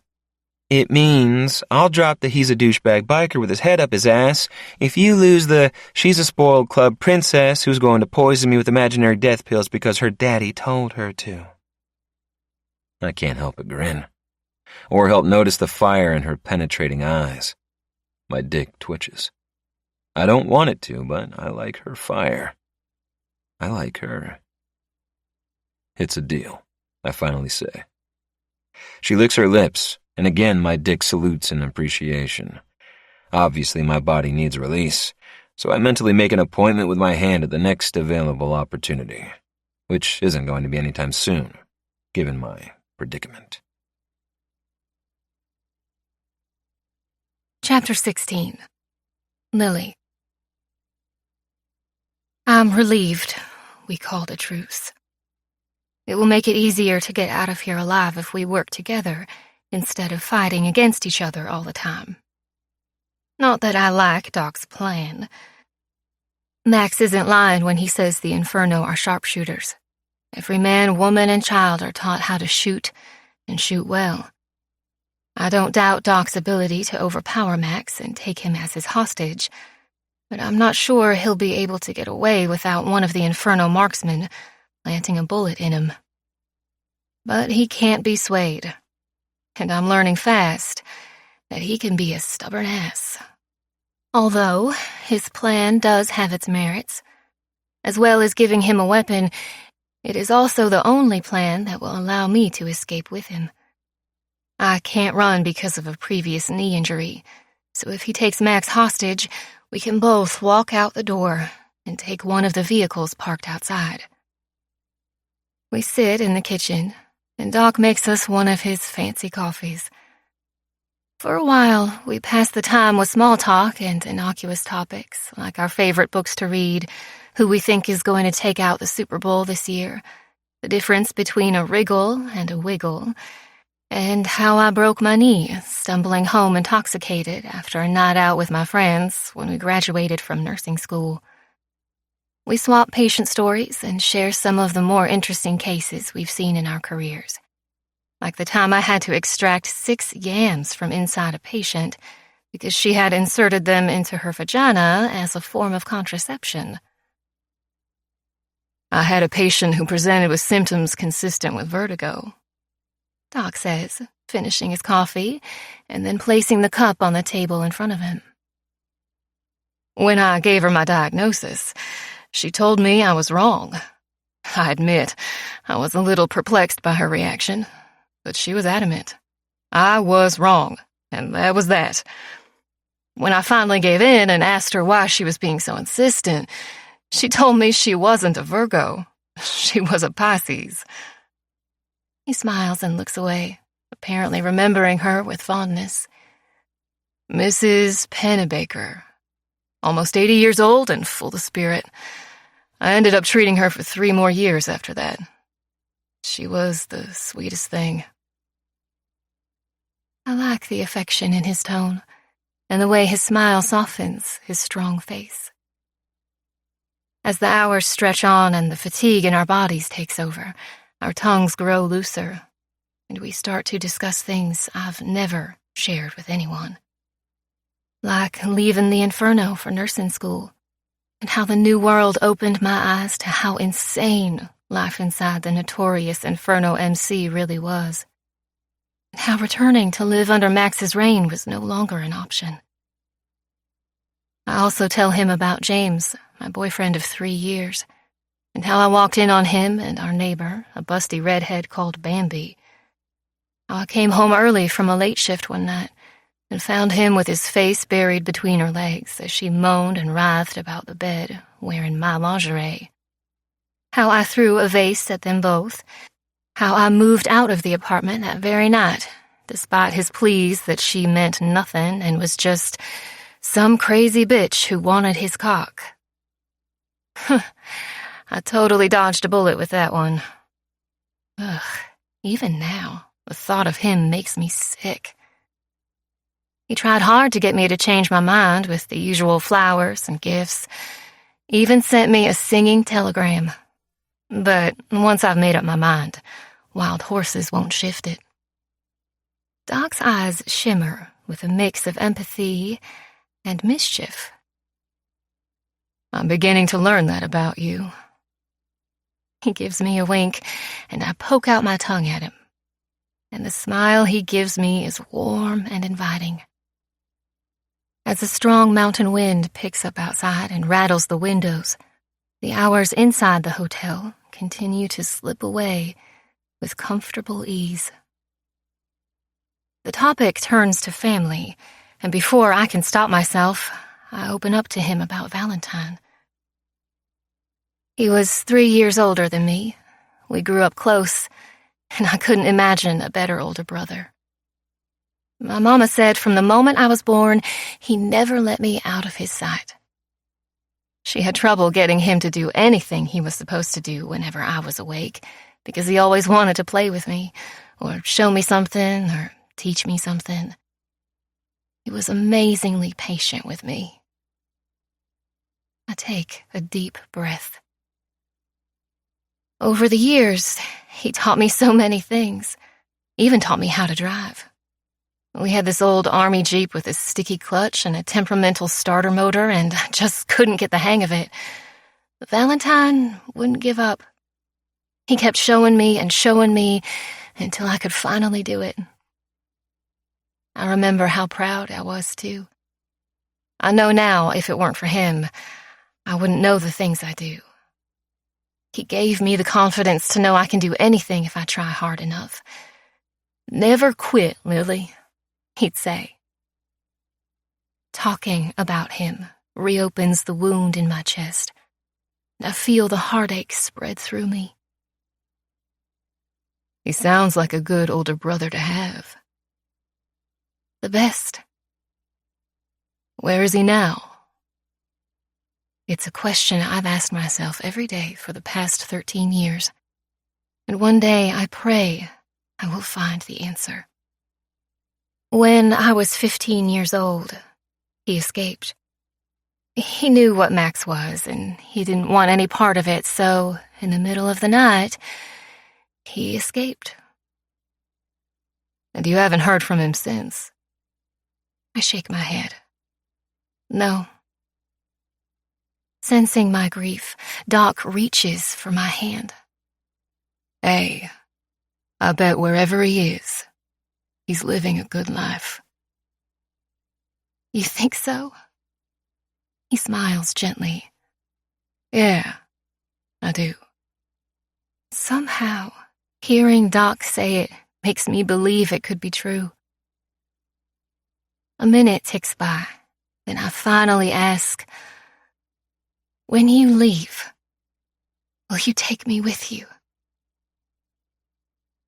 The moment turns incredibly strange. Our gazes find each other and stick. If I go, you go. His warm fingers linger on the back of my hand, his touch intimate and kind. But Doc suddenly pulls away, clears his throat, stands, and moves over to the counter to make more coffee. Doc. What the hell is wrong with me? I don't touch people unless it's absolutely necessary. So what the hell was that? It was like my fingers had a mind of their own and reached for her hand without hesitating. I shake my head and busy myself making coffee to avoid thinking about it. Because just like the rest of this place, it completely messes with my head. Although it's not surprising. It appears Lily and I have more in common than I thought. In fact, if I were prone to bouts of romanticism, I'd call us kindred spirits. Except I don't have a romantic bone in my body. And I'm definitely not one to get carried away with sentimental bullshit. But it seems I am powerless against the magnetic pull I feel toward Lily, and because she shared deeply personal things with me, and maybe because of the fatigue fucking with me, I decide it's only fair I do the same. Rejoining her at the table with fresh coffee, I tell her about Christy. It's the first time in 18 years that I'm sharing the tragic details of her death with anyone. I haven't even told my Kings of Mayhem brothers about her. I don't know if it's because of the shame and guilt, or because I blame myself and find it too painful to talk about. But with Lily, the words tumble out with ease, and I find myself telling her everything. She listens quietly, her beautiful eyes full of empathy, her hands folded on her lap. And afterward, when I stop talking, I feel like something deep inside me has shifted and changed. Is that why you pull away from touch? She asks. My gaze darts to hers.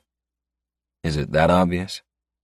You flinch when I touch you, and whenever anybody gets too close to you, you're quick to put some distance between you and them. You noticed all of this in the 2 days we've been here? She smiles. Nothing to do here but to observe, Doc. I don't look away. For some reason, I want to keep talking. So I do. When you lose someone, people try to comfort you. With words, with apologies, with touch.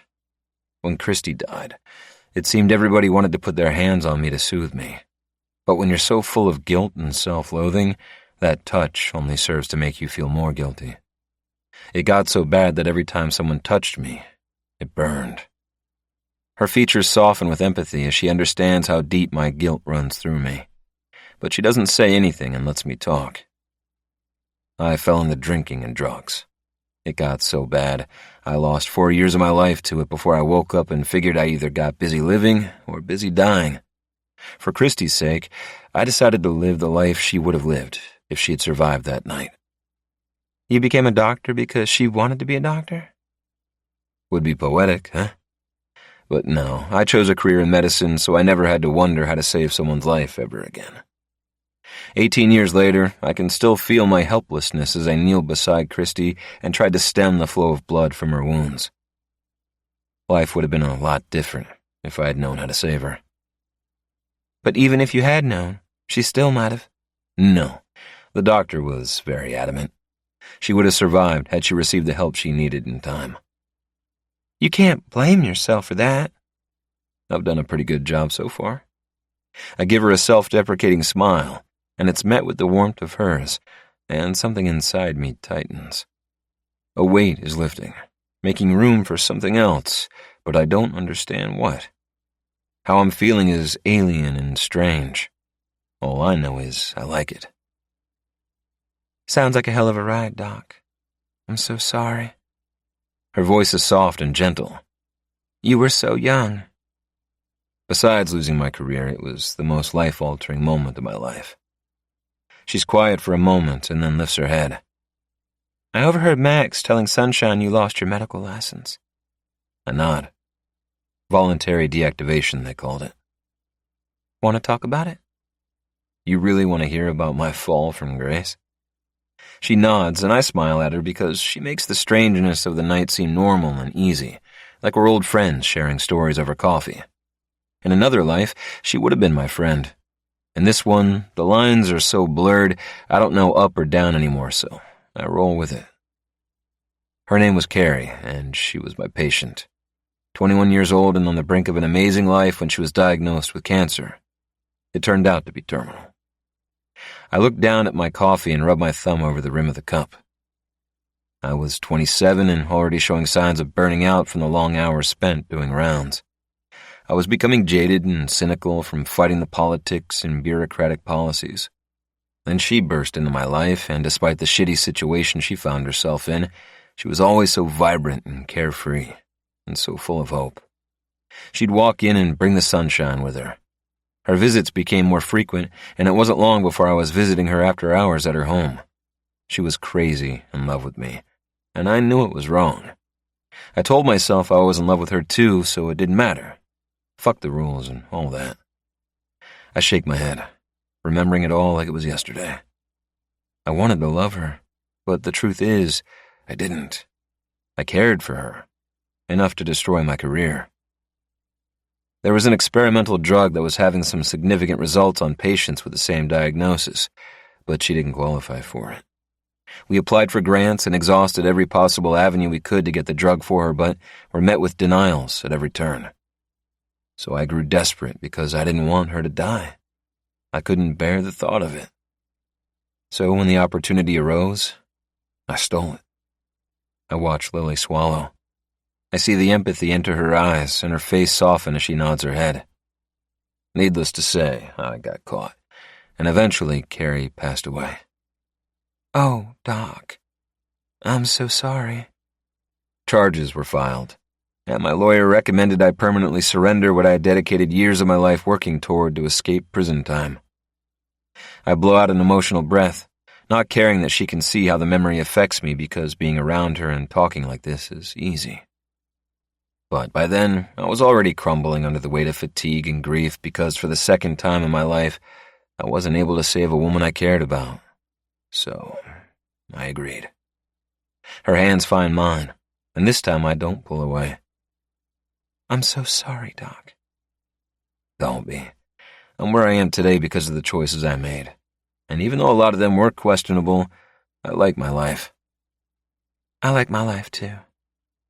The moment suddenly turns intimate. I stand because I'm seconds away from taking Lily in my arms and kissing her. But instead, I turn away. I'll check on Odin. In full escape mode, I walk out of the kitchen, not because I'm afraid of giving in to my urges, but because my heart is starting to see her as something so much more. Chapter 17. Doc. Doc, wake up. Lily shakes me awake, and I jerk upright. Is everything okay? Rubbing my eyes, I look around the room, slightly disorientated. Sometime after coming back to check on Odin, I must have fallen asleep. Yes, everything's fine. She smiles, and it's beautiful. I just wanted to show you something. Yawning, I stretch and attempt to rub out yet another kink in my neck. Show me what? She straightens and crosses the room to the door. Come on, you won't believe what I found. Where are we going? I ask, following her. She leads me down the hallway toward the room with the locked door. I tried this door yesterday. It's locked. She holds up a key. There's a bunch of keys. I found them in a box in the kitchen. She unlocks the door and I follow her into the weirdest-looking hotel room I've ever seen. It's almost empty, except for a messy bed and a busted lamp on the floor. Above us, a starlit sky twinkles through a massive domed ceiling made entirely of glass. I stare in awe as 1 billion stars twinkle down on us in the darkness. "What is this place?" I ask, mesmerized by the glass ceiling. She hands me a crumpled pamphlet from her pocket. "The UFO Hotel. Apparently back in the 60s, this area was known for its extraterrestrial light shows at night. UFO chasers used to flock to these parts in drones. This hotel was one of many that popped up to cash in on the excitement." She walks to the center of the room where the starry sky twinkles through the glass. "They called this the Sky Dome Room. For $8, she waves her hand around. "All of this could be yours for the night." She twirls, and I can't help but think how beautiful she is. I need a distraction, so I look at the pamphlet in the dim light. It says we're in Littletown, Virginia. At least now I know where we are. We're deep into the mountains, about 2 hours out of Tennessee. Last summer we passed through here on our way to one of our cannabis crops in Redbud. There's not a lot around, just a general store and a gas station. "Look what else I found," she says. I glance up from reading the pamphlet, and Lily is on the other side of the room, holding up an old transistor radio plugged into the wall. She switches it on, and Fade Into You by Mazzy Star fills the room. I tuck the pamphlet into my back pocket and watch as she walks toward me, a playful smile on her beautiful lips. She takes my hand. "What are you doing?" I ask as she pulls me toward her. Bright moonlight streams through the glass dome and casts an ethereal light through her eyes. Her beauty is otherworldly and breathtaking, and the urge to kiss her is almost too much to resist. "Dance with me," she says, tangling her fingers with mine.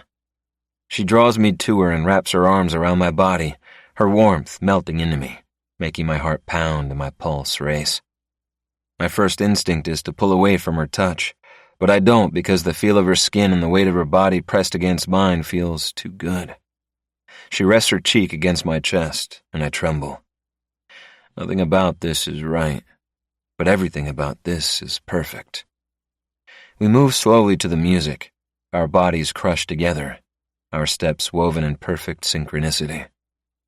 Her warmth is like silk floating on a breeze around my body, and it's doing strange things to me.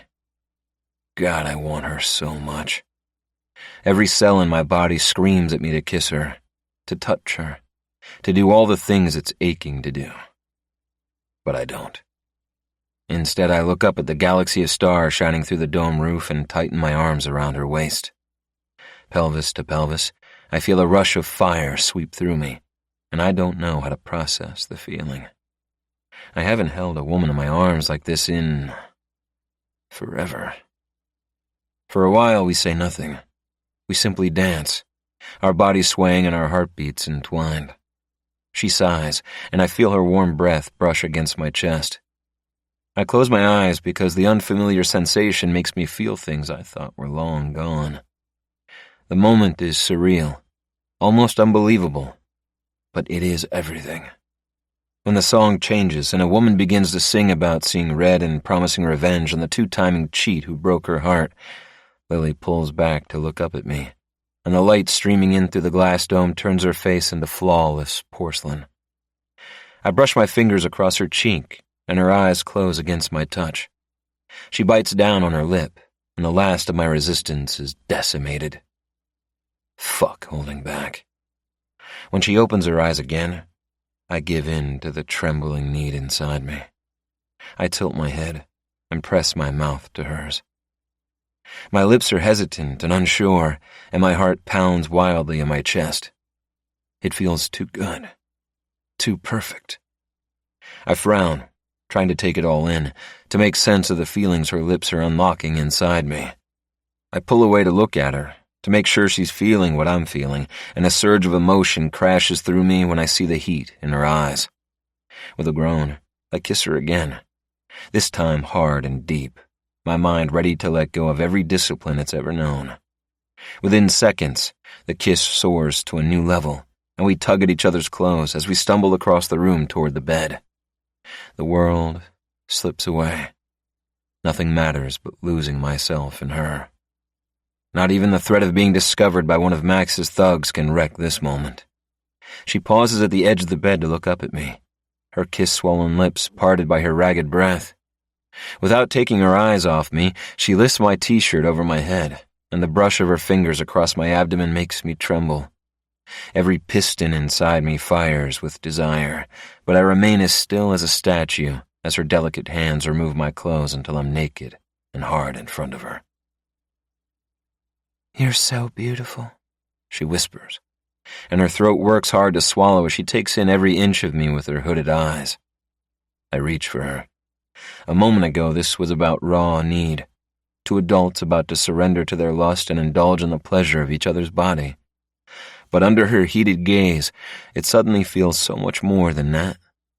I feel exposed and vulnerable, but ready for all of it. I take my time removing her clothes, my fingers grazing over her flawless skin as I slowly peel each item of clothing from her body. My lips trail behind, and as I taste the salty heat of her skin, I lose myself in the exquisite sound of her moans. Her body is magnificent, and my cock swells with painful need, hungry for more but desperate to take it slow. Rushing it now will only disappoint both of us. She becomes supple beneath my heated breath and pushes her fingers through my hair with a softly whispered moan. Feeling her tremble, I guide her down to the mattress and crawl across her body. I pause to cup her face. "Are you sure?" She looks up at me from the pillows, her cheeks flushed, her eyes glassy. Then she grabs my face and kisses me fiercely. I don't wait a moment longer. I can't. And with a thrust of my hips, I push into her, and she gasps into my mouth. Sensations go off everywhere inside me. It's been 6 years since I've been inside a woman, and dear God, I'm not sure how I'm going to make this last because the feeling is beyond this world. She's so warm and tight, and so fucking wet. She clenches the length of me, her pussy massaging my heavy shaft as I roll my hips rhythmically into hers, my breath heaving from me because this feels so damn good. Pleasure cartwheels across my brain, and I groan at its blinding potency. It feels like I've been given a shot of pure, uncut ecstasy. Kissing her wildly, my fingers twist into the bedsheet. I'm going to come, and it's going to blow my fucking mind, but I'm not coming before she does. She's close, but not close enough. To hold back my climax, I stop rolling my hips and grind deep and hard into her, the hilt of me rubbing against her clit. In response, she digs her nails into my back, and the pain collides with the euphoria inside me, and I can't help it. My orgasm ignites and roars out of me. I let go of everything and fall into it with a growl that comes from somewhere deep inside me. Hers hits at the same time, and we're both swept up in the storm. Clasping her jaw, I kiss her moans from her lips and drink in her cries as I come inside her, my body shaking with the powerful, sweet release. The ecstasy slowly fades, but I don't stop kissing her until our hearts slow and our pulses ease. I drop my forehead to hers. Sorry, I had all these plans to make this amazing. Lasting 3 minutes wasn't one of them, I finally say. Her lips curl into a grin against mine. "You made me come. I think that was a damn good outcome." She clenches, and I tremble, the head of my cock sensitive inside her. Rolling off, I gather her in my arms and hold her against my chest, drunk on the heady afterglow of making love for the first time in years. Lily settles against me and curls her body closer to press her face against my chest. A slight, relaxed murmur falls between us, and I feel something I haven't felt in my heart for a long time. Happiness. I can't remember the last time I felt it. But now, holding Lily and feeling the gentle brush of her breath against my skin, I feel happier than I've ever been in my life. Ironic, considering I'm being held captive. "It's been a while since I've done that," she murmurs against my skin. Surprised, I pull back to look at her. How long? 3 years. Searching her eyes, I see only the truth looking back at me. I smile. Rookie. You mean it's been longer for you? A lot longer. How long? More than 6 years. She studies my face for a moment, but then cocks an eyebrow. Nice try, Doc. But I didn't come down in the last sun shower. Guys like you don't go long without some hottie wanting to bounce up and down on your balls. I can't help but laugh. This woman. I swear to God. Lily's luscious lips spread into a smile, and I can't help myself. I claim her mouth with mine and kiss her deeply. It was only meant to be brief, but arousal sweeps through both of us, and the kiss grows deeper, needier. I feel my cock begin to harden again. It seems I've fallen off the no-sex wagon and want more than the taste I've just had. When our kissing turns frantic, she slides onto me and kisses me as she eases down on my cock and begins to rock against me. This time, I last longer, losing myself in every touch and brush of skin against skin as she rides me, using my hands to guide her hips over my pelvis as her wet pussy milks my cock. Before I come again, I flip her on her back and give her 2 more orgasms before I free fall into my own well of ecstasy and wonder how the hell I've gone this long without this amazing woman in my life. Chapter 18. Lily. My eyes blink open, and it takes me a moment to work out where the hell I am and why I feel so warm and safe. But within seconds, reality hits me like a punch in the face. I'm not safe. In fact, I'm the complete opposite of safe. I'm being held captive in some weird-ass hotel in the middle of nowhere by my psychopathic father and an obsessed ex-boyfriend who is just itching for a reason to put a bullet in Doc's skull. How could I have fallen asleep? If my father catches us, he'll shoot Doc without thinking. Because it's one thing to skip out on the MC, but it's another to fuck someone from a rival club.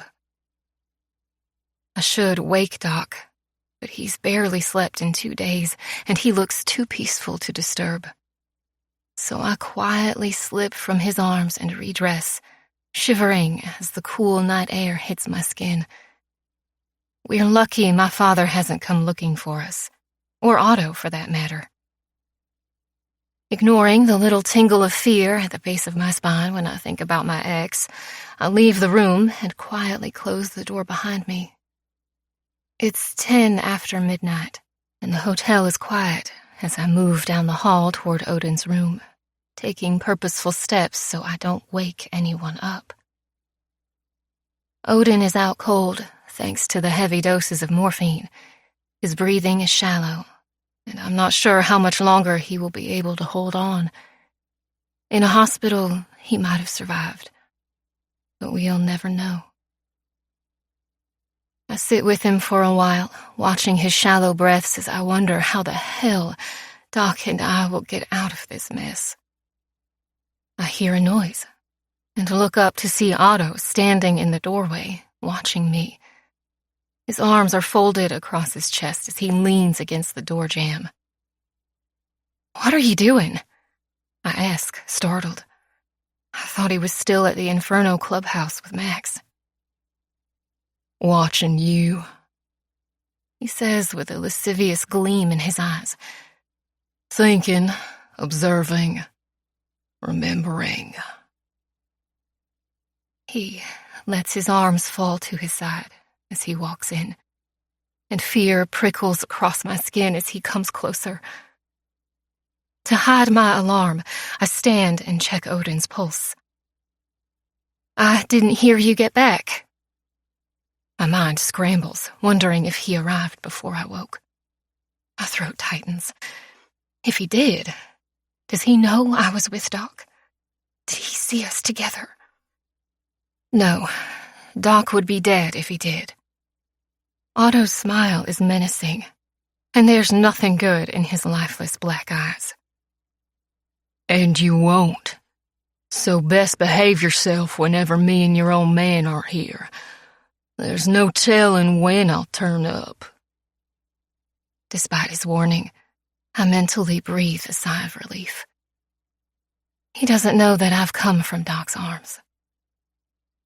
Where is the doc? He asks. I look away so he can't see the fear in my eyes or the lie I'm about to tell. I don't know where he is. He mentioned something about getting some shut-eye. I keep my eyes lowered, and I feel him move behind me. My blood roars in my ears because I don't know what he's about to do. Otto's always been unpredictable. One of his fingers curls in my hair, and I flinch, a sudden cold shiver snaking up my spine. I turn to face him and step away. Don't touch me.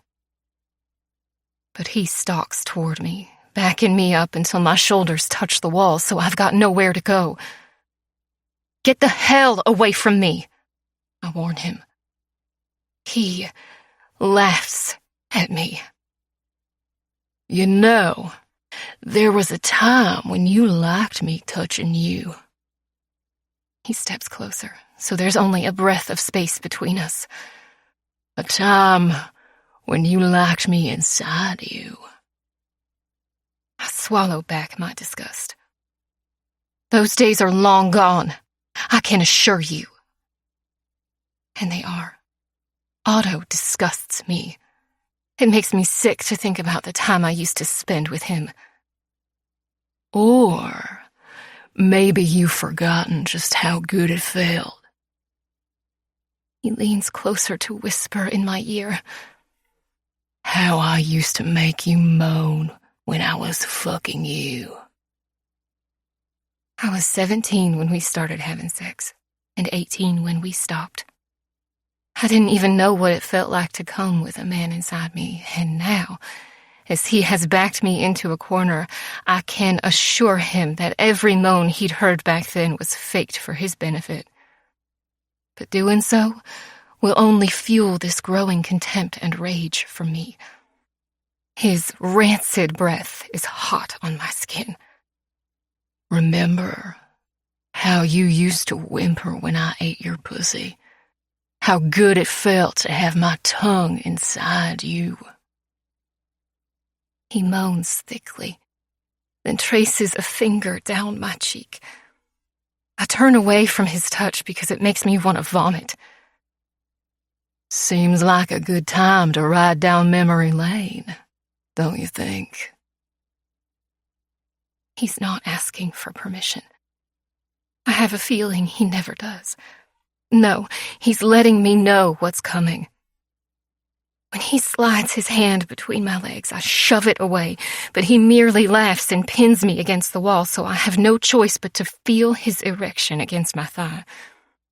I turn my face away from him so he can't kiss me, and he laughs again because he's getting off on it. I always knew Otto had a streak of darkness in him, and it seems that darkness has finally taken over. He yanks my face to look at him. Get your hands off me, I warn through gritted teeth. He kisses me, and I bite down on his lip, but it only arouses him further. That's it, baby. Fight me. He shoves his tongue into my mouth, and I waste no time kneeing him in the balls. With a growl, he keels over, and I escape to the other side of the room. You stay away from me, you sick fuck! He glares at me, his black eyes glowing with rage, fury, and arousal. He straightens and wipes the blood from his lip with the back of his hand, a nefarious grin spreading across his menacing face as he slowly stalks toward me. I like it when you fight me, little one. Once upon a time, that nickname meant something to me. Now it makes my stomach churn. You keep your filthy hands to yourself. Or what? Look around. No one is here but you and me. He glances at Odin on the bed. Except him, and I don't think he's going to mind watching us if he wakes up. Odin's into that sort of thing. My father will be happy about our union. He had plans for us before you left. His black eyes are cold and callous. I had plans for us. You're delusional if you think I'm going to let you touch me. Oh, I don't doubt it's going to take some time to get you used to being back in the Inferno. But you'll come around. You won't have a choice. My mind goes to Doc sleeping soundly down the hall. I could scream, but I doubt he'll hear me. Stay right where you are, I warn Otto. He laughs. You really think you have a say in what happens next? I open my mouth to reply. I won't go down without a fight. I will kick and scream and gouge at his eyes. But I don't have to because at that moment, my father walks into the room. Is this a private reunion, or is everyone invited? He asks, glaring at Otto. Otto looks at him and then back to me before he reluctantly backs down. The moment stretches out. Tension tightens in the air. Update me on Odin, my father finally says. Is he going to make it? I'm still shaky, but somehow compose myself. I told you he needs a hospital. We can't give him the care he needs. And like I told you, you need to find a way. He's probably not going to make it through the day. But there's still a chance. The world's smallest. I lie. Odin is going to die. That is a certainty. But I need to stall my father so that Doc and I can come up with some kind of plan to get out of this place alive. And that means my father needs to believe that Odin might just make it. Chapter 19. Doc. If he touches you again, I'll kill him. Lily just told me what happened with Otto this morning, and I can barely breathe through the rage. Max won't let him. She tries to soothe me. But we're running out of time, Doc. What are you saying? Odin is going to die tonight, and when Max comes back in the morning, he'll tell you he wants you to join the Inferno. If you say no, then you'll die too. She looks at me gravely. You have to leave, and you have to leave tonight. There's been no time to action my plan to take Max hostage. Since they returned early this morning, I've been waiting for my chance to get Max alone. I figured his offer to join the Inferno was coming and decided it could be the perfect time to take his weapon from him then. But as the hours drifted on, the offer never came, and getting him alone was near impossible. It was like he knew what I was thinking, so he made sure Otto was always with him. Separately, I could take them down, but together, there's no way. Now it's too late because they're gone again. It seems there's some unrest at the Inferno camp, and it has something to do with Otto's difficult brother again. We don't know when they'll be back. It could be tonight, or it could be in the morning. Max likes it that way. Keeping us on edge is like some sort of sick game he plays. It's late. The sun has disappeared and the stars are out. According to the news on the old radio, a cold front is bearing down on the mountain tonight. Odin is still alive. Somehow he's clung to life throughout the day, and we were able to keep him comfortable, but it's only delaying the inevitable. It will be a miracle if he makes it to dawn. With Max and Otto gone, this could be your last chance to escape, Lily says. Then come with me. I can't. My knee will slow us down. You need to go, get help, and bring them back. I'll keep Max and Otto distracted. I told you. I'm not leaving without you. The thought kills me. But Lily isn't listening. She moves toward the bedroom door. Max won't let anything happen to me, but he won't hesitate to kill you. I'm not leaving you here. No way in hell. You have to. We have a better chance of getting out of this alive if I stay behind and keep them preoccupied long enough for you to get back to your clubhouse. Then you come back and get me. Okay? Lily. It's the only chance we have, she cries. In 2 large strides, I cross the room. I can barely keep the panic from my voice. There's no way in hell I'm leaving here without you. If I go, you're coming with me. I'm not worth it, Doc. Her words take me by surprise. What do you mean? I'm not worth dying for. You have a family waiting for you. You need to get back to them. Forget about taking me with you and focus on saving your own ass. Overcome with emotion, I take her by the arms and press her against the door, then kiss the words from her lips because the thought of leaving her behind is something I won't consider. I kiss her hard. I don't care if Max or Otto surprise us by turning up now. Hell, bring it on. After what Lily told me, I have enough rage in me to take him out with my bare hands. If he even looks at Lily that way again. Don't say that. I beg against her lips, desperate for her to forget what she said. I go. You go. Remember. I drop my forehead to hers. I'm not leaving you here, and that's the end of it. Doc, she whispers. We pause to look at one another, our breath filling the space between us. My heart races because when I look into her eyes, I know I'm looking at my chance of happiness. We'll escape together and start over. The Kings will accept her, love her just as I do. I know it's crazy to want this because I haven't known this woman for more than 3 days, but somehow our souls have fused in the darkness of this captivity. I trace the line of her jaw. There's so much to say, but there are no words. So I kiss her again, and she whimpers as she holds me, our mouths going crazy, our hearts beating wild. Desperately, I drop my lips to her jaw and then down to her throat, trailing lower to her collarbone. And before I realize, my jeans are open and I have her pinned to the wall.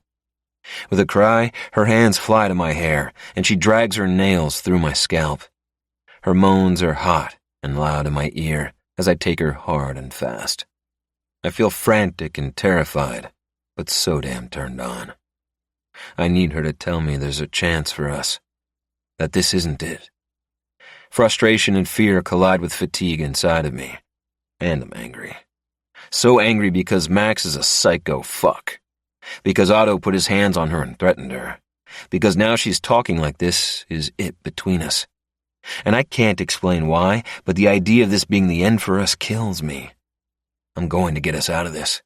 I don't care if I died trying. She is worth it and more. For the first time in almost 2 decades, I let someone see the real me, and I don't want to let her go. She gets me, and that somehow chases the loneliness away. This can't be the end. I won't let it be. Tell me, I beg. I turn her to face me as I thrust up into her. Tell me this isn't it. I slam my mouth to hers again as all the emotions in me collide in one dizzying mindfuck. My climax hits me like a train, and I thrust into her until I feel her nails dig into my skin and her body quake against me. She cries out and softens against me, and I bury my face in the warmth of her neck as she comes. My heart feels like it's about to rattle out of my chest cavity as my emotions slowly recede. Find me, she whimpers. Come back for me. Panting, I let her down gently and press my forehead to hers, both of us trying to reclaim our breath. I gently cup her jaw. I'm not leaving you. I go. You go. Her throat bobs as she swallows, and when our racing hearts have calmed to a gentle thud, she looks up at me, and I see a sadness in her eyes that causes my gut to tighten and my heart to sink. I try to kiss the sadness away, but when I look again, it is still there. Unease takes up in the base of my spine. Still breathing rough, I tuck myself back into my jeans. I need to show you something, she says, straightening her clothes.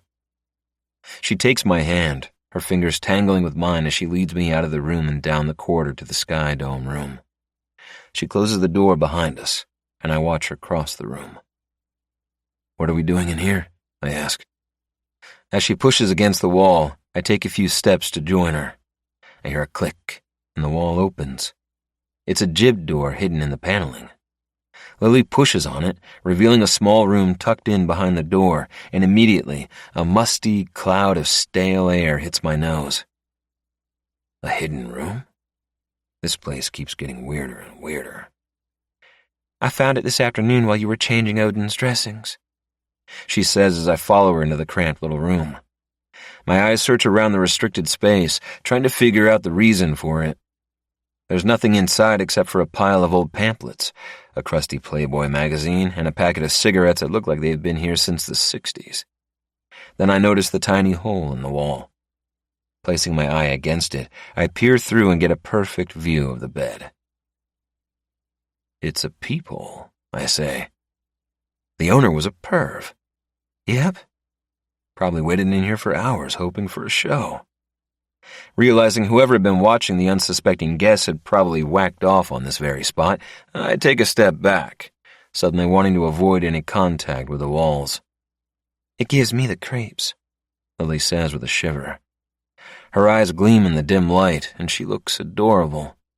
If I didn't feel a need to take a shower, I would kiss her. But this tiny room of voyeuristic sleaze is a mood killer. She glances at her watch, and I look at her curiously. "Have you got somewhere to be?" "It's almost 9:00. Max's guards change over at 9. "They do?" "I've been paying attention." She hustles me toward a narrow steel-reinforced door which is locked with a bolt and rusted-through padlock. "This is the only exit Max doesn't have manned. I'm certain they don't know about it because I checked earlier and it looks exactly like the wall on the outside. Honestly, you can't tell it's a door at all." She slides the bolt with force, so it releases the pressure holding the door in position. "There's a public phone 10 miles south. If you go now, you'll make it through Max's guards without being detected."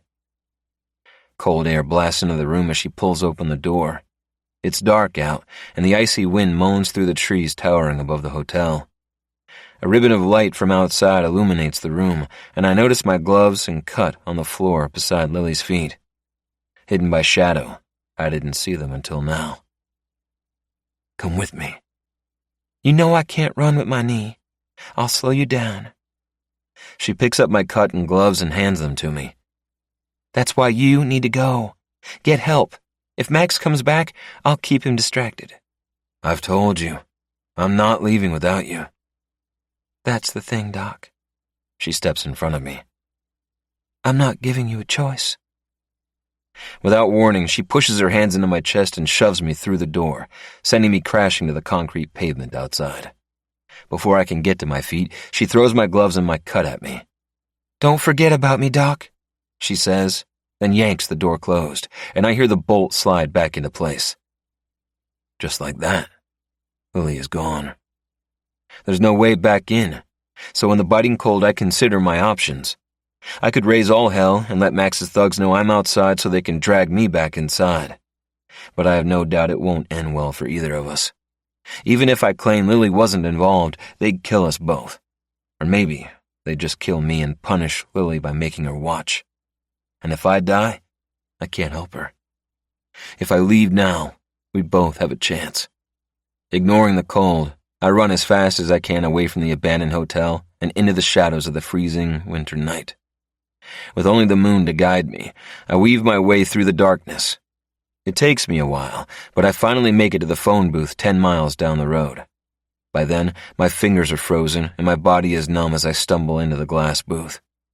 I need my Kings of Mayhem brothers to help me get back to Lily. But when I reach for the phone, my heart drops to my stomach. The cord has been cut, and the phone is dead. Chapter 20. Doc. I start walking. I don't know where I'm going. All I do know is that I need to find help for Lily, and I need to find it fast because God only knows what her father will do to her once he finds out I'm gone. "He won't hurt me. I promise you." Lily's words replay in my mind. Stumbling through the cold, I pray she's right because I'm at war with myself. I know leaving gives us both a chance of surviving, but there's a part of myself that hates me right now because he believes I should have stayed to protect her. My life isn't the one in danger, Doc, but yours is. The wind picks up and whistles eerily through the trees, and I pull my hoodie tighter around my face. I'm in the dark, cold and alone, and terrified I've made the biggest mistake of my life. Hours disappear, and I don't see a single car. My hope begins to fade. I'm so cold I can barely think. I know I'm probably close to hypothermia, but I refuse to give up. Stumbling along the roadside, I shiver so much I think my teeth are going to shatter. Thank God the black bears are asleep, and it's too cold for bobcats or coyotes, so there's little chance I'll end up as something's dinner before help arrives. But this icy wind might be the end of me if I don't get out of it soon. When a car finally comes by, I'm so exhausted I can barely walk.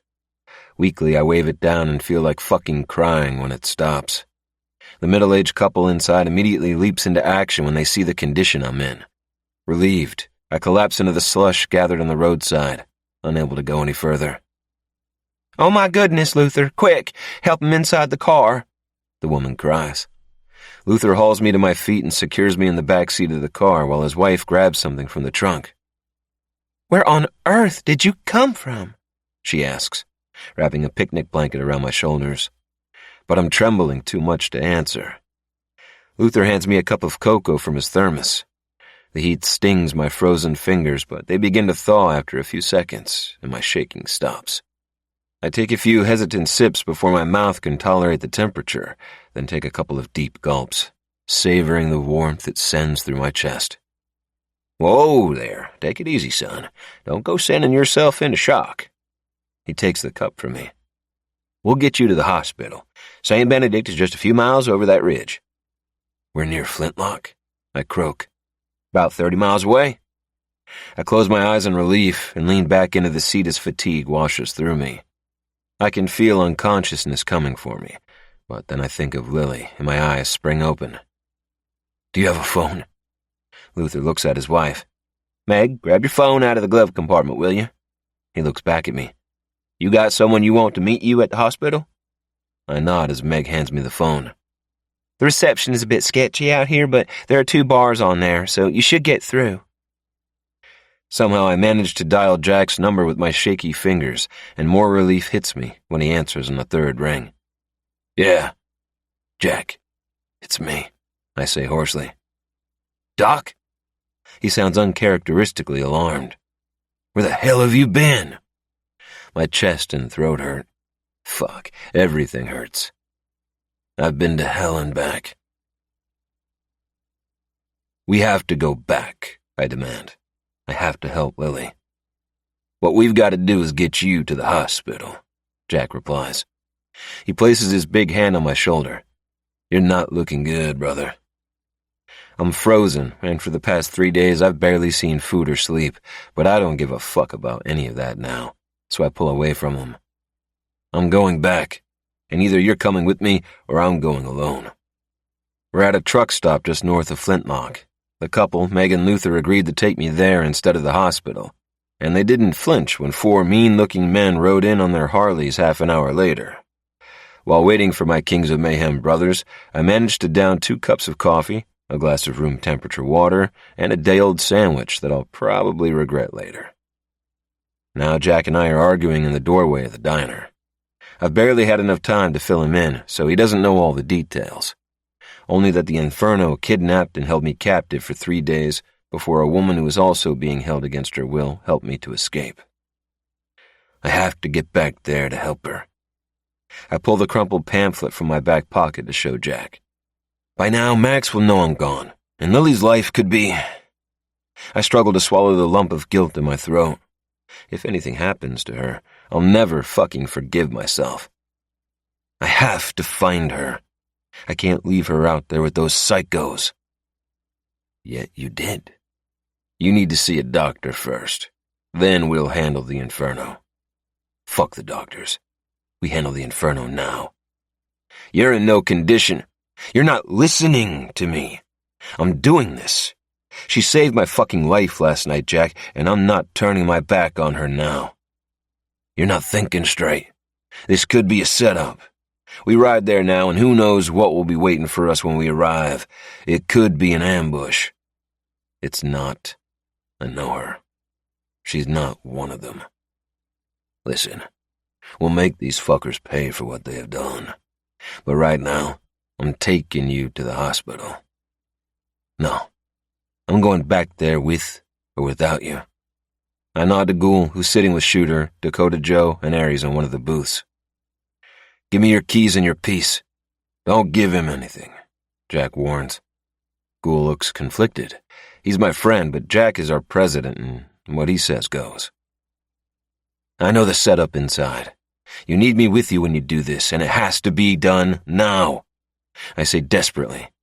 They'll kill her, Jack. Jack's jaw ticks. His face is tight as he grinds his teeth and pulls his eyebrows together, a telltale sign he's calculating the risk.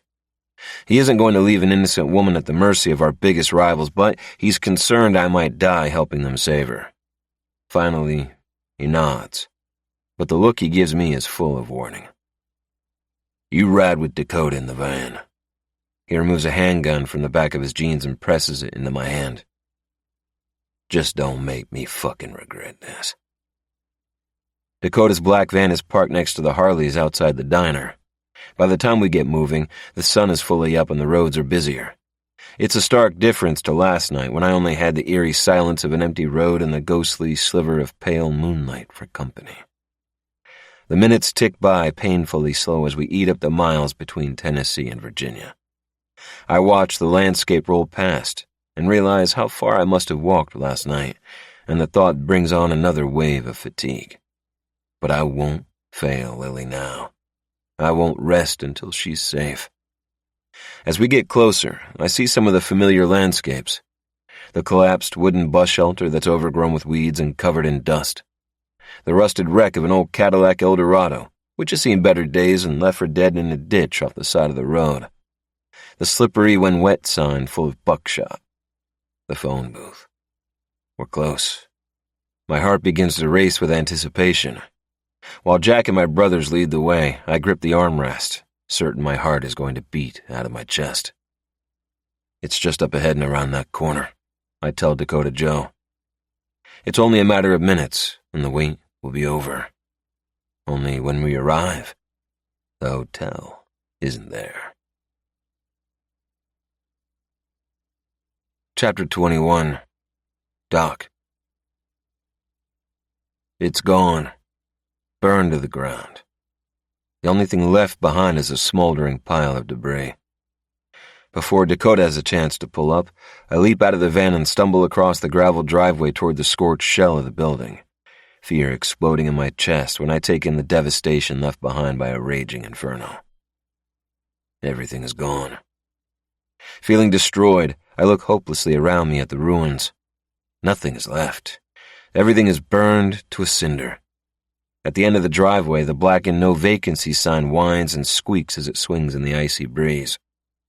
Devastated, I continue to look around me and feel all hope drained from my body. Broken glass and charred wood crunch beneath my boots as I scour the location for any sign of Lily or a clue that might tell me what happened to her. Smoke cuts into the fresh morning air and mingles with the guilt I feel for leaving her behind. Is she alive? Did she get out? The panic that she didn't turns in my gut, and I start to pace. She made it out, I whisper to myself. She's alive. She has to be. While the others look around, Jack walks over to me. There's no one here, brother. It's time to get you to the hospital. You look like shit. No, we have to find her, Jack. They've taken her somewhere, and I need to find out where.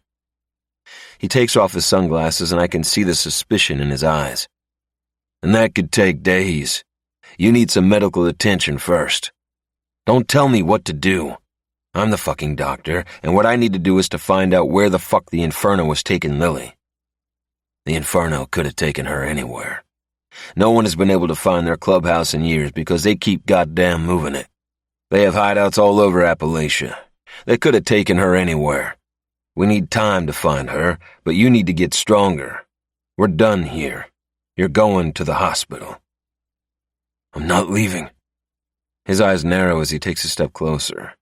I'm losing my mind over finding Lily, and he's trying to work out why. Who is this girl? I wasn't straight with him earlier because I knew how he'd react if I told him who she was. Getting back to the hotel was more important to me than telling him the truth, so at the time, I figured it would be easier to ask for forgiveness than for permission. "She's Max Stonecipher's daughter." Jack steps back. "You mean we came looking for that psycho's daughter?" He stabs a pointed finger at me. "You said she wasn't one of them. You never mentioned anything about her being a fucking Inferno girl." "She left the Inferno years ago. Her father forced her to come back to help his wife give birth. She didn't want to be there. Max forced her to stay just like he did with me. But you know what? If she hadn't been there, I'd be fucking dead." Jack shakes his head, and I can see the annoyance on his tight face. He's pissed because he doesn't understand what she means to me. "You should have told me who she was before we came here." "Would you have come?" "No, because I know what a son of a bitch that psychopath is and how much he likes to fuck with people's heads. She played you, Doc, and you fucking fell for it. You weren't there. You don't know. I know enough about Max Stonecipher to know you need to stay the fuck away from his damn daughter." "Hey," Arias' deep baritone voice calls out across the clearing. He's just beyond the trees, signaling for us to come over. Turning my back on Jack, I start to run toward Aries but come to a sudden halt when I see what he's pointing to. A few yards away is the burned-out wreck of a car, and inside are charred remains. Lily. My mind screams her name as I run blindly toward it, my heart galloping like a wild horse in my chest. Aries tries to stop me, but I push past him and make a run for it. For her, and I don't stop until I reach the car. The body is in the driver's seat, and it is charred beyond recognition. No hair, no clothes. Nothing but scorched and blackened bone. Horror washes over me, and my skin prickles with dread. Did Lily try to escape, and they stopped her? There's a hole in the skull, a bullet hole. Please don't let it be Lily.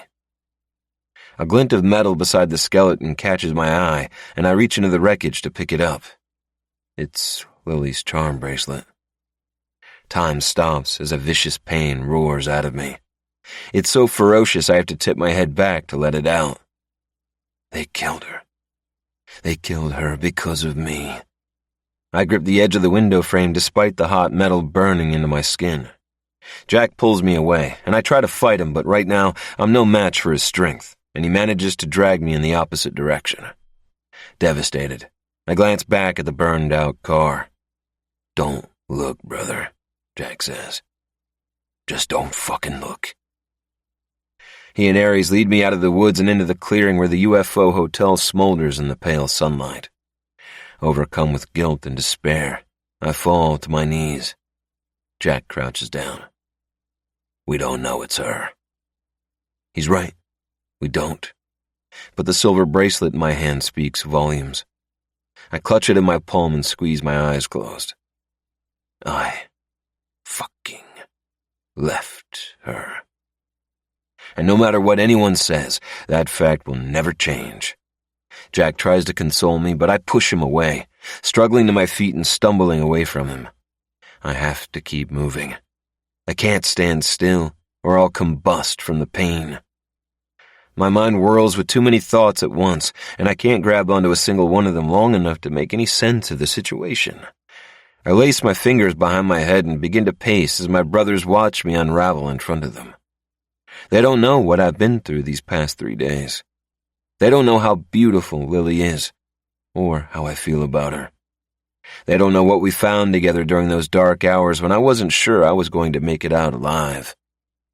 But as my meltdown gathers momentum, they soon start to realize that this woman isn't a stranger to me, that she is something else entirely. Unable to bear it, I race toward the place where I last saw Lily alive. I stand in the rumble of the Sky Dome room, where I'd made love to her beneath the galaxy of stars. There is nothing left. Nothing but smoke, charred rubble, and the haunting echo of her. Chapter 22. Doc. Back at the clubhouse, I get drunk. And I mean wasted. For the first time in years, I crave the bottom of a bottle, and I don't give a fuck how sick it's going to make me. When my brothers try to stop me, I disappear into my room and lock the door, so I can get shit-faced in peace. I'm not ready to talk. Correction. I'm not ready to talk about her, or what she meant to me, or what happened between us. Before I start vomiting, I just want to drown it out with as much whiskey as my body will let me consume, which is 3/4 of a bottle. But even then it doesn't stop me. I make it back to my bed and drag the bottle to my lips and keep on drinking. When Jack hammers on my door, I ignore him. When Jack threatens to break it down, I ignore him. When Jack threatens to break it down and then kill me, I stumble to the door to unlock it, just so he'll shut the fuck up. "Is it worth it?" he asks when I stagger back to my bed and collapse onto the mattress. "I don't give a fuck anymore," is what I think I say. But what actually comes out must be something completely different because Jack doesn't understand me. "What the fuck was that? Whiskey talk? Or have you lost the use of your lips?" He pulls my boots off and nudges me until I roll onto my back, snatching the bottle from my loose fingers. "You've got tonight to indulge in this fucking pity party. Tomorrow we talk." He rolls me onto my side before walking out and closing the door behind him. I wake up with my face mashed against my pillow and my skin stuck to the damp fabric by a semi-dry pool of spit. Fuck. I died in my sleep and woke up in hell. I opened my eyes and then quickly closed them again. Yep, hell. Groaning, I roll onto my back and brace myself as a bolt of pain shoots through my skull. What the fuck happened to me? And why does my mouth taste like someone threw up in it? I press my palms into my eyes and let out another groan as the events of the previous day slowly come together in random order across my poor, abused brain. Finding the burned-out shell of the UFO hotel. Dakota Joe driving me to the hospital, where the doctor insisted I stay overnight for observation and my subsequent refusal. Arguing with Jack about Lily. The swinging no vacancy sign squeaking in the breeze. The human remains in the car. Lily's... I sit up with a rush. Lily's charm bracelet. Fighting back nausea and a serious case of brain pain, I glance around my room for the bracelet, relaxing when I see it beside me on the nightstand. I reach for it, and an overwhelming sense of loss washes over me as I pick it up. I let out a deep breath and wait for the ache to pass. I stare at the bracelet, my fingers gliding over the Red Cross charm as I let myself return to the little UFO hotel and to Lily. Her beautiful face swings before me. Those sea-green eyes beckoning to me. Those lush, pink lips breaking into a smile that has left an irreparable scar on my heart. And it's in that moment I realize, without a doubt, that she is still alive. The body in the car? Yeah, it wasn't hers. It was more than likely Odin's, and I'll use my contacts in the medical examiner's office to confirm that later. Not that I need them to, because I know in my heart she's still alive. And the bracelet. Max knew I'd come back with reinforcements. That's why he burned the place down before we got there. And probably forced Lily to leave behind her bracelet as a fuck you to me when it was found. Yesterday, I wasn't thinking straight. Today, despite a raging hangover, I have much more clarity. Fire erupts inside me, and I climb out of bed to hit the shower. I know what I have to do. I have to find my girl. It takes Pa exactly 1 hour to find out where Lily lives. Maiden Forks, Tennessee, is a quaint little town near the border of North Carolina. It's a 3-hour drive, but I make it in under 2.5 with Jack and Aries in tow. Back in the clubhouse, Pa treats this as a missing person case and does what he can to find out anything about her. By now, he's probably got her phone records and is ringing every number on it. While in Maiden Forks, we roar through the main street on our way to Lily's home. Maiden Forks is one of those towns that should be on an Appalachian postcard. It's picturesque with quaint buildings, clean streets, and a backdrop of the Great Smoky Mountains in the distance. Lily lives on Camelot Drive, a neighborhood of charming cottages with white picket fences and rose garden yards. There's a car in the driveway, a Prius. But after knocking on the door several times, it's obvious no one is home. While I peer in through the front windows, Aries and Jack check around the back. "Can I help you with something?" Comes a frail voice from over my shoulder. It belongs to a little old lady standing on her porch next door. She looks concerned, so I do my best to appear harmless, but probably fail. I'm hungover as fuck and look like a wild mess.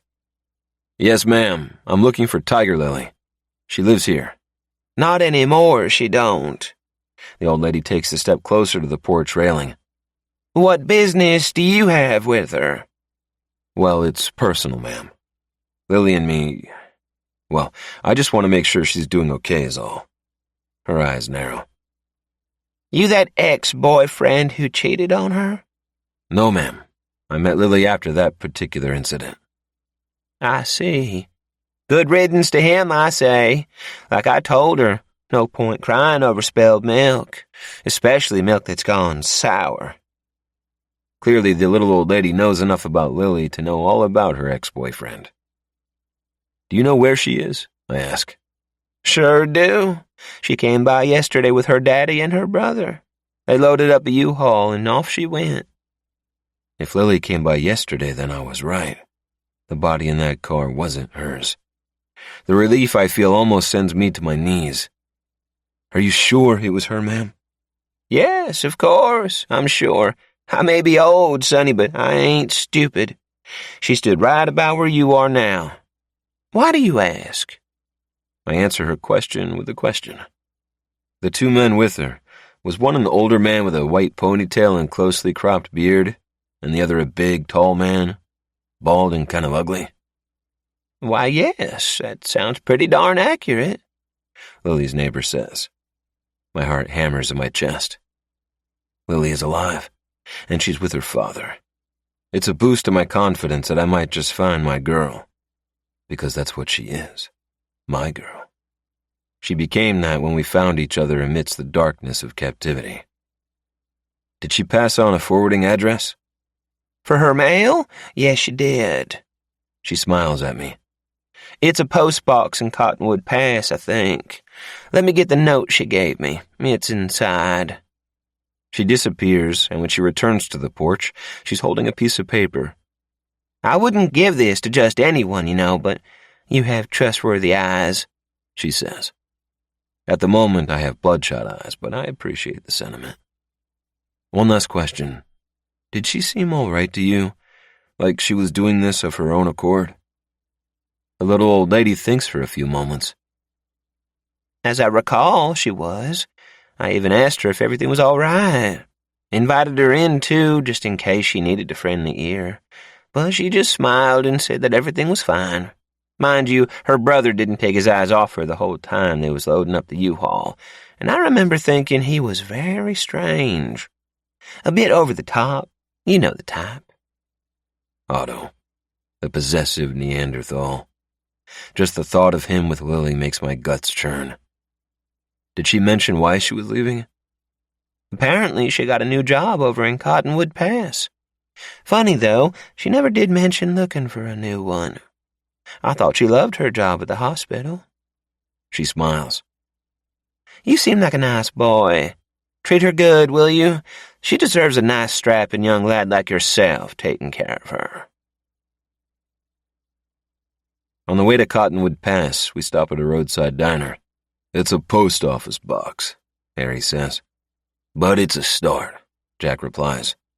"We'll give it to Paul, see what he can find out." Cottonwood Pass doesn't produce any further leads. Our visit there is brief because it's not our territory, and Jack is always hesitant about riding into what could be a town full of Inferno allies. As we ride out, I feel the flicker of hope in my heart grow bigger, because we've got a lead, and it's better than nothing. Except the lead doesn't lead me to Lily. A day later, Pa tells me it's a post office box for the general store on Main Street. Jack says it's a dead end, that I have to consider the fact that nothing was as I thought it was and that Lily is gone. But it doesn't stop me from surveilling the post office in my downtime to see if any familiar faces drop by. But they don't. Jack's right. It's a dead end. Days pass into weeks, then weeks into months, and slowly any hope of finding Lily hits rock bottom. Pa can't find any activity on her bank statements, and her phone hasn't been used since the day she left Maiden Forks with her father. She's vanished, but it doesn't mean she's dead. The Appalachian Inferno are masters of hiding and won't be found unless they want to be found, and it kills me to know she's out there, and I can't get to her. Life moves forward. Bronte gives birth to a healthy baby boy they name Rhett, and a lightness settles over the club. Shooter and Faith finally admit their feelings for one another, and in the worst-kept secret of all time, announce they're a couple. And in a move that surprises everyone, Gabe ups and marries a girl he met while visiting his family in Las Vegas. The world keeps turning, but for me, nothing changes. Lily is right there in the corner of my mind, begging me to find her. Every day I drag her memory around with me. I try to fall back into my old routine and find my old discipline, but I can't. I won't rest until I've saved Lily from the monsters who held us captive. But something bugs me. Something that keeps me awake at night. If she went willingly with Max and Otto, I have to consider that Jack is right. That the girl I fell for played me and doesn't want to be found. Part 2. Chapter 23. Doc. 4 months later. It's the same dream that's been haunting me for months. I'm lying on my bed in my room at the clubhouse. It's late. Midnight late. The door opens, and the hallway light wraps itself around the luscious female form standing in the doorway. My body hums as I squint against the sudden intrusion of light. Lily? I sit up as she walks toward me, the sheer fabric of her nightgown clinging to her enticing curves, letting me know she's completely naked underneath. Without a word, she climbs onto my bed and straddles me. It's you, I say, my heart going wild in my chest. Yes, baby, it's me. What are you doing here? I want you, Doc. She leans down and kisses me, and the brush of her lips makes my cock stand to attention. She tastes like heaven, so sweet and warm, just like I remember. Her tongue slides into my mouth, and I'm overcome with a rush of lust. I grab the nape of her neck and kiss her hard, my cock throbbing with need when her delicate whimper hits the back of my throat. I want you, she moans as she sits back to pull her nightgown over her head. I was right. She's completely naked underneath. A small ribbon of light from outside my bedroom window shines across the smooth skin of her perfect body. I reach up and knead her perfect breasts, my cock straining against the weight of lust. Drawing a nipple into my mouth, my tongue rolls over the taut pink bud before I drag my lips across her warm skin to do the same to the other.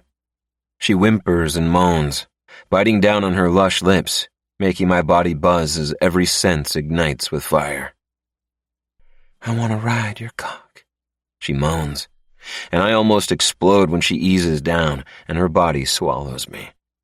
I'm hit with the most exquisite pleasure I've ever felt in my life. Her pussy is tight and warm and so goddamn wet as she rocks back and forth slowly. Oh God, Lily, you feel so damn good. I whisper, kissing her hard.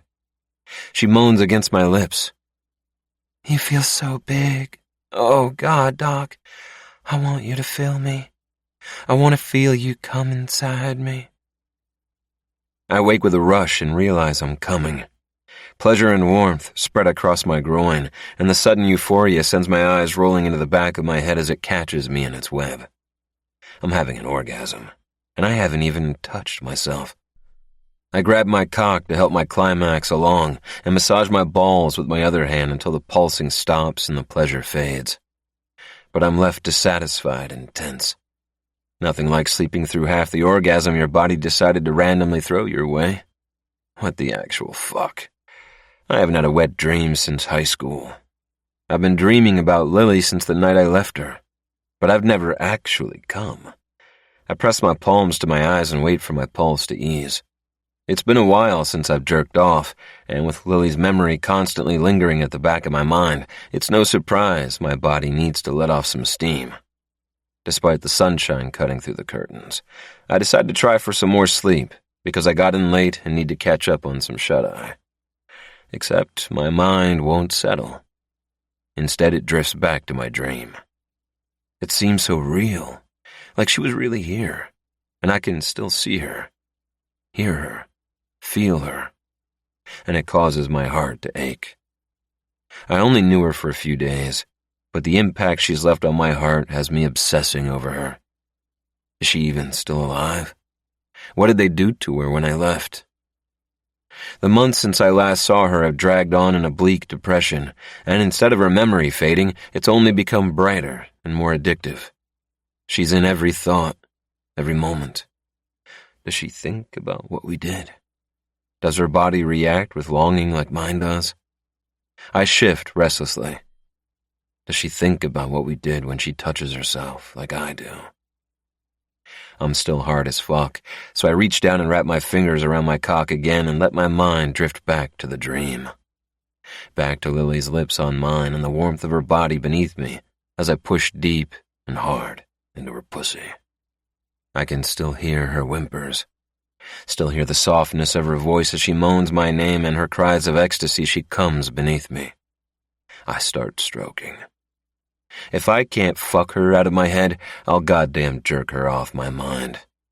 It takes a while, but I don't mind.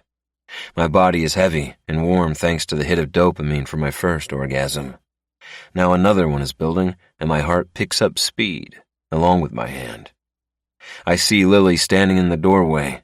I see her nightgown clinging to her curves. I let the dream take me away, not the memories, because the memories hurt. My lips fall open. I want her so bad. I want her here with me, naked and warm in my bed, doing all the things I dream about. My hand is a poor substitute, but damn, it feels good right now. I want to ride your cock. My balls contract, remembering how she slid her legs on either side of my hips before slowly easing her wet pussy onto me. I swallow hard and increase the speed of each hand stroke, my cock slippery with cum. I'm going to come again, and everything in my body is tensing in preparation. I want to feel you come inside me. I push my head back into my pillow, and my hand moves faster, gripping the thick shaft harder and rubbing against the head until I can't take it anymore. I push my head back further into my pillow. Lily. Her name falls from my lips as my second orgasm crashes through me. Hot spurts of thick cum shoot out of me in 3 powerful jerks, followed by 2 with less momentum. I watch them arc and then fall against my abs like thick, creamy raindrops. Dizzy and breathless, I gulp for air and stare up at the ceiling, holding on to the rapidly fading images of my dream and not wanting to let it go, not wanting to let her go. But like an apparition, it fades away, taking Lily with it, and all I'm left with is the sinking gloom that I felt every day since I last saw her. I close my eyes and fall toward the depression. But a sudden banging on my door pulls me back to reality. Grabbing the t-shirt I discarded when I fell into bed early this morning, I use it to clean myself and adjust my sweatpants as another round of banging hits my door. Dude, are you still alive in there? It's Merrick. You're missing church. It takes me a moment to work out what he's talking about. We don't usually hold church on a Saturday. Then I remember, tonight is the 4th of July, and tomorrow the club is holding the annual Ganaway Memorial Ride, and Jack wants to meet to make sure everything is in place. Oh, wait. What time is it? Checking the alarm clock on the bedside table, I am surprised to see it's almost lunchtime. Yeah, I'm coming, I mumble, chucking the t-shirt into the hamper across the room. Well, hurry the fuck up. Everyone is asking where you are, and I'm getting sick of telling them. I pull my eyes and mentally try to prepare myself for the task ahead. I need a shower. I know I should skip it and get my ass to church because Jack has zero tolerance for tardiness. But I don't think my brothers will appreciate the stink of body odor and cum. Reluctantly, I drag my ass to the bathroom and step under the warm spray, letting the water wash away the final vestiges of my dream. Pressing my hands against the wet tiles, I feel another piece of me accept that Lily is gone for good, and no amount of wet fucking dreams or jerking off is going to bring her back. Chapter 24. Doc. Needless to say, I'm late to church.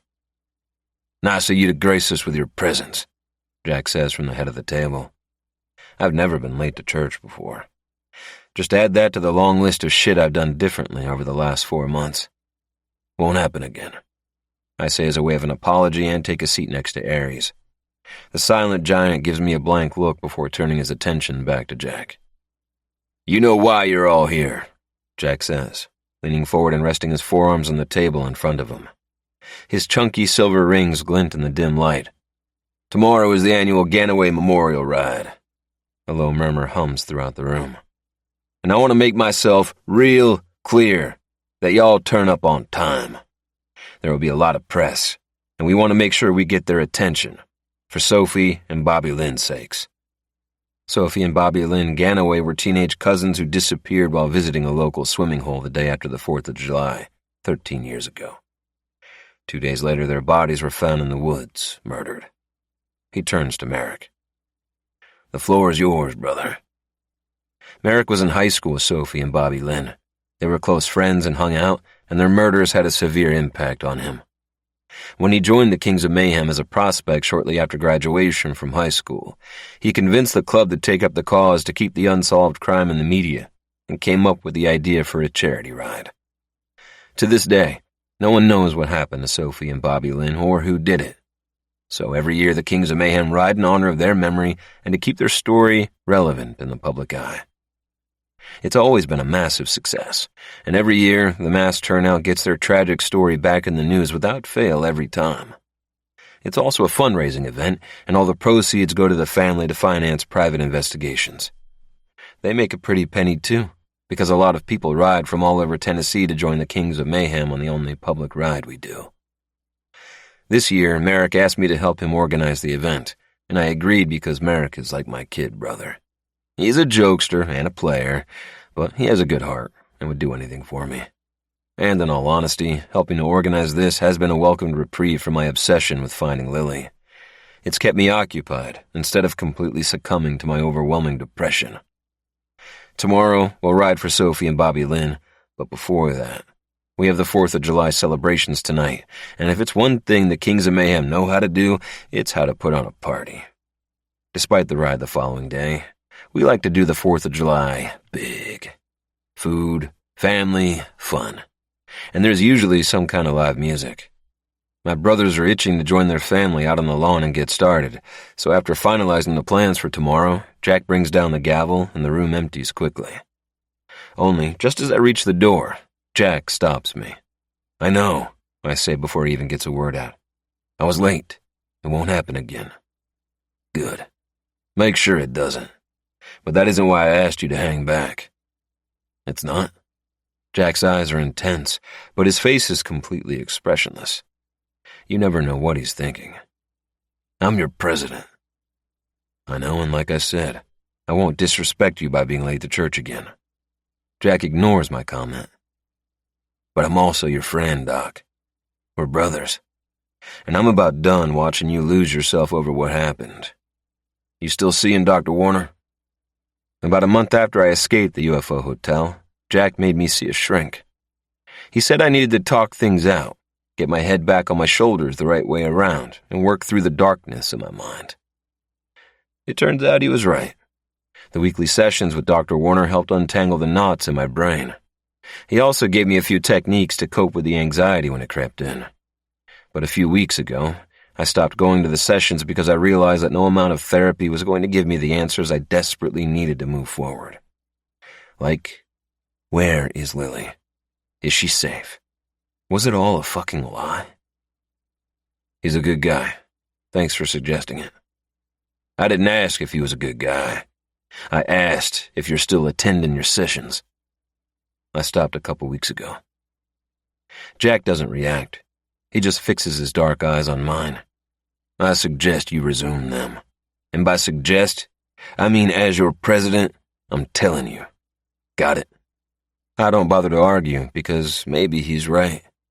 Instead, I nod, and it's enough to pacify him. Good. Now get out of here and join your brothers. When I turn my back to walk out the door, he stops me again. And Doc, it wouldn't hurt you to have a little fun today. Fun. I've forgotten what that even looks like. Outside, it's a perfect summer day. Blue skies, warm breezes, sunshine. The air is thick with the aroma of steaks and hamburger patties on the grill. Kids run around a playground Dakota Joe and Earl built for the club's little kings and queens, as old ladies set tables and walk in and out of the clubhouse carrying plates and bowls of bread, salads, and greens. While the band sets up on a temporary stage, loud music bleeds from the speakers. Tombstone Shadow by Creedence Clearwater Revival. Pulling on my sunglasses, I step out into the sunshine. It lives, Gould says from where he sits at one of the outdoor tables. I slide in across from him and Merrick. You pull a late one last night? Gould asks. He knows I did a medic run out to Coppertown yesterday, but doesn't know Dakota Joe and I were late coming home. Got in just after 4 this morning. You look like shit. Please stop with the romantic talk. You're making me blush. I glance around the lawn and see Munster's 6-year-old daughter pulling the 6'5" giant's long hair into glittery pink scrunchies. Last week at our strip club, Candytown, I watched him knock a drunk patron to the floor for groping one of the dancers' boobs and break his nose when the drunken fool kept trying to fight him. Today, he's in pigtails and wearing lip balm. You can't help but feel good when you see that shit. But when I turn my attention back to Gould and Merrick, I notice a look pass between them. What? Gould looks uncomfortable, but Merrick can't help himself. It's been 4 months, man, he says. 4 months of what? I ask defensively. Despite 2 fucking orgasms, I'm in a shit mood. Since you fucking smiled, asshole, Gould says. Merrick plays with a paper napkin. We get it. What happened with Lily fucking sucks, man, but you've got to put it behind you. We've all lost our head over some babe. She isn't just some babe jerk-off. No, she was Max fucking Stonecipher's daughter. I glare at Merrick. Like I need reminding. What you need is to get laid, Gould says. Merrick leans his thick forearms on the table. So we've organized a little surprise for you.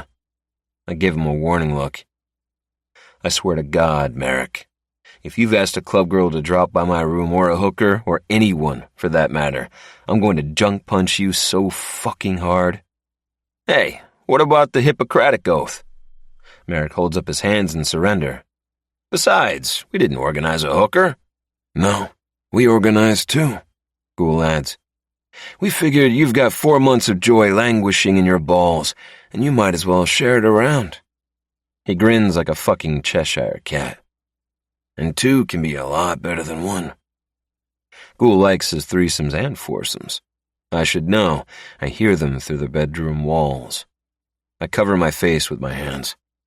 I have no intention of indulging in hookers or club girls or any random hookup for that matter. Since the UFO hotel, I might have lost my discipline with alcohol and healthy choices, but I haven't lost my mind.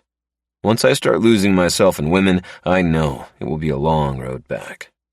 Besides, I know what the real thing feels like, and there isn't a good enough substitute on this earth.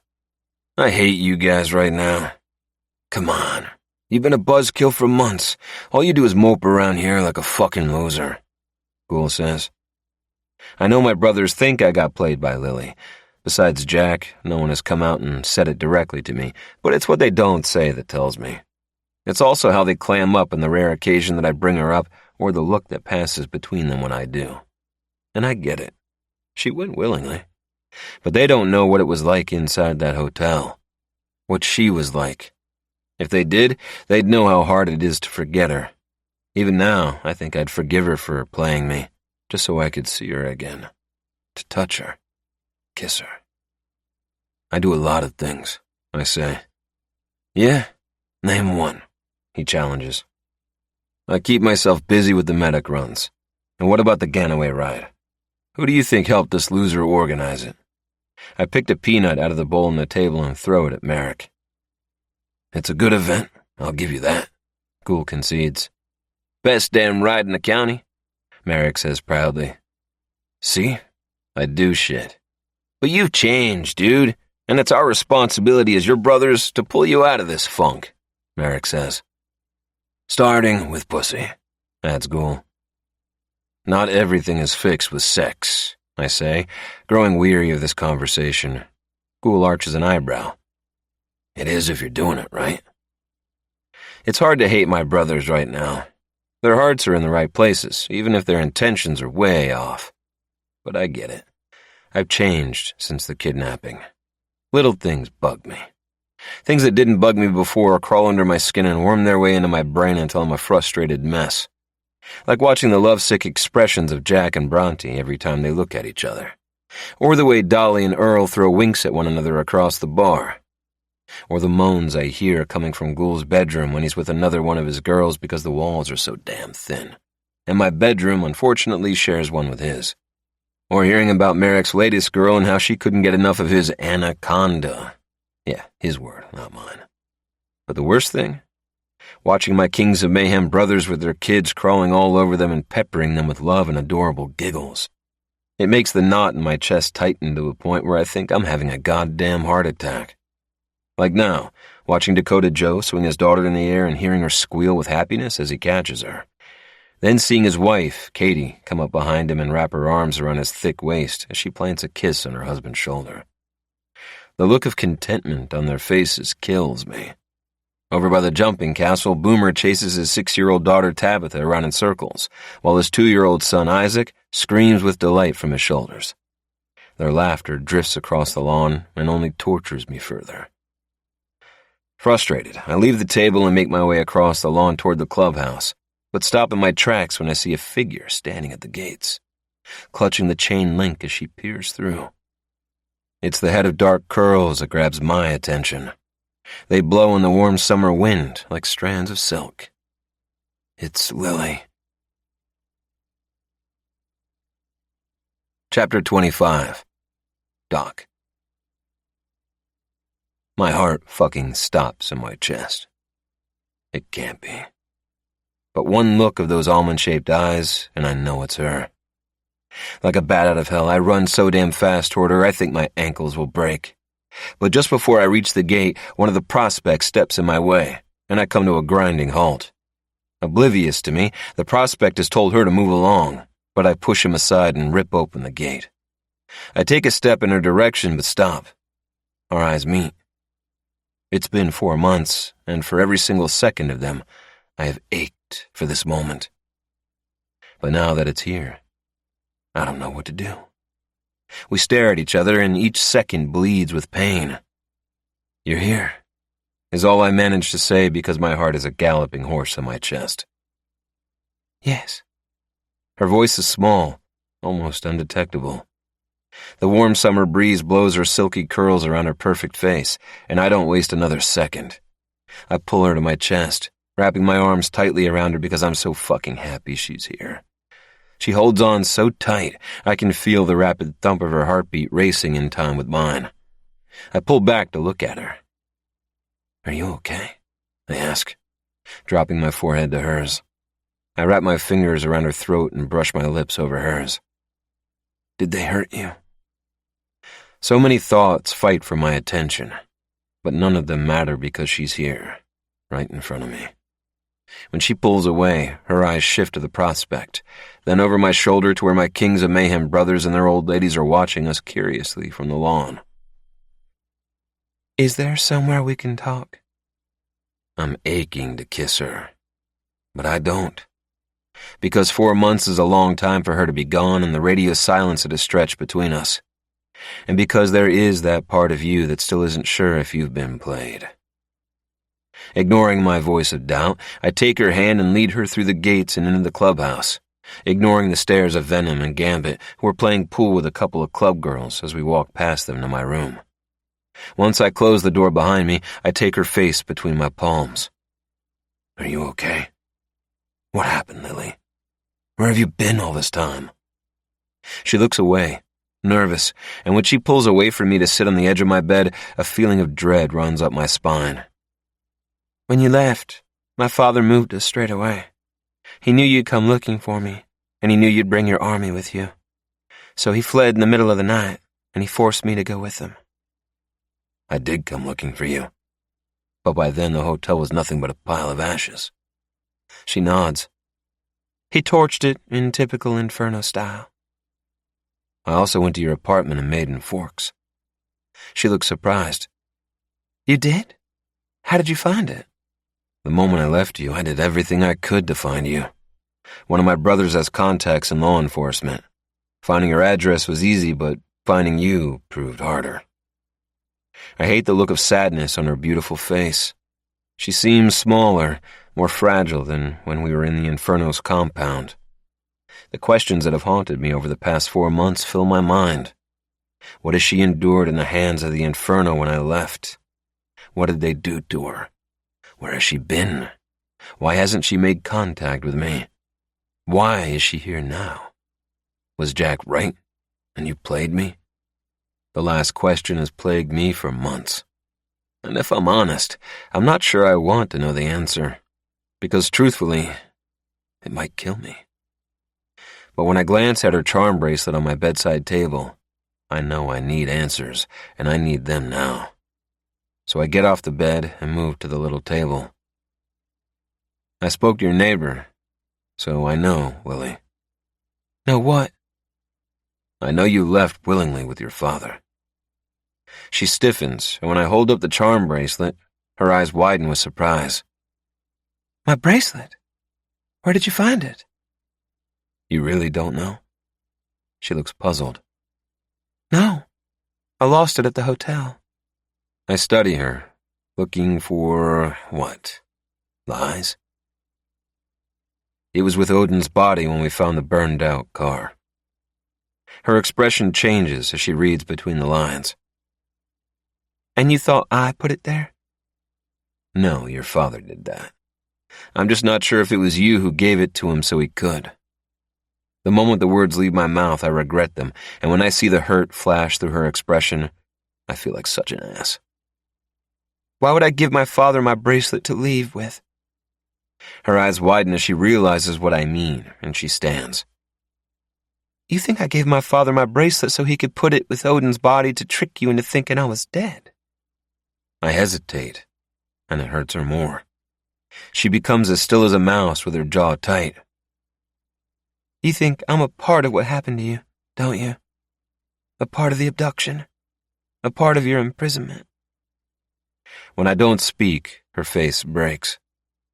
Answer the damn question. Do you think I was involved? You can't blame me for having questions. No, I don't. It's what you're not saying that hurts. I wasn't involved with you being brought to the hotel. My father manipulated me into helping Sunshine, and I didn't know about his plans to abduct you. You know all of this. Then why, Lily? Why did you stay?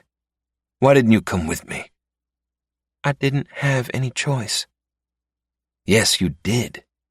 We could have left together. We both know it was better for you to leave without me. You know my knee would have slowed us down, and by me staying, I was able to cover your absence for hours before my father worked out you were gone. It gave you the time to find the phone box and get to safety. I don't tell her about the phone being vandalized, or about stumbling through the snow and wind for hours until Meg and Luther picked me up. But you went with them willingly afterward. Packed up your belongings, even had a chance to ask your neighbor for help, but you didn't. You spoke to my neighbor? I know you didn't ask her for help. Because I couldn't. Why, Lily? My voice has risen, and it's upsetting her, but I can't help it. I need to know the truth. I need to know if it was all a lie, and if what I feel for her is based on nothing more than that lie. She tries to turn away, but I take her by the arms, so she has to face me. All the chances you had to get away, but you didn't. I had no choice. You keep saying that, but you don't explain it to me. Because it's better if you don't know. My entire body tenses, forcing me to take a step back. What does that mean? It means I don't want to talk about it. We're arguing and it's not getting us anywhere. I take a deep breath and hold it in my lungs for a second before slowly releasing it. Was any of it real? I ask with a weird calmness. You? Me? What happened between us? Did any of it mean anything to you? How could you think it wasn't? Because you're the daughter of the man who abducted me, and given the chance to escape, you ran to him instead of running with me. I can't stand it anymore, and I reach for her wrists. Why did you choose him and not me? She glares at me. Fuck you, Doc. Fuck you and your suspicions. She shakes free of my grasp and heads for the door. Just as she yanks down on the handle, I come up behind her and push it shut, pinning her between me and the wood. For a moment, neither of us move, and the only sound is our rushed breathing. I have her caged because I know I can't bear her walking away, but it's me who's trapped. Her scent torments me, and the feel of her body so close to mine is torture. Her hair brushes my face, and I want to lose myself in its softness. Tell me it wasn't a lie. Tell me you didn't play me. I beg into the softness of her hair. My desperation weakens me. It makes my pulse rage and my heart pound violently against my chest, simply because I want to know the truth. But at the same time, I want to touch her. So bad. She turns to face me, and her breasts brush against my chest as she does. She looks up at me, her jaw set, her face tight, and her eyes are full of heat. I can't stand it. So I push her back against the door and slam my mouth to hers. I'm so worked up, I don't know how I'm feeling.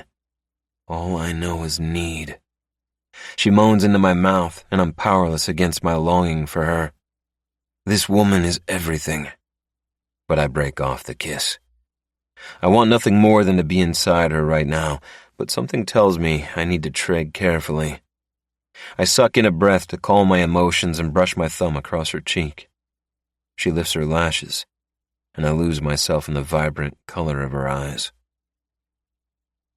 I know you have a lot of questions, but just for tonight, can we forget who we are and just enjoy being together? My need for her shimmers in the tight space between us. Please, you have to trust me, she pleads. My longing for her quickly drowns out the voices of doubt in my head. I can't help myself. I want to trust her. Just tell me you're okay. She gives me a gentle smile, and emotion crashes through my chest. I'd forgotten how beautiful it is. She nods, and a fierceness enters her eyes. I am now.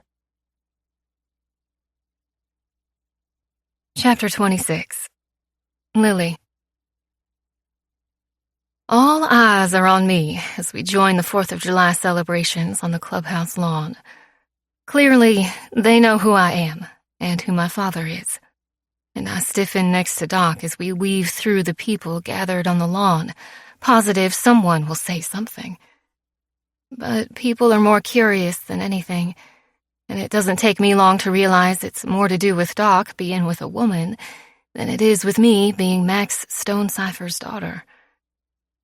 It's late afternoon, and the sun is lower in the sky, casting golden light across the grass where everyone is enjoying the celebrations.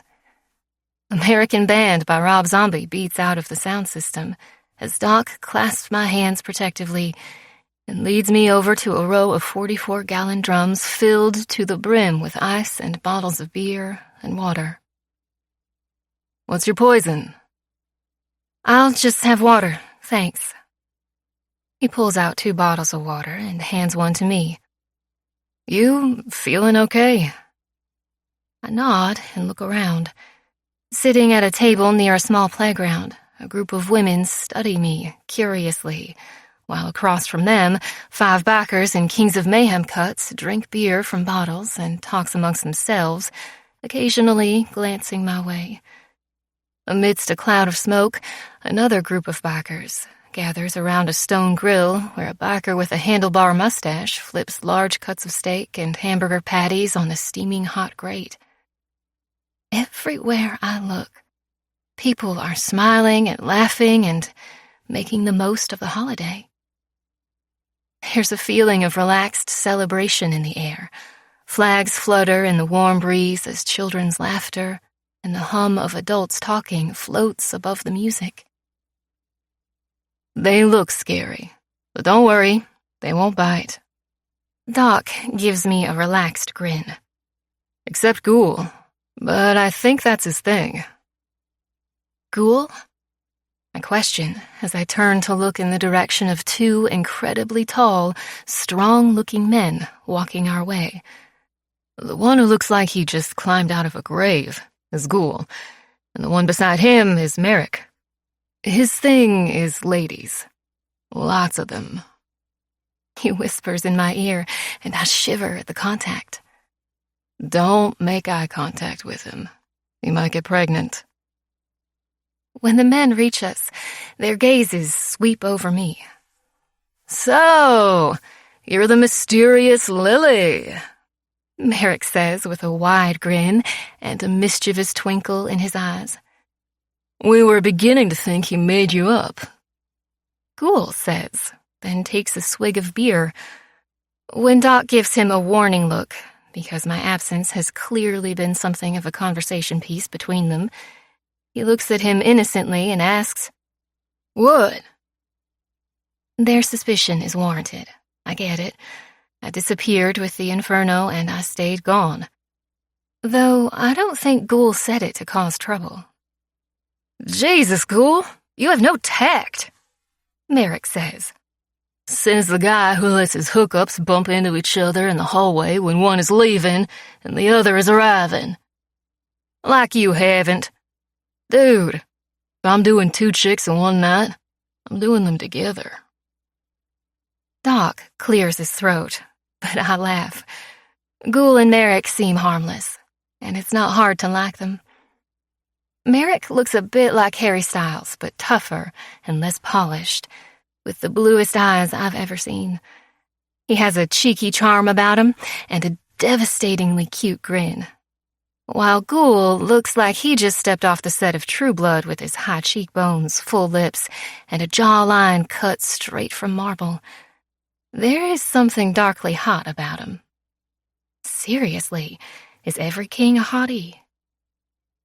When Merrick and Ghoul disappear inside for a game of pool, Doc leans over to a gorgeous long-haired man leaning up against a river stone fence. He's standing with a beautiful blonde girl with flowers in her hair and a baby in her arms, and they're laughing at something. As we approach, the man's smile fades, and the sparkle in his eyes disappears. Lily, this is Jack, his wife Bronte, and their son Rhett. Doc looks proud as he introduces me to his friends. This is Lily. It's awkward, and even though his expression doesn't give anything away, Jack is suspicious about me. Bronte, on the other hand, greets me warmly, and despite the baby in her arms, leans in and kisses me on the cheek. "I've heard so much about you," she says with a sunny smile. "All good, I hope," I say nervously. "It was interesting, to say the least," Jack says, completely void of any expression. His eyes are intense and sharp, and he's so guarded he could give Doc a run for his money in a poker face competition. His gaze shifts from me to Doc. "You and I need to talk." As if taking the cue from her husband, Bronte loops her free arm through mine and says, "Come on, let me introduce you to some of the ladies." She leads me away from Doc and Jack to join 2 ladies at the table nearest the clubhouse. Their names are Candy and Brandy, and they're club girls. But they're not like any club girls I've ever seen. In the Inferno, club girls hold the lowest echelon in the club hierarchy. They're there for one purpose and one purpose only, and that's to satisfy an Inferno member in exchange for shelter and meth. They're usually young and toothless with scraggy hair and bad personal hygiene. But these girls look like they have stepped off a Playboy shoot. They're sweet and kind and don't appear to have a mean bone in their bombshell bodies. Immediately, they embrace me like I've been here my entire life and chat with me while Jack keeps Doc caught in conversation. When Bronte disappears to put Rhett down for a nap, Candy and Brandy point out who is who in the club. Then the conversation turns to Doc. "That boy is smitten," Candy says, watching him over her beer. I say, I've never seen Doc look sideways at a girl. Brandy's glazed eyes sparkle as she talks. But honey, that boy can't keep his eyes off you. "You've never seen Doc with a girl?" I ask. I think back to the hotel when he told me about his non-existent sex life. Never, but I've seen a lot of girls try, Brandy replies. "And he turns every single one of them down," Candy adds. "He's a real mystery around here, but that only adds to his appeal, you know? He's the code everybody wants to crack." Brandy leans closer and lowers her voice. "Gambit says Doc is a born-again virgin or something like that. Said there's a story there, something about his past he just won't talk about." She leans back again. "But you know, that's pillow talk. I probably shouldn't have said anything." I raise my eyebrows, surprised because I thought she was a club girl.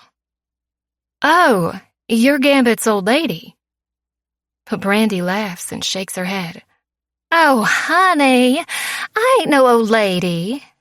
She winks at me. "I just like to suck his cock." Across the lawn, Jack still has Doc cornered, and they're talking animatedly. It looks heated. Obviously, they're talking about me, and it doesn't take a genius to work out Jack doesn't want me here. He doesn't trust me, and I don't blame him. My family is the enemy.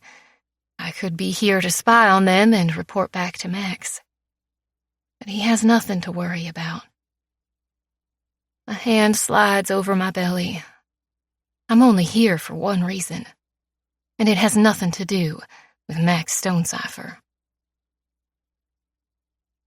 Doc. Are you fucking crazy? The fucking Inferno torched one of our farms 2 days ago, and now you've invited Max fucking Stonecipher's daughter into our clubhouse? You know it's not like that, Jack. She's not involved. How can you be so sure? She vanishes like a goddamn puff of smoke after they kidnap you, then suddenly she reappears after 4 months? Where has she been all this fucking time? If you both had something so goddamn special, Doc, why the hell didn't she come and find you? She had no choice. Max kept her imprisoned in their compound. And she miraculously escapes the day we hold our 4th of July celebrations. How fucking lucky. Wake up, Doc. She's trouble for us. The Inferno is going to make a big move soon. They're itching for battle. Torching the farms is only the start. We can't let our guard down, and having her here is one big fuck you to protecting ourselves. She can't stay. She stays, or I go with her. You don't even know her. I know enough. Those days I spent with her, I know her, Jack. I can't explain it to you without sounding like a fucking Hallmark card, but I trust her. You weren't there. You didn't see how she had my back. She saved my life. He lets out a rough breath, then shakes his head and finally says, Fine. She stays tonight. But this isn't the end of it. I'm not kidding when I say I'll go. I tell him. He needs to know just how far I'm willing to go to protect Lily. And I won't have you hold that over me, Doc. your family, you're a king. But the club and everyone in it comes before her and your feelings for her. Have I ever let you down? You have to trust me on this. That's the only reason she's still sitting in the middle of our goddamn clubhouse party. His jaw ticks as he thinks. Don't let her out of your sight. Without another word, he walks away angry, but I shake it off. This afternoon, my life flipped on its ass again when my prayers were answered and Lily showed up. I'm not going to let Jack's reaction dampen my happiness. Not tonight, anyway. Tomorrow I'll face the music. But tonight, it's all about her. I cross the lawn to where she's sitting with the Fenway cousins. Taking her hand, I help her to her feet. "Where are we going?" she asks with a smile. Creep by Radiohead is playing, and it's a perfect opportunity to hold Lily in my arms again without it being weird or like I'm rushing her. I lead her over to the parking lot where some of my Kings of Mayhem brothers are slow dancing with their old ladies. My hands go to her waist, and when I pull her against me, she smiles up at me and winds her arms around my neck.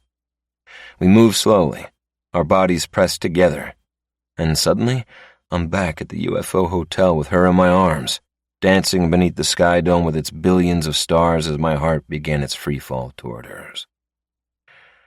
I'm so lost in her, I don't even notice when the song ends and the fireworks begin. They dance across the night sky in bursts of bright color, and around me, my Kings of Mayhem family celebrate the explosions of light with cheers and wolf whistles.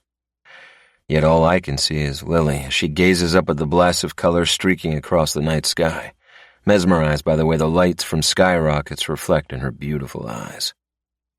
Intimately, I reach for her face. She turns her head to look at me, and I know at this moment I've fallen in love with her.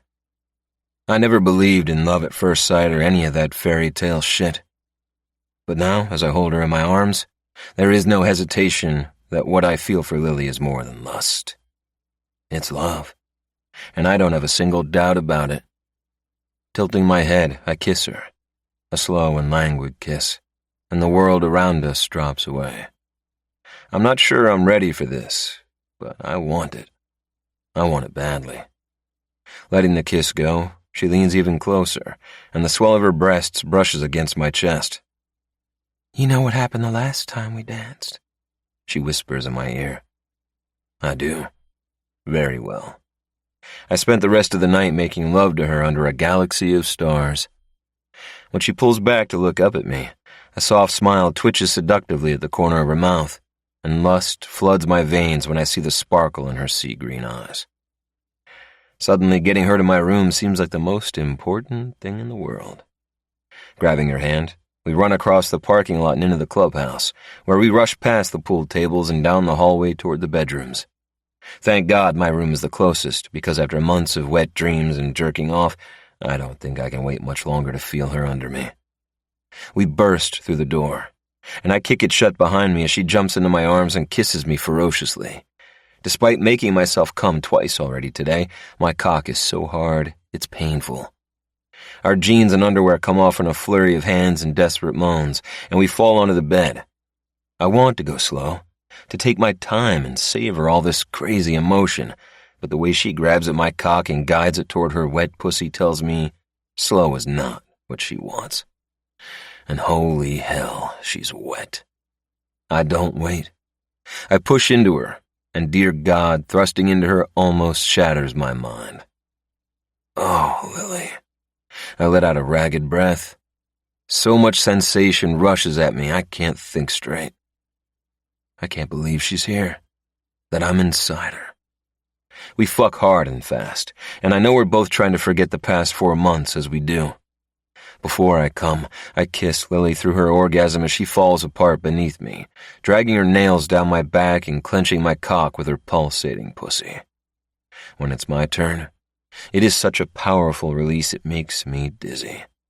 I grip the sheet beneath her and ride out the pleasure, my heart galloping like a racehorse as I disappear into a haze of bliss. Gasping for breath, I fall beside her on the bed and drag her into my arms, pressing a kiss to her temple. I'm panting and warm, and so fucking delirious with happiness, that the girl of my dreams has come back to me. Chapter 27. Lily. I wake up to the soft touch of Doc's fingers brushing across my skin, and his breath coming in soft, restless bursts against the back of my neck. Whispering fingertips lead a trail down my body to my hip and across my belly. I sigh beneath his touch, feeling achy between my thighs.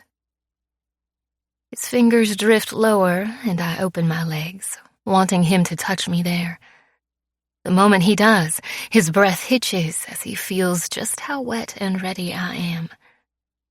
After a night of lovemaking and barely 2 hours of sleep, neither of us are spent. His finger dips in and out of me. Then he finds my clit and teases it before dipping inside me again. With a ragged sigh, I reach down and press his hand harder against me, my hips rocking slightly to create the perfect friction between his palm and me. I sink my teeth into my lower lip and moan because his touch is exquisite.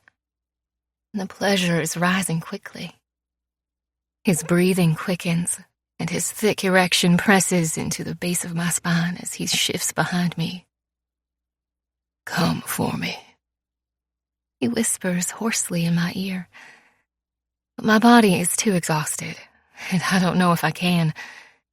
I get close, but just as I'm about to fall, fatigue chases the cresting wave away. "I can't," I groan breathlessly. But Doc knows better. "I can feel your body responding to my touch, Lily. See how wet you are for me?" His fingers dip into me again. They're coated with my wetness, and I can hear the gentle suck of my body as they slide in and out of me. It's arousing, a turn on. But the friction is not enough. I need more fullness. "Please, let me come on your cock," I beg. He presses his mouth to my ear. "Come for me, and then I'll give you what you want." "I can't." "You can." His breath is hot against my neck. "Give in to it, baby, because I want nothing more than to slide in nice and deep." His fingers continue to torture me, rubbing my clit in maddening circles and building the tension with delicious pleasure. A cry leaves my parted lips. "Please." Sensing I'm close, his words are husky. "When I slide into that warm pussy of yours, I'm going to come hard inside of you. Are you ready for that, Lily? Are you ready for me to fill you with my cum?" The rough gravel of his voice sends me over the edge, and I come against his hand, my neck and back arching as pulsating waves of pleasure sweep through me from head to toe. I shudder and shake with rapture, crying out as it consumes me mercilessly. Doc groans desperately against the nape of my neck. "You're so beautiful when you come." He rises on his knees, his magnificent cock jutting up toward his belly, and his heated eyes bearing down on me. "So fucking beautiful." Flipping me onto my back, he yanks my legs open, and I gasp at the look of rampant lust on his face. He takes his cock in his hand and gives it a few teasing pumps. "Is this what you want?" Watching him slide his palm up and down the length of it makes me throb with need, and I lick my lips in anticipation. I widen my legs, and his eyes turn molten when he looks down. "Fuck, Lily. You're so fucking perfect." He presses the slippery crown to my entrance. "I've never wanted anyone as much as I want you." Releasing a deep, guttural moan, he pushes into me with a slow, hard thrust, making me feel every thick inch as it surges deeper into my body. He closes his eyes and groans, "Fuck, Lily." I shift beneath him, and he sinks further into me. "You feel too fucking good. I fucking love being inside you." With heavy eyelids, I watch the deep grooves of his stomach muscles flex and clench as he thrusts into me with long, strong strokes. His brows pull together, and even though I already know, I realize just how beautiful this man is. With a shudder, he lets go, and I feel the powerful spasm of his cock as he releases inside of me. Then he collapses against my chest and sinks his face into the warmth of my neck. We remain unmoving and in complete silence until our hearts even out and our breathing resumes its normal rhythm. I feel deliriously happy and entirely fucked. My limbs sink heavily into the mattress as I drift toward sleep, listening to his gentle breaths falling against my warm skin. It's the rumble of motorcycles that pulls me out of my post-orgasm delirium. It is like an approaching tsunami rolling toward the clubhouse. I feel Doc's lips curve into a smile against my shoulder as he floats back to earth. "Damn, they're early." "Who?" "The boys from Mississippi." He pushes up on his big arms, a sleepy smile sweeping through his expression as he looks down at me. "They're here for the charity ride." "Charity ride?" He pulls out of my body to lie on the bed beside me, wrapping me in his strong arms as he tells me about Sophie and Bobby Lynn Ganaway. I'm a year younger than them, but I've never heard their story until now. Max didn't allow news of any kind into the Inferno compound. He controlled everything that went in and out of there, and believed the outside world poisoned the mind. "We ride out at lunchtime, and Bull has brought a few of our Mississippi brothers along for it." He climbs out of bed, and my skin immediately pebbles at the loss of his body heat. "They'll be bringing their old ladies, too," he adds. "A ride sounds like fun," I say. Nestling my head into the pillow, I watch him walk across the room and soak in his muscular body as he dresses. He's covered in ink and thick layers of muscle, and as he pulls on his tight underwear, his semi-hard cock sways heavily between his thighs. Once he's put on his jeans, he straightens and gives me a big smile that sends a bundle of tingles straight to my clit. "Ready to meet some more of my brothers?" The Mississippi chapter walks into the clubhouse, bringing buzzing energy with them. I watch over Doc's shoulder as 5 men and 3 women greet their fellow Kings of Mayhem family with all the bravado and teasing you would expect from a close group. The tallest is their president. He's wearing dark sunglasses, and there's something otherworldly about his good looks. When Doc introduces me, he removes his glasses, and I feel my mouth open in surprise when I see his unholy blue eyes. It's like they're magical, and he can see right through me. He smiles, but it is guarded, and I have no doubt Jack has told Bull all about me and who my father is. Beside him is Ruger, who I learn is the sergeant-at-arms for the Mississippi chapter. He has intense green eyes and a slight frown on his face, like he's always thinking and watching, and I get the feeling not a lot gets past him. The other 3 men all share the same dark hair, bright blue eyes, and dimples. And they're all hot as hell.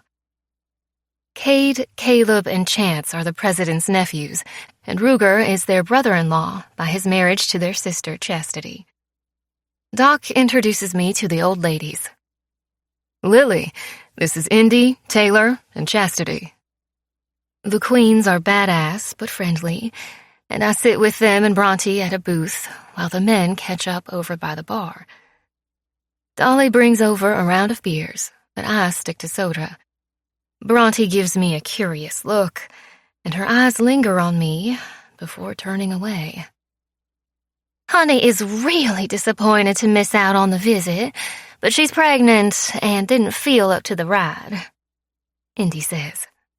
She's pregnant again? Bronte asks. How many is that? We've lost count, all three queens say in unison. My brother and his wife want a big family, Chastity explains. What she means to say is they fuck like rabbits and have hundreds of kids to show for it, Indy says. Chastity screws up her nose. Ew, please. I don't need to think of my brother and his wife that way.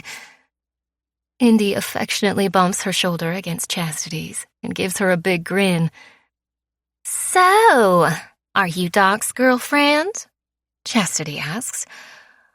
Oh, no, we're just friends. I mean, it's just, there's been no time to talk. I'm stuttering because I don't know what we are. It's been 4 months since I pushed him out the door of the UFO hotel, and a lot has happened between then and now. It's not like we've really talked about it yet.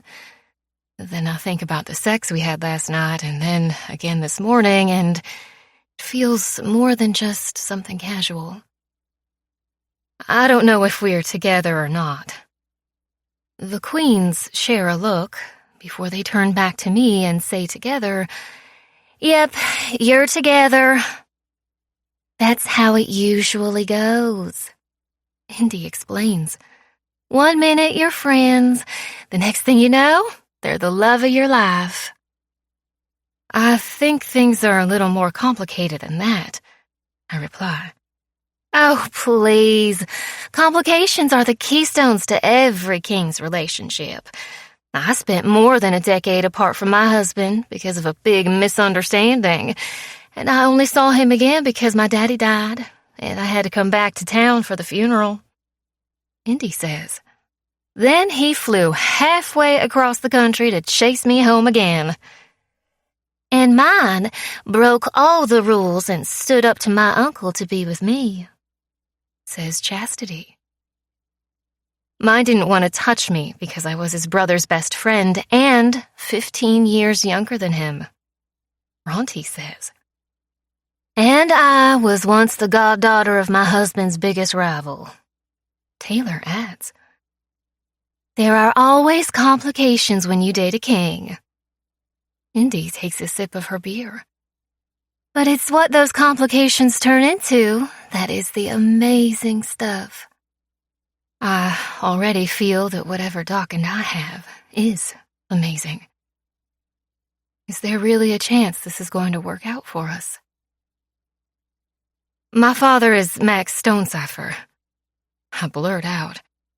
I wait for the reaction, for the hardened expressions or the sudden shift in attitude toward me, but none of it happens.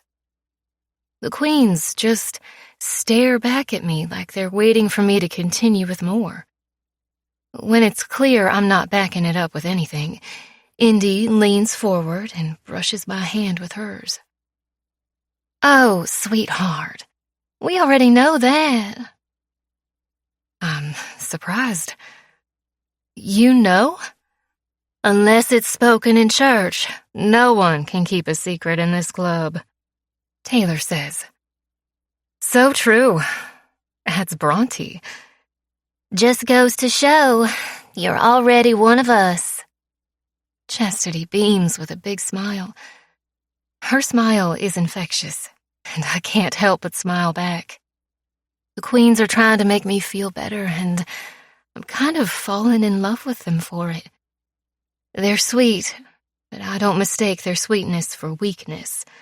Behind their smiles, these women are badass. The arrival of another bike distracts us, and we all turn to watch an elderly lady with wild red hair walk into the clubhouse, with an elderly biker trailing in closely behind her. She's wearing an old flying helmet and pilot glasses against her forehead, and is a bright splash of color against the dark clubhouse. All faces light up when she walks in. "Grandma Sybil," Jack says with surprise as he embraces the old lady. When they break off their hug, she gives him a wink. "You get better looking every time I see you, Jack Dillinger. Boy, if only I were 40 years younger, you'd be in trouble." "If you were 40 years younger, you'd still be old enough to be his grandmother," the man walking behind her says. He shakes hands with Jack. Apparently, his name is Jury, and he is Sybil's boyfriend. I watch as the rest of the kings greet her affectionately. The prospect looks at her in awe. "You rode all the way from Mississippi?" "Well, I didn't fly, sonny boy. Now grab my bags out of the sidecar, will you? We've been riding for hours, and I need to walk off these wrinkles in my ankles." Indy fills me in. Grandma Sybil is the original first lady of the club. She was married to Hutch Calley, who founded the Kings of Mayhem back in the 60s. She and Jury have been coming on this ride since it started a few years back. Don't let her age fool you. She has the energy of a 20-year-old and is as sharp as a thumbtack. And don't let her talk you into a game of poker because she'll kick your ass. Taylor adds. Chastity laughs. And she'll take all your money without a bat of those false eyelashes. She took me for $50 the last time we played, and I'm her granddaughter. Grandma Sybil eyes us from across the room and quickly comes over. Immediately, her gaze seeks me out. I'm an unexpected face, and it's piqued her interest. "Well, now, aren't you a beauty?" she says, her sharp eyes searching my face. "You know, you look like my best friend in high school. She had curls just like yours. What's your name, sweetheart?" "Tiger Lily, but everyone calls me just Lily." "Okay, just Lily. Scoot over, and let's get straight to it. Are you a spy?" Chapter 28. Doc. A spy? I look at Lily's smiling face. We're in my bedroom getting dressed for the ride. She really asked you that? I have a feeling it's no surprise. Grandma Sybil doesn't strike me as the type to waste time with small talk. That is true. She's cool. I like her. She's the original First Lady. So I hear. Lily pushes her hands through her curls and gives them a shake. She's intimidating, but I can't help but love her. Something tells me not a lot gets past her. You're right. By the end of this ride, she'll know your star sign, social security number, and bank account details. And before you know it, you'll be promising to send her a Christmas present come December. Let me guess. You already know the perfume she wears is Chanel No. 5. We both say in unison. I laugh. See? She's crafty, shrewd, and utterly untamable, but there is no one else like her on the planet, and we all love her for it. I can see why. Lily sits in the bed to put on her boots. I'm looking forward to getting to know her better. When she says things like that, it makes me think she plans to stick around, and hope erupts in my heart. Since she turned up yesterday, I've felt an unease that I'll wake up and to find her gone, and damn if it doesn't scare the fuck out of me. We haven't discussed what's happening between us. Hell, we can't seem to keep our hands off one another long enough to talk, but for now, that's okay. She's asked for time, and I'm going to give it to her. I don't want to scare her off with demands. Besides, she knows we're going to have to talk about things eventually. I pull her to me and plant a kiss on her mouth. You ready to ride? She slides her arms around my waist, and I love the way she melts against me. Baby, I was born ready. Outside, we join my brothers and their old ladies in the parking lot, and there's a real buzz in the warm summer air as we get ready to roll out. Climbing on my bike, I guide Lily behind me and feel a wash of contentment slide through me when she wraps her arms around my waist. With a roar, we leave the clubhouse behind us, and Jack leads the way into town. The designated meetup area is at our local church, where Dolly and TJ have decorated the parking lot with banners of Sophie and Bobby Lynn, asking in big letters, "Do you know what happened?" This year, it's the biggest turnout yet. More than 200 riders have turned up, and Main Street is abuzz with television cameras and media people all broadcasting the event nationwide. It's good news. It means Sophie and Bobby Lynn's story will again be in the forefront of people's minds, and who knows? Maybe this year it'll jog someone's memory about that day. While it was Jack who led the ride into town, it's Bull who leads the ride out of town. He's the king of kings, and Jack will ride beside him, giving way to him when the road demands it. Taking off, I feel the spark of excitement to my core. There's no sound like the rumble of 227 motorcycles making their way down a winding mountain road. The bark of Harley engines echoes through the tall trees and disappears into the afternoon sunlight as we ride along the broad, sweeping roads, cutting into the mountainside and through the small, picturesque towns dotting the way. Settling in for the ride, I'm overcome with peace.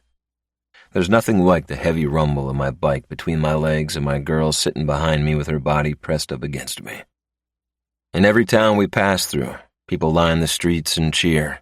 And when we reach Sophie and Bobby Lynn's hometown of Gideon Row, people wave banners with the girls' faces on them and clap as the steady stream of bikers passes by.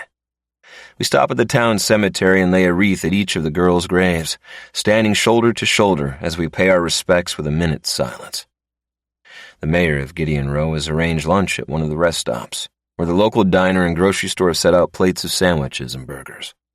While Lily uses the restroom, I finish off a sandwich at one of the lookouts and take in the sweeping view of Big Snake Creek below. I'm leaning against the railing when a hand clamps onto my shoulder.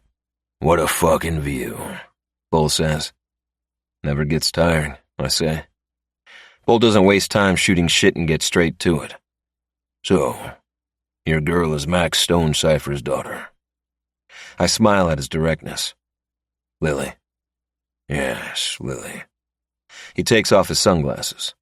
His eyes are legendary, like lightning caught in blue glass. His irises are bright and iridescent, giving him an unholy, demonic look. "Jack hasn't said much about her." But I'm sure he said enough. He did. He nods in agreement. My immediate response is to defend Lily. She left the Inferno years ago. Max forced her to the hotel just like he forced me. I heard. She wasn't involved with my abduction. I heard that, too. Bull doesn't say a lot, and he's not one for bravado or exaggerations. It's what he doesn't say that unnerves people. But you have concerns. I'm the president of a motorcycle club. I always have concerns. His brow furrows. Your girl, she has the potential to hurt this club, and it's my responsibility to make sure she doesn't. She's no threat. His smile isn't warm and not meant for comfort. And that's where you're wrong. Every old lady has the potential to be a threat. She could be a force to be reckoned with, cause unimaginable chaos, even take down a club if she's got the right kind of crazy. That's not Lily. Maybe not, but how well do you know her? I know her enough to know she's not here to cause trouble for the club. Don't underestimate Max Stonecipher's desire for dramatics. Getting his daughter to seduce a club member and work her poison from the inner sanctum of the club isn't far off his radar. I know what Max is capable of. I spent 3 days in a fucking abandoned hotel with the asshole. Then you know it isn't unfathomable that he'd send his daughter in to do some of his dirty work. No, not unfathomable. If he could get away with it, he would do it. I give him a pointed look. But that's not the case here.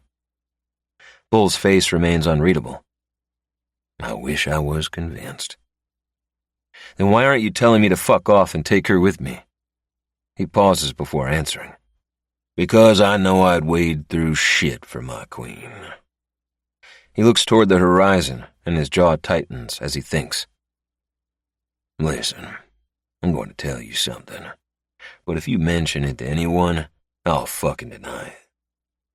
His unholy eyes shift from the view to me. Truth is, I've been where you are, so I get it. And if I'm real honest, it's the one thing stopping me from sending both your asses away until we get that psychotic fuck under control. He exhales roughly. It's the kind of coarse breath a man takes when he's remembering his past. A few summers back, I spent a few days on the road to clear my head. I came out here and spent time riding through these mountains. I remember you stayed a couple of nights at the clubhouse. At the time, there was no reason for your visit, and Jack never offered an explanation. I had just found out the woman I was in love with was the goddaughter of my biggest rival and wasn't in my life for the reasons I thought she was. When I found out, it was too late. I was already balls deep in, heart and all. But the lie shook me, wormed its venom in my head, confused the fuck out of me. So I came here. He shakes his head as if he still can't believe it. After 2 decades of avoiding any commitment following my wife's death, it turns out the first woman to turn my head was the one goddamn woman I should run from. It weighed fucking heavy on me. I had the club to think about, and I had my responsibilities as president to consider. But I couldn't let her go. I didn't want to let her go. Hell, I would have walked through hell and back again just to be with her. But the club is my life, my family. One had to come before the other. So, what did you do? Figured I could trust my gut or listen to my head. And what were they telling you? My gut said to get my ass back to Destiny before I lost her. And your head? It told me to fucking run. The fierceness in his face softens for the briefest moment.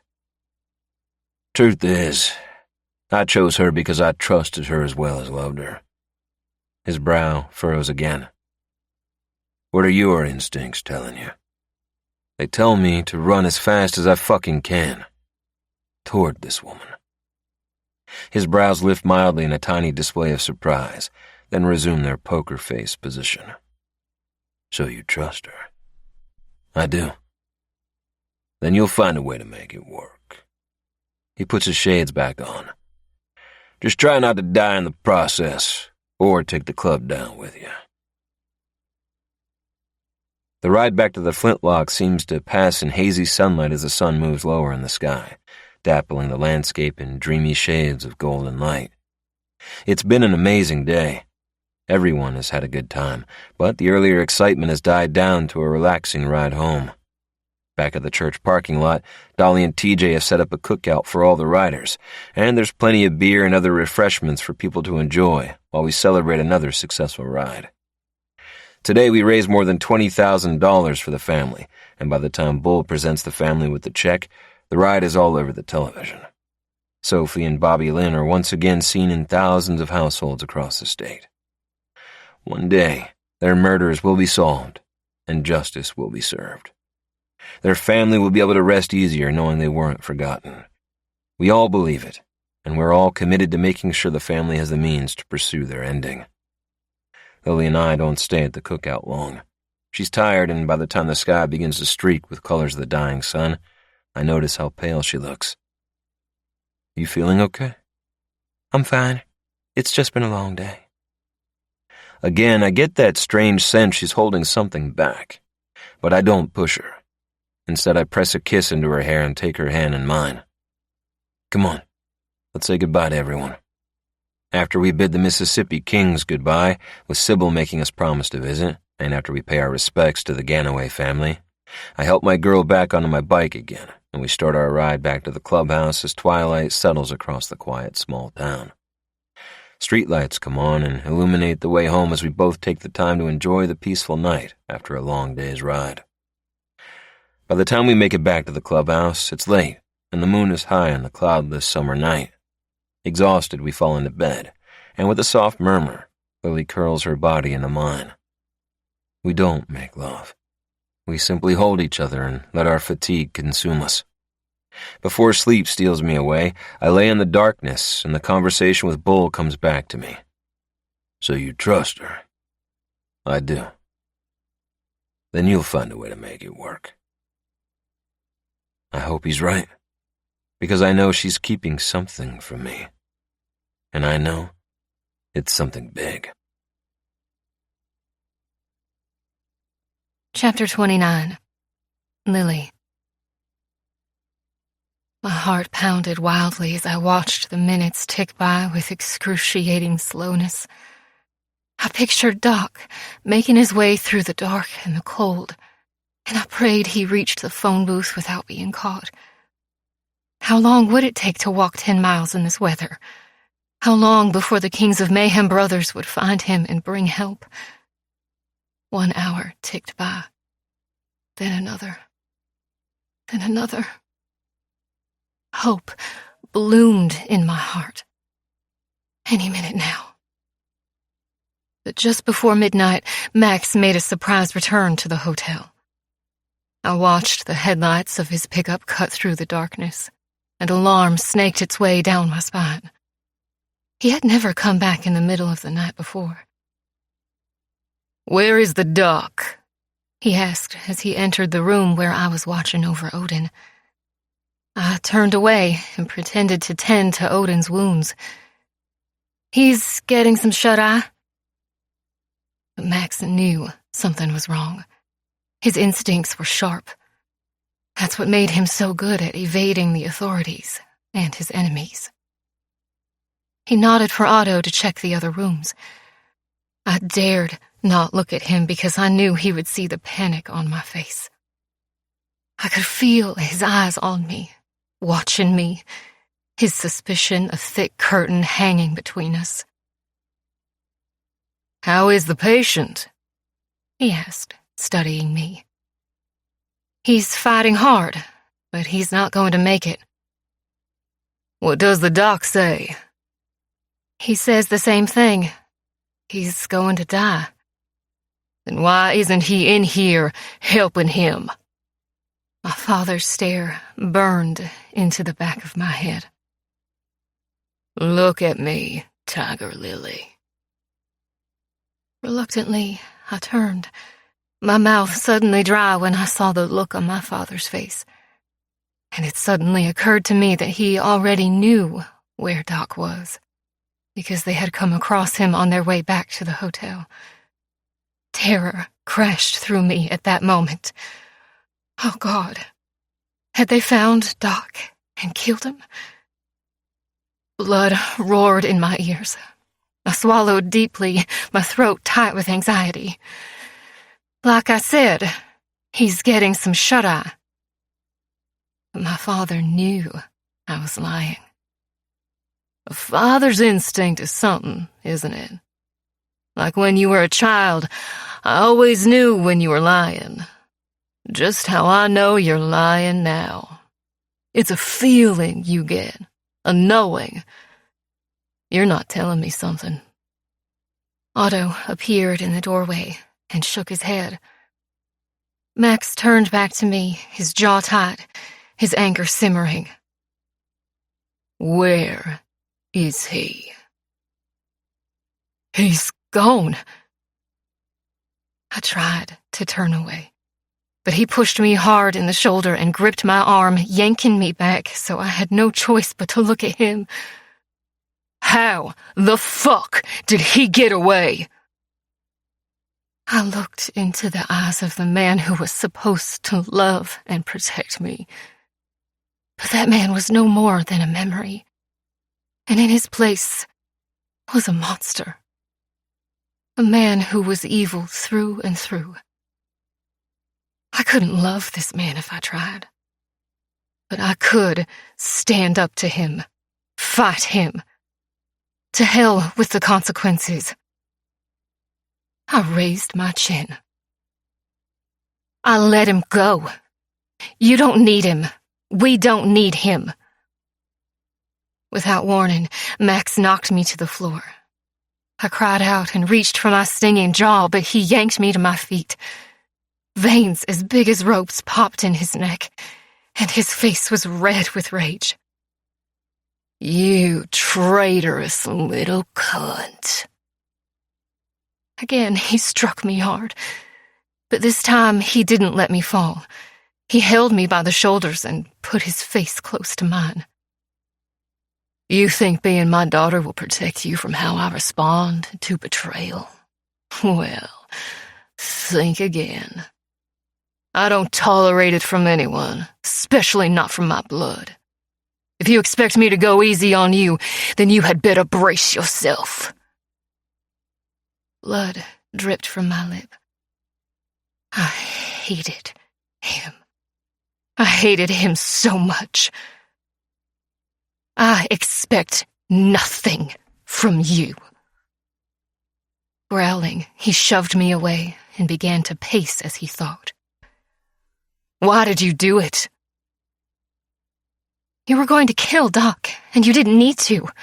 We've tried to keep Odin alive. We've done everything you asked us to do, and it still wasn't enough." He stared at me with wild eyes. This man here, he is why you betrayed me?" Without a word, he reached for the firearm on his hip and shot Odin in the head. Air rushed from my lungs. "No!" As if shooting Odin was nothing, my father walked toward me and pressed his gun under my chin. "Give me one reason not to do the same thing to you." This close, I could see the madness gleaming in his eyes. This man really was a psychopath. Tears welled in my eyes, but I said nothing and refused to cry. He wasn't going to get anything from me. Frustrated, Max released me and turned away to contemplate his next move, while Otto glared at me from the doorway. "We leave tonight." He looked at Otto. "This hotel is compromised. That motherfucker will be back. And you can be sure he'll bring his army of king fuckers with him. Gather the men. We evacuate immediately." He swung back to me. I thought of Doc and prayed he would get here soon. But he didn't. And my father hadn't even begun to punish me yet. With a fright, I wake, and it takes me a moment to remember where I am. I'm cocooned in Doc's muscular arms and engulfed in the warmth of his body wrapped around me. I close my eyes and breathe him in. His scent is warm and comforting, and I wait for the anxiety to pass. Needing to pee, I slip quietly from the bed and disappear into the bathroom, where I take care of business. Afterward, I gulp down a glass of water from the tap and splash cold water on my face. Staring at my reflection, my eyes drift to my stomach, and I lift the hem of my t-shirt to glide my hand over the slight swell forming there. 2 months ago, my complicated life grew even more complicated. With one pea on a stick, everything changed. I'm pregnant. 2 pink lines confirmed it. Up until last week, it was easy to hide, but one night my stomach seemed to pop out during my sleep. And when I got up in the morning, I knew I wouldn't be able to hide it from Max or the rest of the Inferno much longer. My only choice was to flee the Inferno's compound. That was 6 days ago. At first, I hid in a motel a few miles out of Flintlock, trying to work out my next move. I wasn't sure if I should tell Doc, or if I should climb aboard the next Greyhound out of town and start over in a new place as far away from the Inferno as possible. Yet, I couldn't stop thinking about the man with the beautiful eyes and charming dimples. I couldn't stop thinking about my time with him in the UFO hotel and what that resulted in. My hand goes to my stomach again. Tomorrow, I'm going to tell Doc about the baby. I just don't know how to tell him baby might not be his. Chapter 30. Doc. I wake up to the delicious sensation of Lily's warm, luscious mouth on my cock, and I groan as I float toward consciousness. Her tongue swirls around the engorged head on its way down my shaft. I lick my lips and tangle my hands in her hair, wondering what I did to deserve this angel in my bed giving me a blowjob as a wake-up call. Last night was the best night of my life.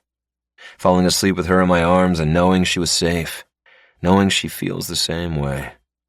I don't think I've ever slept as well in my life. Now, waking up to this, somewhere along the way, I made God happy, and this is my reward. Lily's tongue finds the sensitive head of my cock, and I shiver at the pleasure, biting down on my lip and weaving my fingers through her hair. Christ, she gives good head. I pull on her hair. I'm seconds from losing it. Baby, don't stop. I beg when she pulls her mouth away so she can shift position.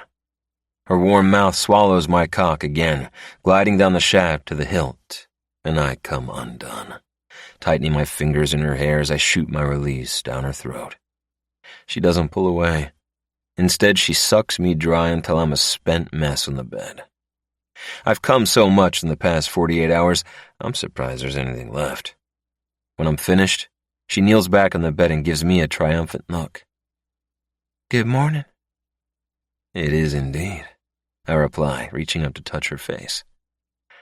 I think I've found my new favorite way to wake up. She grins. Happy to oblige. Sitting back on her knees, she looks adorable and sexy as fuck at the same time. I'm so fucking happy.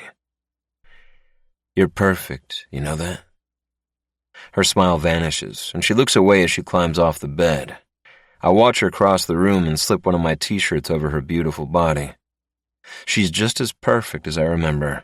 Her body, her hair, her beautiful face. Although my memory of her didn't do her justice. I'd forgotten the incredible softness of her skin, the creamy fullness of her breasts, and the round curve of her belly. I remember tracing the grooves of her stomach muscles with my tongue, but now it's softer, more feminine, perfect. Still, something is off. Something she's not telling me. Her lack of eye contact and the expression on her face as she pulls a pair of panties from her bag and slips them on says it all. I sit up. Hey, is everything okay? Lily swallows thickly as she walks back to bed and climbs on. She takes my hand. I thought about you a lot when you were gone. Foreboding tingles in the pit of my stomach. I did too. In fact, you were all I thought about. But I can tell there's something on your mind, and for some reason you're afraid to tell me what it is. I squeeze her hand. Whatever it is, Lily, you can talk to me. I know, and I'm ready. I just don't know how— Sudden voices out in the hallway cut her off. There's commotion in the clubhouse. Hold that thought. I jump off the bed and quickly pull on a pair of jeans.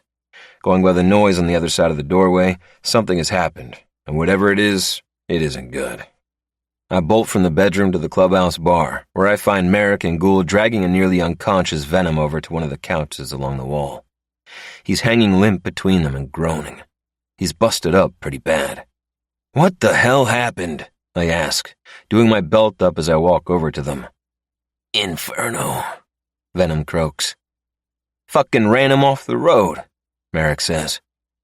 3 of them, Gould adds. You were with him? I ask Merrick. No, we were outside when he rode in and collapsed in the parking lot, Merrick explains. I was coming from Heidi's. He pauses to catch his breath.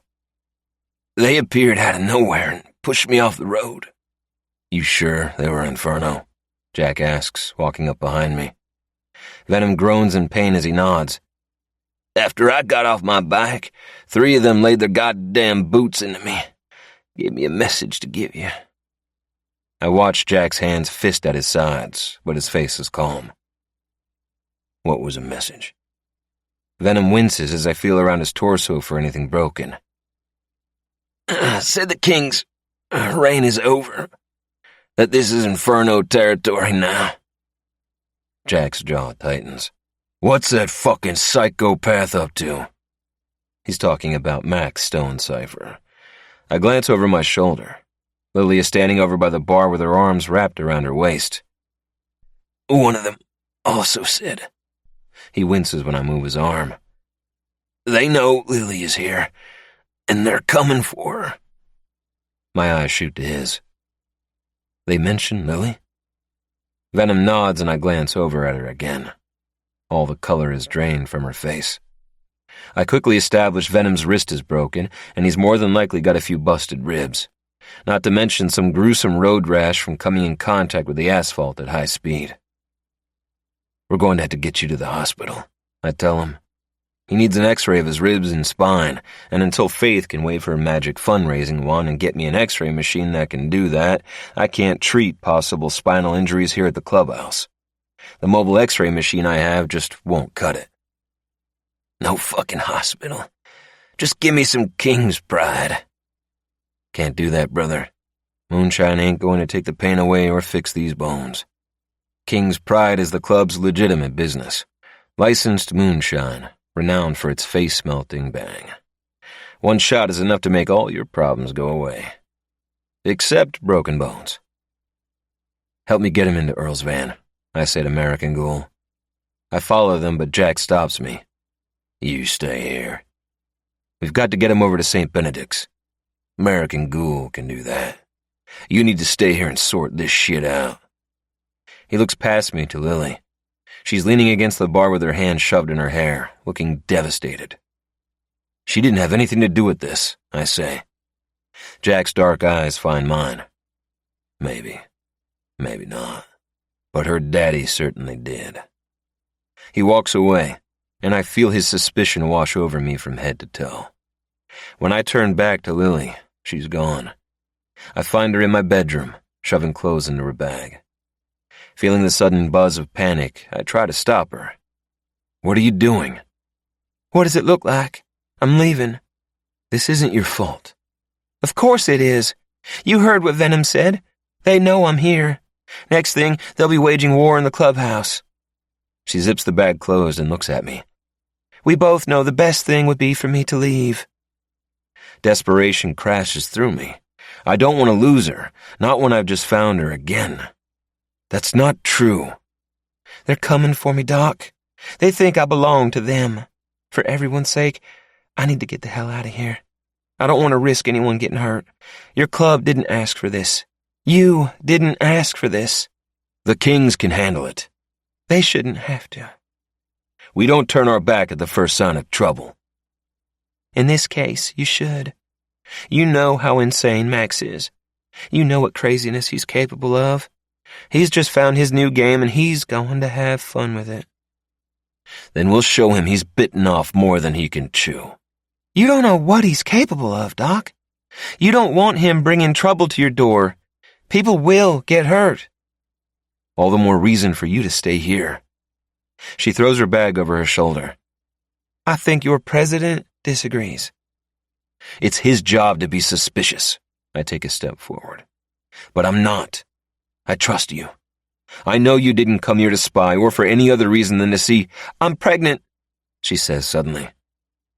I stop and stare at her as the P word reverberates around the room like a pinball. I need a minute for my mouth and brain to reconnect before I can talk. Pregnant, I finally say. She swallows hard. Yes. How long? About 17 weeks. My brain races to do the math. 17 weeks ago, we were captives in the UFO hotel. 17 weeks ago, I made love to her under a glass-domed roof and up against the wall in the kitchen. It's my baby. When she turns her back to me and places her bag on the dresser, a tingle takes up the base of my spine. Something tells me I'm about to have my world tipped upside down for the second time in 2 days. Turning to face me, Her face is ashen. I think you'd better sit down, she says. There's something I need to tell you, and you're not going to like it. Chapter 31. Lily. I didn't want to tell him like this, but he needs to know. Even if it's something he doesn't want to hear, even if it's something that means me walking out the door. The truth of it is, I don't want to leave.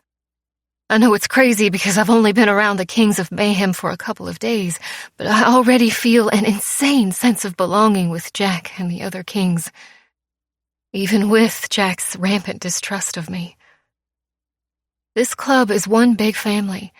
They each have each other's backs, and the respect for their queens is obvious. They couldn't be more different than the Inferno, where old ladies are chosen for their blind loyalty and an ability to produce heirs, not to mention their tolerance for abuse. But in the Kings of Mayhem, their respect for women is always on display. They protect them, love them, and worship them. But I'm not going to be responsible for causing a club war. I think about the strong bond of the brotherhood. I think about the queens, some with babies on their hips, and the rampant love they have for their kings reflecting in their eyes. The last thing I want to do is bring harm to any of them. I hate that the Inferno has found me. I thought I'd done everything right and had covered my tracks properly. I even stayed holed up in a motel for almost a week before making a move, just to make sure no one had followed me. Like an idiot, I underestimated Max. Obviously, they had watched me without making a move, and waited to see what I would do before they did anything. I'm so angry at myself.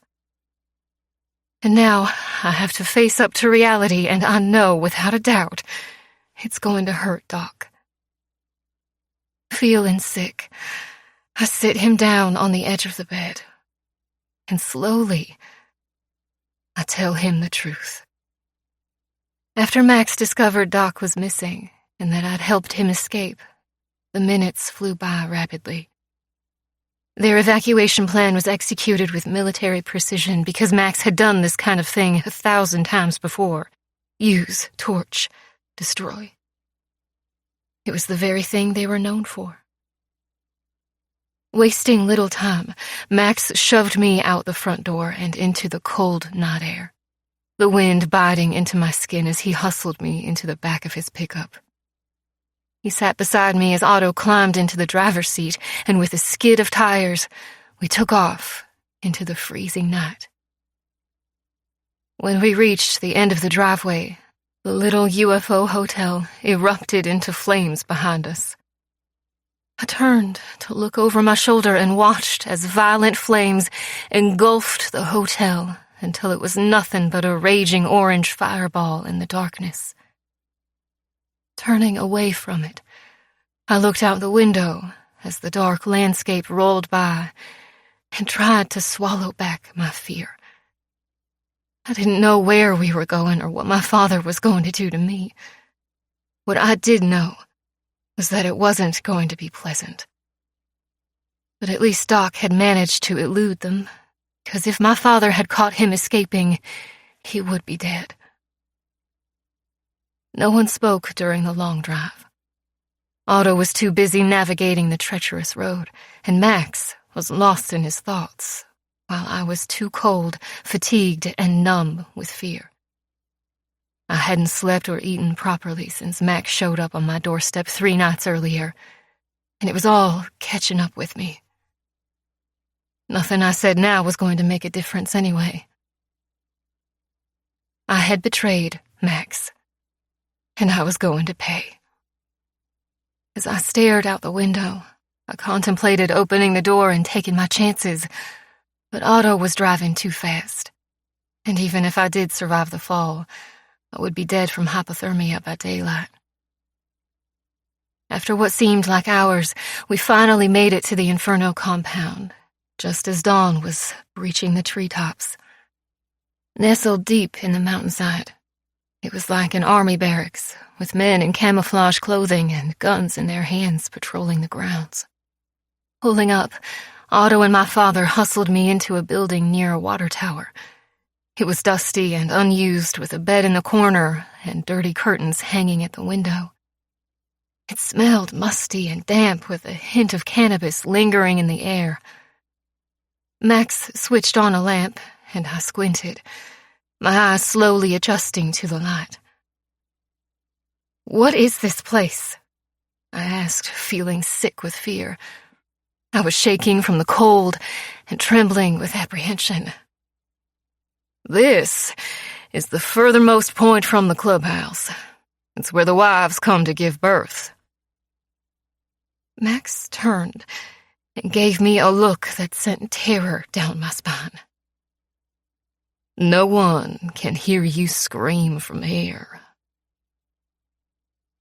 Instead of giving him the satisfaction of seeing my fear, I raised my chin and braced myself. "What am I doing here?" Max stepped in front of me. "I'm giving you a choice, Tiger Lily. Our club is without a medic, thanks to you and your misplaced loyalty. So I'm going to make you an offer that is in your very best interest to accept. It's a simple offer. Stay and be our medic, and I won't hunt Doc down and kill him slowly. We'll move on from this situation. Forget about your treason and put the past behind us. Or..." He paused for dramatic effect, his eyes cold, his face hard. "You can leave, and I will hunt Doc down and make sure he pays for refusing my hospitality. And I promise you, it will be a slow and painful death, one I'm sure you'll be able to hear from the comfort of your charming little cottage in Maiden Forks. Hell, I might even make sure you're here to watch it." Across the room, Otto snickered. "Then you'd still be without a medic," I said, refusing to let him see my fear. He smirked evilly. "True, but my lust for retribution will be quenched." His hard eyes were void of any warmth. "So what will it be, Tiger Lily? Are you going to stay and play nice? Or am I going hunting tonight?" I could barely swallow. "You won't be able to get to him. He's with his kings." "I got him once. I can get him again. Question is, are you prepared to risk it?" I wasn't. At least if I accepted Max's offer, I would buy myself some time and work my way out of this hellhole. "I'll stay." I almost choked on the words, but what choice did I have? "I'll be your medic." A slow, satisfied smile spread across Max's face. And at that moment, I hated him more than I'd ever hated another human being in my entire life. He lifted his arms to gesture around us. "This is where you belong, and this is where you'll stay until I'm absolutely certain you realize it." He let his arms drop. "My blood is your blood, Tiger Lily. Don't you forget it." My hate bubbled to the surface, and I used it to desperately hold my tears at bay. "That means nothing. Not anymore." But if I thought my agreement to stay had brought me some kind of leniency from Max, then I was wrong. He grabbed me by the arm. "You belong to the Inferno. You'd do best to remember that." "I belong to no one." His cold, evil eyes fixed hard on mine. "And that's where you're wrong." He turned to Otto and said the words I'll never forget. "Teach her a lesson. Remind her who she belongs to." Then, despite my pleas for mercy, my father walked away. He walked away as Otto, my one-time lover, ripped the clothes from my body and forced himself onto me, taking what wasn't his to take, and inflicting his revenge on me for leaving him behind all those years ago. I passed out before it was over, and when I woke up, by the grace of God, I was alone. Bright afternoon sunlight filtered through the ratty curtains and held me in a catatonic trance. I was naked on the bed, my legs dangling over the edge. Everything hurt. My body, my mind, my soul. It's over, I thought. I'm still alive. I had survived the worst, and I was still breathing. But if I thought the nightmare was over, I was sorely mistaken. Because my father and Otto had only just started with me. A ghostly shiver runs up my spine at the vivid memory, and I push back another rise of nausea and squeeze my eyes shut as I wait for it to pass. When I open them again, I see the murderous look in Doc's eyes. His teeth are gritted, and his nostrils are flared. But he says nothing. Instead, he reaches out and pulls me into his chest, and his strong arms come around me as if he can somehow protect me from my past. But he can't. He presses a kiss into my hair. "I've got you," he says calmly. I nod against the warmth of his chest, and exhausted, I let myself fall apart in the safety of his arms. Chapter 32. Doc. I'm going to break him apart, piece by piece. I'm going to make him feel agony in every single cell of his body. And when I'm done with him, I'm going to do the same thing to Max Stonecipher, only slower. I don't move as her words gut me from the inside out, fighting the roar building in my chest. I've never known a feeling like it. The fury, the blind rage. I force my heart to be calm so Lily doesn't see what her words are doing to me, because I don't want her to see. Or know. She needs to see that I've got this, that her words aren't poisoning me with agonizing grief. When she begins to cry, I hold her in my arms, wanting to absorb the pain from her. I want to pull it from her and carry it with me instead. When I think about what she went through, what they did to her, I want to rain down fire and brimstone and watch the life slowly ebb from both their eyes. Somehow I keep it all in. I don't let Lily see how it affects me because this isn't about me. It's about her and what those monsters did to her. Not about me and how it makes me feel. At the same time, my rage is like venom.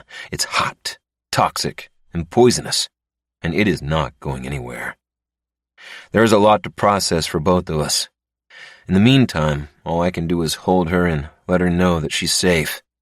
Securing her in my arms, I hold her tighter as she cries, and my anger rages silently inside me when I feel her body tremble against mine. Eventually, she falls asleep.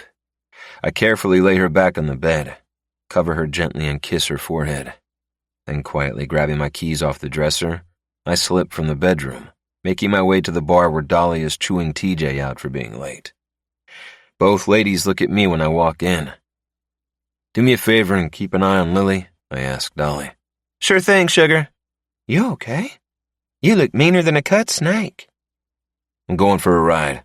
I'll be back in an hour. I need to ride off this rage." "You sure that's a good idea? Last I heard, Jack wants everyone to stick close to home after what happened to Venom." Dolly is a mama bear. We're all her boys, and she won't let a chance to mother us go by. And unfortunately, one of those moments is right now. But I've got somewhere I need to be. I'm not going far. It's a lie. I'm going to my secret place, which is at least 35 miles into the mountain. I have to go. The pull is too strong to ignore, but Dolly doesn't need to know those details. Lily is asleep, but if she wakes up, I don't want her to be alone. You okay to check on her for me? Consider it done, sweetheart. She gives me a curious look. You sure there isn't something you need to tell me? I don't answer because I don't want to get into it. Instead, I put on my shades and head out to the parking lot, where my bike is parked at the end of the row. Climbing on board, I bring her to life with a flick of my thumb and tear off into the late afternoon sun.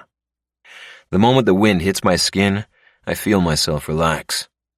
Except it's short-lived because then I think of what Otto did to Lily and my body tenses with rage. He violated her. Did what no man should do to anyone. I try to breathe it out, let it go by taking deep breaths, and after a few minutes, I'm able to clear my mind. But there's a buzz in the back of my head, a little voice whispering to me, a voice that has been trying to get my attention since Lily told me, one that I didn't want to listen to because I don't want to face the possibility. The baby could be Otto's. My gut and chest tighten, squeezing my heart and sending pain into every nerve ending. It hurts, but I hurt for her, not for me. My thoughts turn back to Otto. What kind of man does this? Correction. He's not a man. Real men don't rape. No. He's a predator who hides his inadequacies behind intimidation because he's built like a Mack truck and can overpower easily. He's a pitiful, inept weakling who's going to know what my fist feels like being smashed into his face repeatedly. Steering my bike through the winding mountain road, I eventually pull over and kill the engine. I'm at Dangerous Point, a little-known lookout deep in the mountainside where the earth meets the sky. After I climb off my bike, I walk to the edge of the ridge and look out at the spectacular panoramic view of tree-blanketed mountains, vast winding valleys, and shimmering streams cutting their path through the many gorges. Standing beneath the enormous sky with the valleys stretching as far as the eye can see, I feel as close to righteousness as I'll ever know. Out here, I can think, get my head straight, clear my mind and try to make sense of the chaos. But it isn't just my rage that brings me here. It's my guilt for not believing in her, for giving in to my doubts in the months she was gone, for leaving her behind. I raise my face to the heavens and close my eyes. Then, opening them, I suddenly roar into the golden light. I roar so loud, I think my lungs are going to burst. And just when I start to go dizzy from the lack of oxygen, I draw in a deep breath. And I roar again. Listening to it echo throughout the valley, I drop to my haunches and put my face in my hands. If the baby isn't mine, it changes nothing. I will love and protect him with every fiber of my being and ensure he never knows the darkness behind his conception. But I swear, Otto will. He'll know every second of my wrath. I don't care if it's right or wrong because just thinking about what he did to Lily ignites my fury. My fists clench until my nails dig into my palms. Her revenge will be mine. But right now, nothing is more important than letting her know I've got her back. Climbing back on my bike, I ride through the hazy afternoon light, keen to get back to Lily.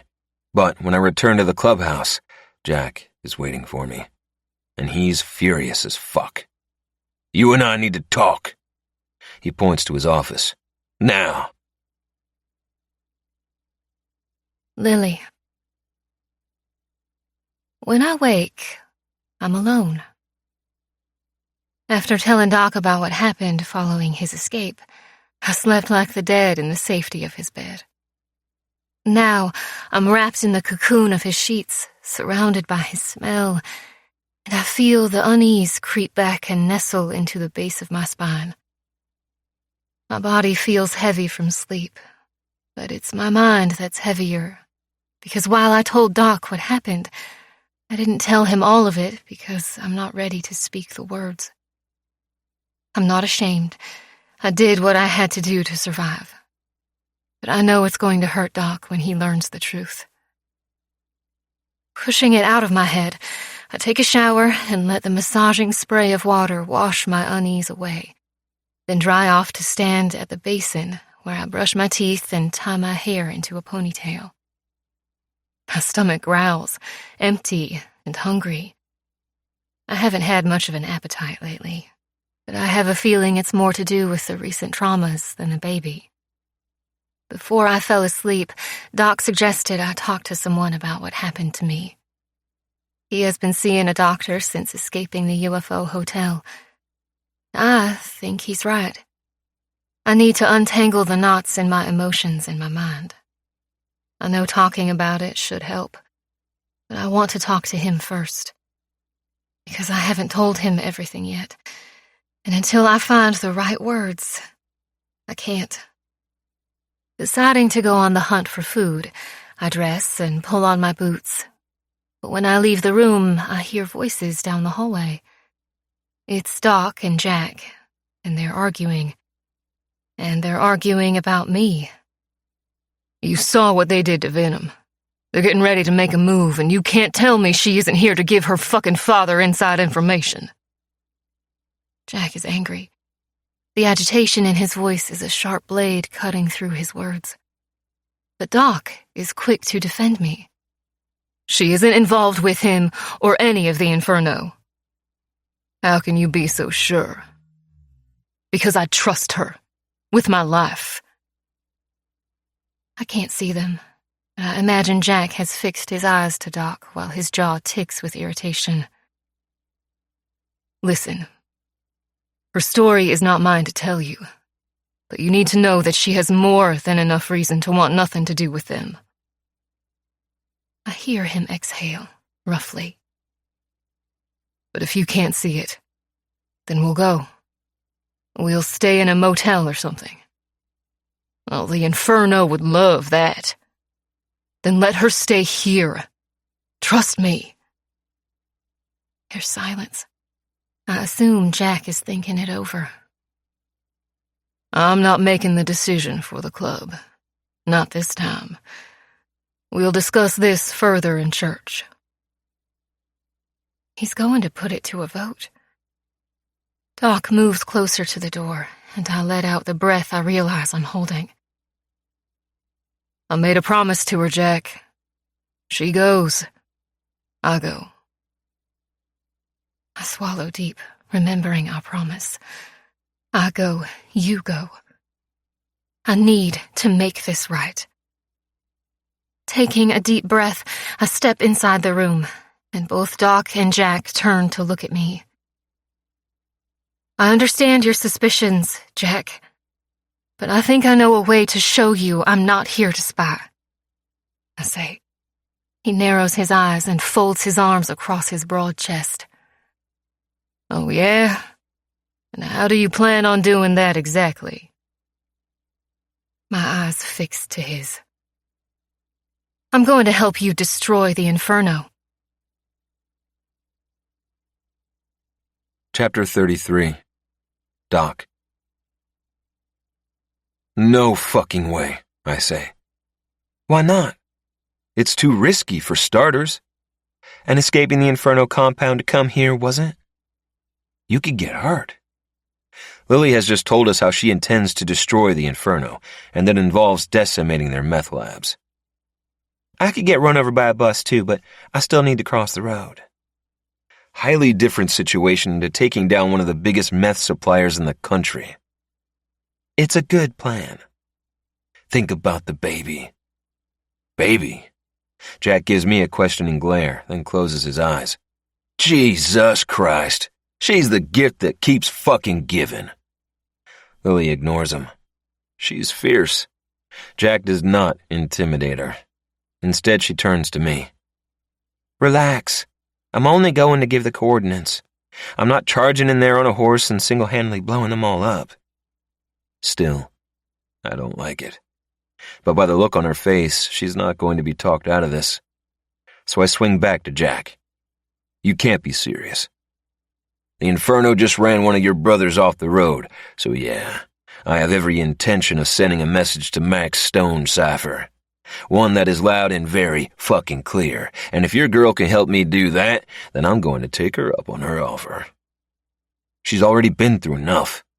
Then maybe this is exactly what she needs to do. I can't argue with him, but it doesn't mean I agree with it. Every cell in my body wants to protect Lily. Jack looks at his watch. I'm calling church. Be in the chapel in 5. He walks away, and I feel the situation slip further from my grasp. Back in my bedroom, and I beg Lily to reconsider. I know you want revenge. No, it's more than that, Doc. Max deserves what's coming, and so does Otto. Hell, they all do. They all knew what was happening. She stops in and sucks in a deep breath, closing her eyes before slowly releasing it. Damn it. She's holding something back. I agree. Max and Otto deserve to pay for their crimes, but I also know there's something else at play here, Lily. What aren't you telling me? She pulls away from me. I've told you what happened. I know, but I can't shake the feeling that there's more. The look on her face tells me I'm right. She searches my eyes, and for a moment I think she's about to tell me, but then she looks at her watch. It's almost 5. Jack will kick your ass if you're late. I don't push her because I know she will dig her heels in. I also know that I have a snowflake's chance in hell of her confiding in me until she's ready. After church, I walk into my room to find her sitting on my bed, wearing nothing but one of my t-shirts and a tiny pair of panties. She's combing her curls, and I can tell by the soapy scent still lingering in the air she's just had a shower. Immediately, all the blood in my body rushes to my cock, and I want to rip those panties off her and spend the next hour inside her. But I force the idea out of my head because things are tense between us, and we need to talk. I don't want to talk, Lily says as if she can read my mind. She climbs off the bed and presses her luscious body to mine. She has other ideas. Leaning up to kiss me, her hands roam my body, but as much as I want to do exactly what her kiss and her hands are suggesting, we still have too much left unsaid, and I pull away. Jack is calling church again tomorrow, and he wants you there. He's going after the Inferno meth labs? I nod. Yes. Good. She smiles. Good. I shake my head. This isn't fucking good. I don't like it, but I know if Lily wasn't involved and it was someone else, I would think it was a good idea. Except it does involve Lily, and I'm worried that somehow she's going to get hurt. She's not Christy. I'd be a liar if I said this situation hasn't brought my old fears to the surface. That losing Lily like I lost Christy would devastate me. No, it would destroy me. Even though I hate to admit it, I'm letting fear cloud my judgment. I know decimating the Inferno's meth empire will destroy them, and destroying the Inferno is good for our club, not to mention everyone else. Removing that poisonous shit off the street will help a lot of people and their families. Still, the fact that Lily is involved fills me with enough unease to push back against it. I know you think I could get hurt, but I won't. Something in my expression tells her it's about more than that. This isn't about me getting hurt, is it? Her face tightens. Oh, God, you still don't trust me. I trust you. No, you don't. Your face is an open book. What is it? Do you think I'm going to lead the Kings in some kind of ambush? What? No. Then what? I know you're not telling me something. You're holding back, and I don't know what to do about it. Hell, I don't even know what to think about it. She looks away, and I know I'm right. Why can't you just trust me? Because you're making it hard. Her eyes widen. Then why am I here, huh? If you don't trust me, why do you care so much? Anger and hurt move through her expression. Why do you want me to stay? The question hurts me like my questions hurt her. If she can't see just how much she means to me, fuck. Is she blind? I'm fucking in love with her. I want to tell her. It's on the tip of my tongue. But tension snaps between us. Then she kisses me, rough and hard, and I know what she's doing. She's trying to distract me by using what she knows I like against me, and it makes me angry. I try to resist, but she won't have it, and when she kisses me again and tenderly trails her tongue up to the soft spot behind my ear, I give in to my own selfish needs and kiss her back, just as hard and demanding, taking control as I push her against the wall. We've never been like this before, angry fucking. The tension is like a freight train, powerful and unstoppable, and I don't fight it. Instead, I battle with her just like she's battling with me. She tugs at my buckle. I want you inside me. She breathes, urgently pulling my belt through the loops of my jeans and flinging it to the floor. With a growl, I lift her into my arms and kiss her wildly as I walk her over to the bed and set her down. She lifts the t-shirt over her head and lets it slip to the floor, revealing her beautiful, naked body and full, creamy breasts. Her dusty, pink nipples tighten and pucker under my gaze, and I can't stop myself.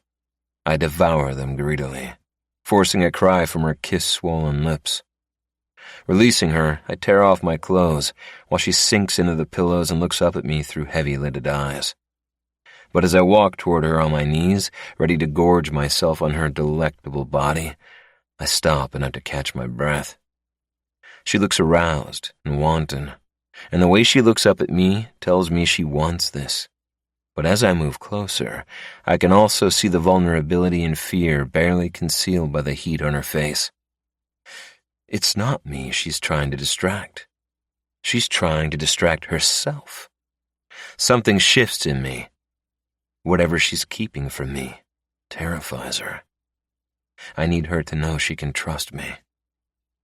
Lily leans back into the pillows and looks up at me through dark lashes, her hooded eyes glazed over. When she bites down on her lower lip, I blanket her with my body, and she stretches out beneath me, her beautiful body smooth and inviting as she opens up to me. Our eyes meet. Slowly I slide into her, and a soft sigh escapes her lips. Fuck me, she whispers in my ear. Fuck me hard. Shifting restlessly beneath me, she's suddenly frantic in her search for physical pleasure. She's all arms and legs and hip bucks as she races toward that moment where nothing but physical pleasure exists. But I have no intention of fucking her hard. I'm going to slow things down and take my time to show her what she means to me. To control the tempo, I thrust her arms above her head, and she gasps, her eyes heated, her lips parted with want. Eyes not leaving her face. I start rocking my hips into her, slowly, purposefully, stirring her pleasure and making her moan. Move with me, I coax, my strokes excruciatingly slow. With a whimper, she relaxes, and I brush my fingers over the delicate curve of her jaw and hold her chin as I kiss her, stroking my tongue into the velvety heat of her mouth. We begin to move with a new rhythm, one that is our own and could never be found with anyone else. That's it, I say, my voice barely a breath. Slowly does it. One by one her walls fall, and she gives in to what is unfolding between us. It's aphrodisiacal and intoxicatingly intimate. We barely move. It's a slow union of our bodies, but it's so much more than that. We are woven together, our bodies telling each other more than we ever could with words. Every touch, every move, every lick and breath is slow and purposeful. I pause to look down on her lovely face. My cock begs me to move, but I don't, and the anticipation feeds the arousal in both of us. I'm never going to hurt you, Lily. Open up to me. Tears run down her cheeks and are caught up in our kiss. I taste their saltiness on my lips as I kiss her through her pain. Tell me how I can help you. My words brush against her lips. Tell me how to take these tears away. Don't stop, she pleads. Make me come. She cries out when I begin moving again, and I drink in her moans. My body strains to contain my release because she needs this. I kiss her softly, trying to erase her memories and to show her that no matter what has happened, She can trust me. I know she's going to come because her breath hitches in her throat, and her pussy pulses frantically around my cock as she moves slowly beneath the weight of my body. You can trust me. My tongue slides into her mouth again, then I pull back and say, I love you. Moving slightly, I detonate her orgasm, and she unravels beneath me. With a gasp, her thighs snap tight around my hips, and her toes curl into the sheets. Her pussy clenches wildly as she begins to succumb to the sweet release. I have to fight the urge to come because it feels more amazing than anything I've ever experienced. I clench my teeth, grinding deeper into her while listening to her cries of pleasure spilling over us both. Pulling me down by the neck, her lips brush the shell of my ear. Come inside me. Those words are all it takes to throw me over the edge, and when I come, it's like I'm catapulted into outer space. 1 minute I'm in the room, the next I'm flying through a galaxy of bright stars and vibrant nebulas as I come harder than I've ever come in my entire life. I grip the bedsheet blindly and breathlessly rip out her name, the euphoria almost too much as my cock shudders uncontrollably with its powerful release. With every ounce of energy drained from me, every electrical charge in my brain fired and used up, I collapse against her. I swallow hard and bury my face in the warmth of her skin and sink further into the warm afterglow that is all Lily. Her arms come around me, and the minutes pass slowly and in silence. When I can lift my head again, I push up my arms and smile down at her. You said you love me, she says, looking up at me from the pillows. As I look into her eyes, I see my future flash before my eyes. Because I do, I say, planting a kiss on the tip of her nose. Her smile fades. I love you too. You do? Don't you see? She reaches up and holds my face between her hands. That's why I pushed you out the door of the UFO hotel. Chapter 34. Lily. Winter turned into spring, but not even the warm sunshine on my face or the sweet scent of flowers in the air could pull me from my bleak existence. By day, I tended to the medical needs of the small community Max had gathered under his reign, a camp of almost 300 people, all living under his spell in the antiquated cabins and shacks deep in the mountainside. By night, I was Otto's mistress. Because, true to his word, Max gave me to his right-hand man, like I was a fucking possession, and it was exactly how Otto treated me. Nights were the worst when Otto would climb into bed and pump into me until he got his fill. The worst part was when he tried to make love to me, to touch me intimately as if I was suddenly going to start enjoying the violation of his hands on my body. But he got nothing from me. I laid still, closed my eyes, and imagined all the different ways I was going to take his life. For weeks, he attempted to sway me, but when he got no response for his efforts, he gave in and went back to taking me with contempt and frustration. There was no escaping. Because just like the UFO hotel, Max had the Inferno compound heavily guarded day and night, and never missed an opportunity to let me know his guards were instructed to shoot me on sight if I ever tried to escape. Some days, I thought dying would be better than living that way. But I had too much fight and too much anger in me to let them get away with what they were doing, and I vowed to myself that I would get my revenge on them all. Standing at the kitchen counter of the little cabin I was forced to share with Otto, I felt him come up behind me, and I stiffened like I always did when he came near me. I busied myself with the frozen meal I had just removed from the microwave and bit back my revulsion. When I felt his breath on the back of my neck, I closed my eyes and prayed it would be over quickly. Everything inside me clenched, and the nausea rose as he exhaled roughly and tenderly touched my arm. He was going to try to be gentle and loving, like we were something real and consenting. "Don't," I whispered, cringing at the awkward caress of his calloused fingers on my skin. But he ignored me. Instead, he pressed his body against mine and ran his fingers up my back. He'd done this before, come up behind me and, without a word, bent me over the counter. Sick to my stomach, he was going to do it again. I quickly moved away from him. I wasn't fast enough, and he grabbed me by the wrist. "Where do you think you're going?" "I'm menstruating," I said, pulling my wrist free. "And it's heavy." It was a lie. I hadn't had my period since before the UFO hotel. Otto frowned, his dark eyes accusatory. "Why aren't you pregnant yet? I thought it would have happened by now." He reached for me and ran his hand over my stomach. "It feels softer." Resisting the urge to take the knife from the countertop and plunging it hilt deep into his chest, I moved away from him.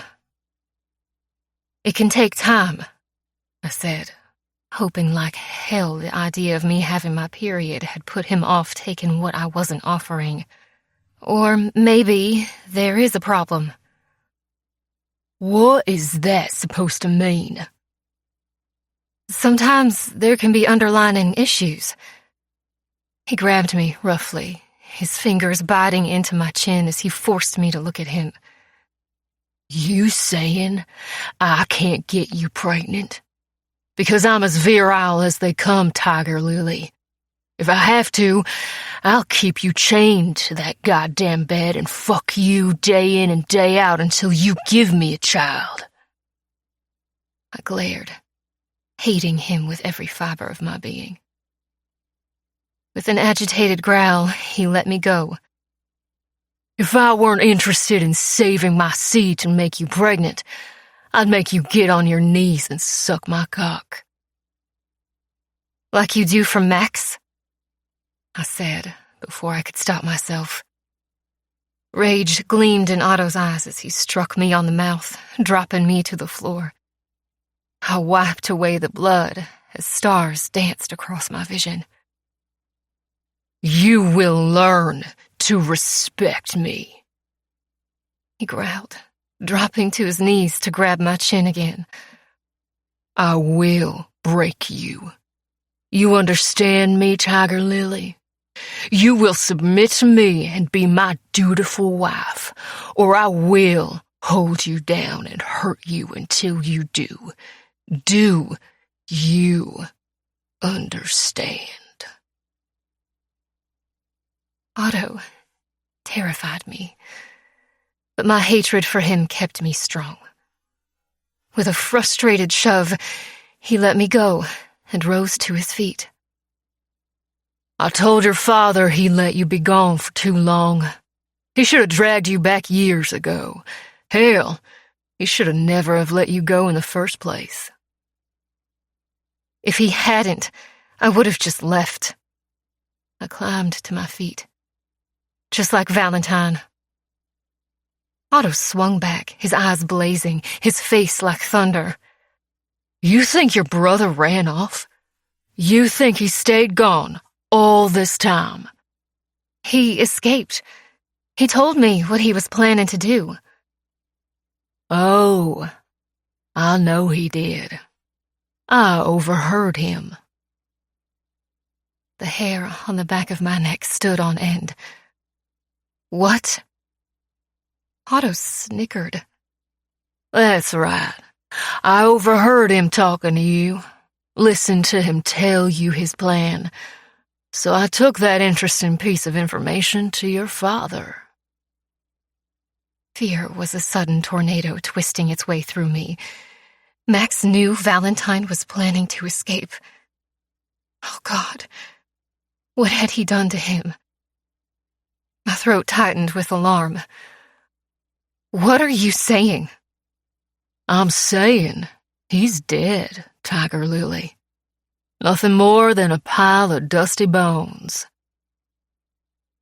His words might as well have been a knife to my heart. Pain tightened in my chest. That's not true.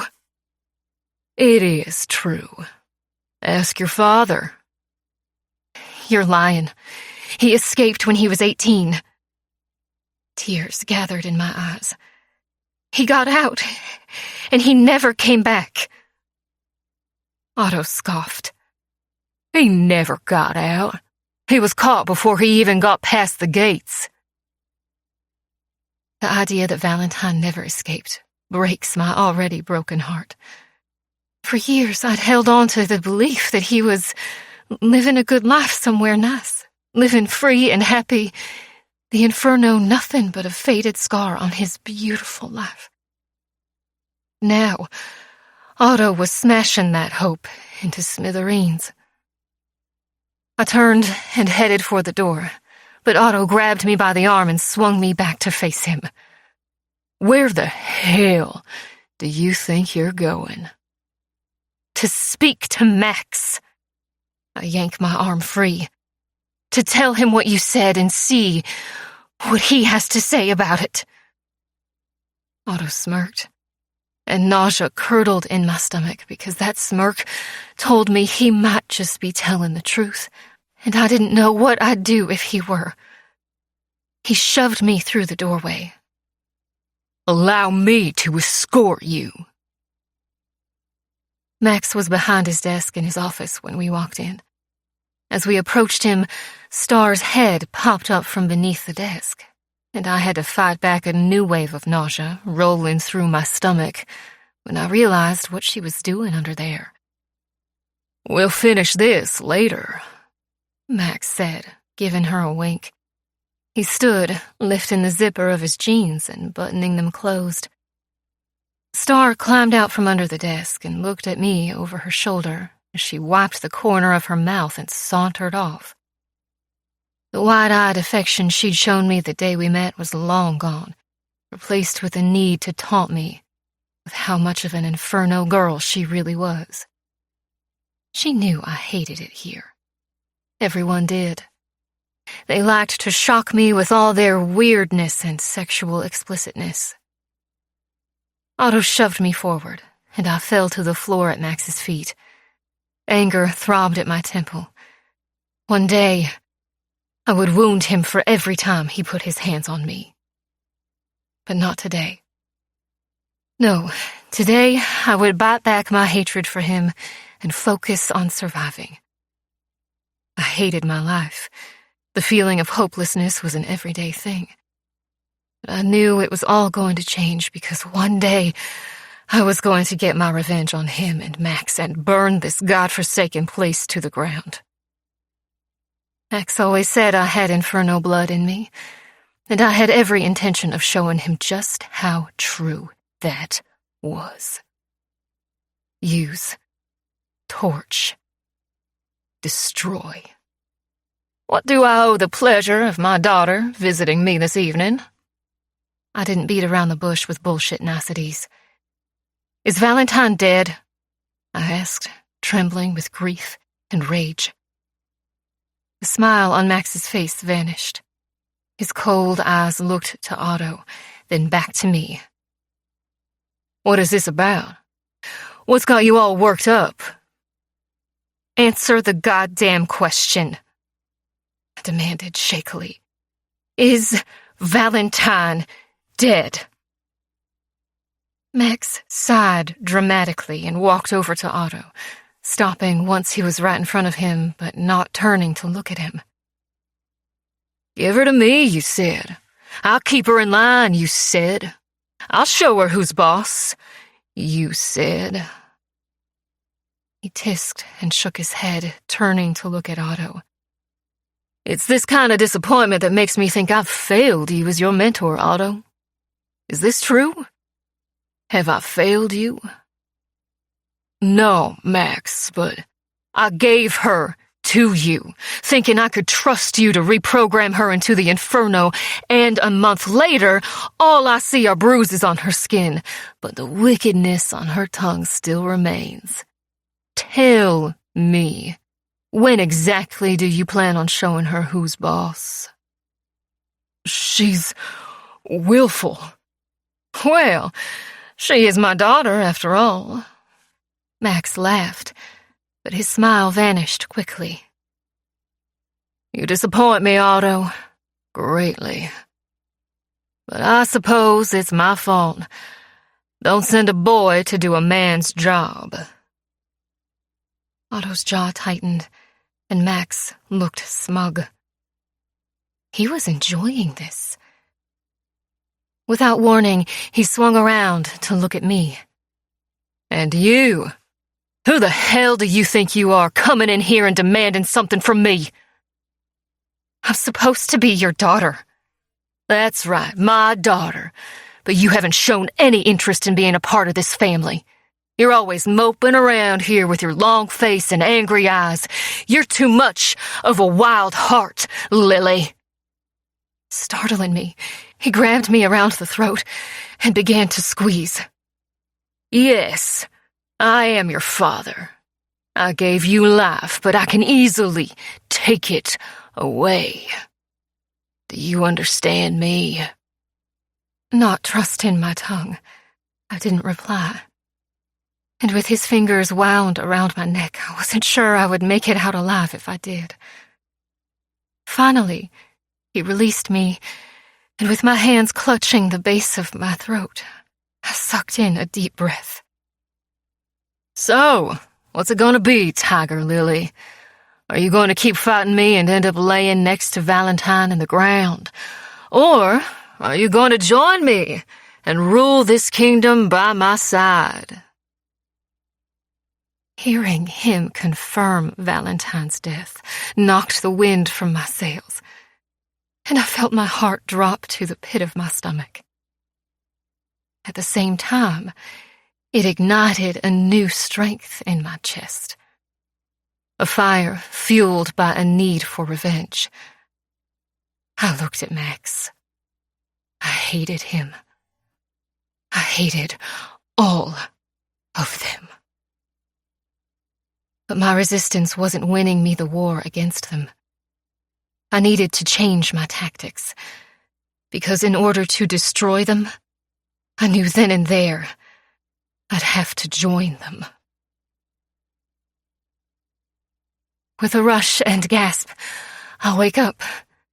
The moment my eyes focus, Doc's loving face comes into view, and the terror slowly recedes. You were having a nightmare, he says softly. No, I wasn't having a nightmare. I was reliving the nightmare. I look at the clock on the wall. It's 10 minutes past midnight. Fighting the ache in my chest, I sit up. I'm not a victim. I'm a survivor. And I've made peace with what I did to survive. But the scars still have their own pulse, and sometimes I wrestle with the memories in order to keep moving forward. Looking him in the eye, I take his hand. I think I'm ready to tell you everything now. Chapter 35. Doc. We sit in the shadows in the bed with only a small slant of moonlight illuminating the room as she tells me everything. I let her talk without interrupting, so she can get it out without distraction, and my soul crushes beneath the weight of what I learn. When Lily pushed me out the door of the hotel that night, she knew what plans they had for her. She knew by staying behind, her father would force her into a union with Otto, the man who made her skin crawl. And yet she still chose my freedom over hers. What she endured is beyond my understanding. She explains how the only way was to pretend to give in and become the inferno girl her father wanted and the woman Otto desired. How she used her body to fool the man who wanted her too badly to see what was really going on. And how she gained their trust by hiding her disgust and her resentment by wearing a mask of fakery. Then she tells me how she suspected she was pregnant and knew she had to take her chance and escape. She made her getaway in the dead of night, hiding in the back of a supply truck, heading into Cottonwood Pass the following morning for a weekly pickup. After watching the Inferno guards for months, she knew the pattern they walked around the perimeter at night and what times they changed over. During the day, she hid a duffel bag in the crawl space of the little cabin her father had forced her to share with Otto, and slowly added her change of clothes and supplies to it over the following few weeks. Despite showing loyalty to the Inferno, Max never relaxed his watch over her, so planning her escape had to be done slowly and with a sleight of hand.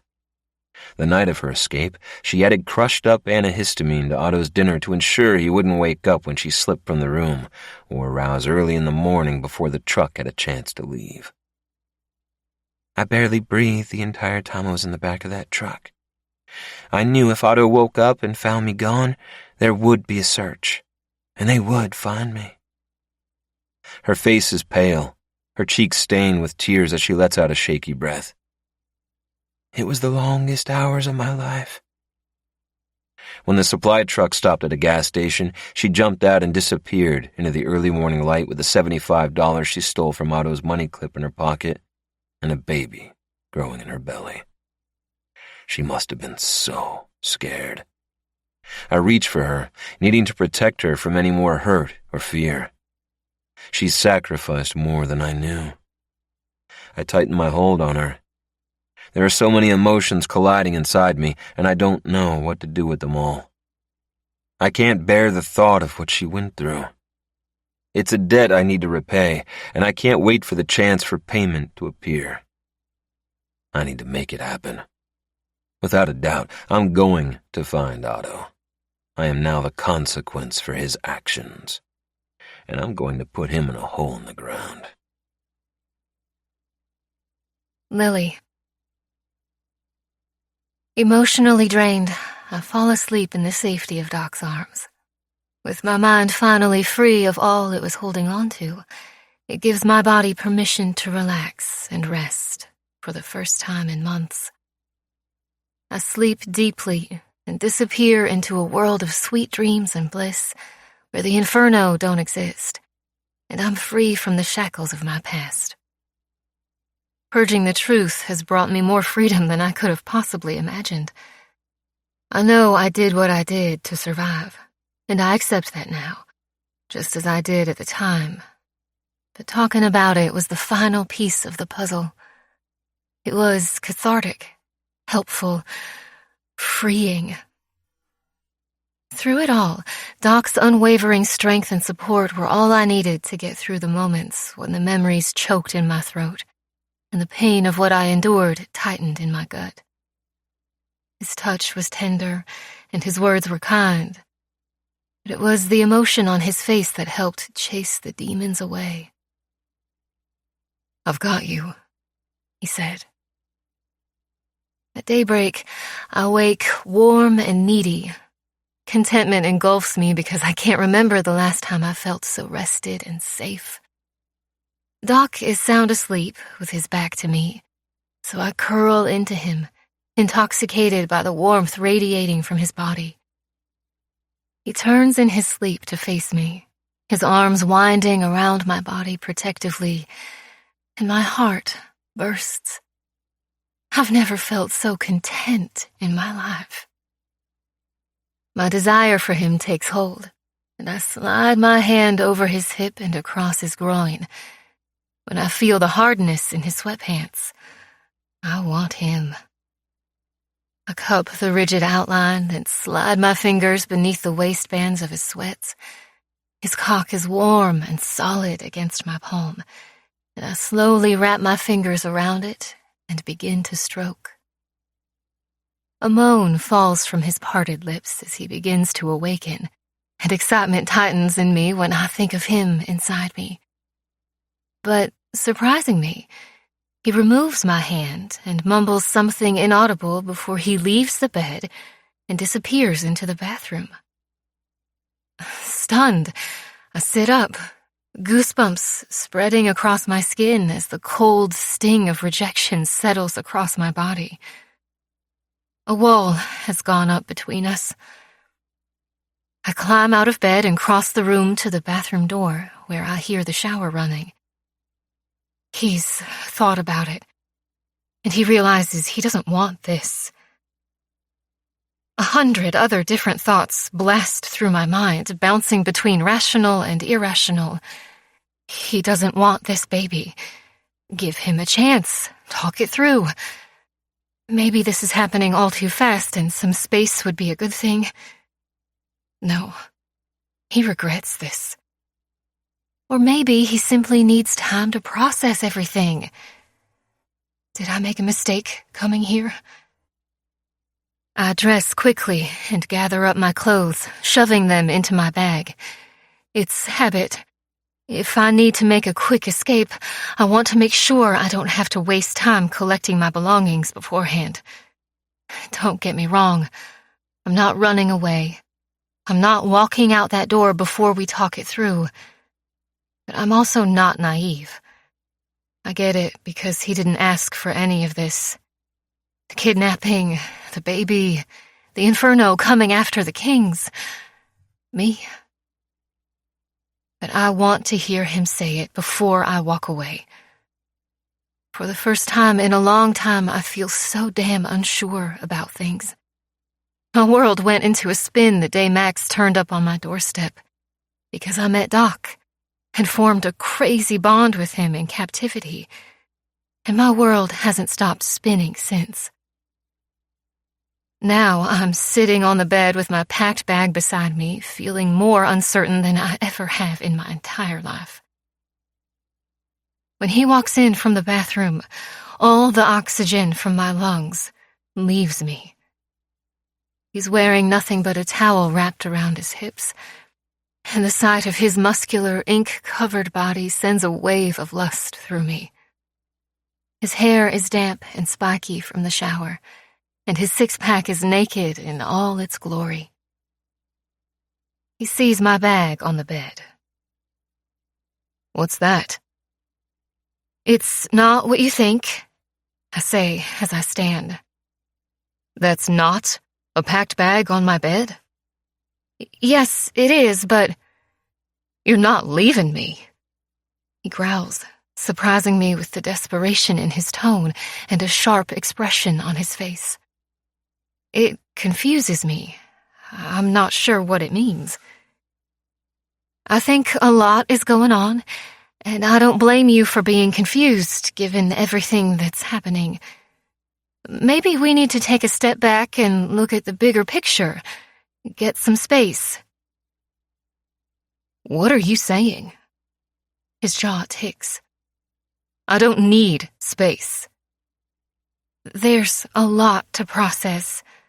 "I agree, but what does that have to do with your bag being packed?" I exhale. I don't want to fuck this up, but I think I am. "Look, I get it. It's all happening really fast. If you're having second thoughts..." "Second thoughts?"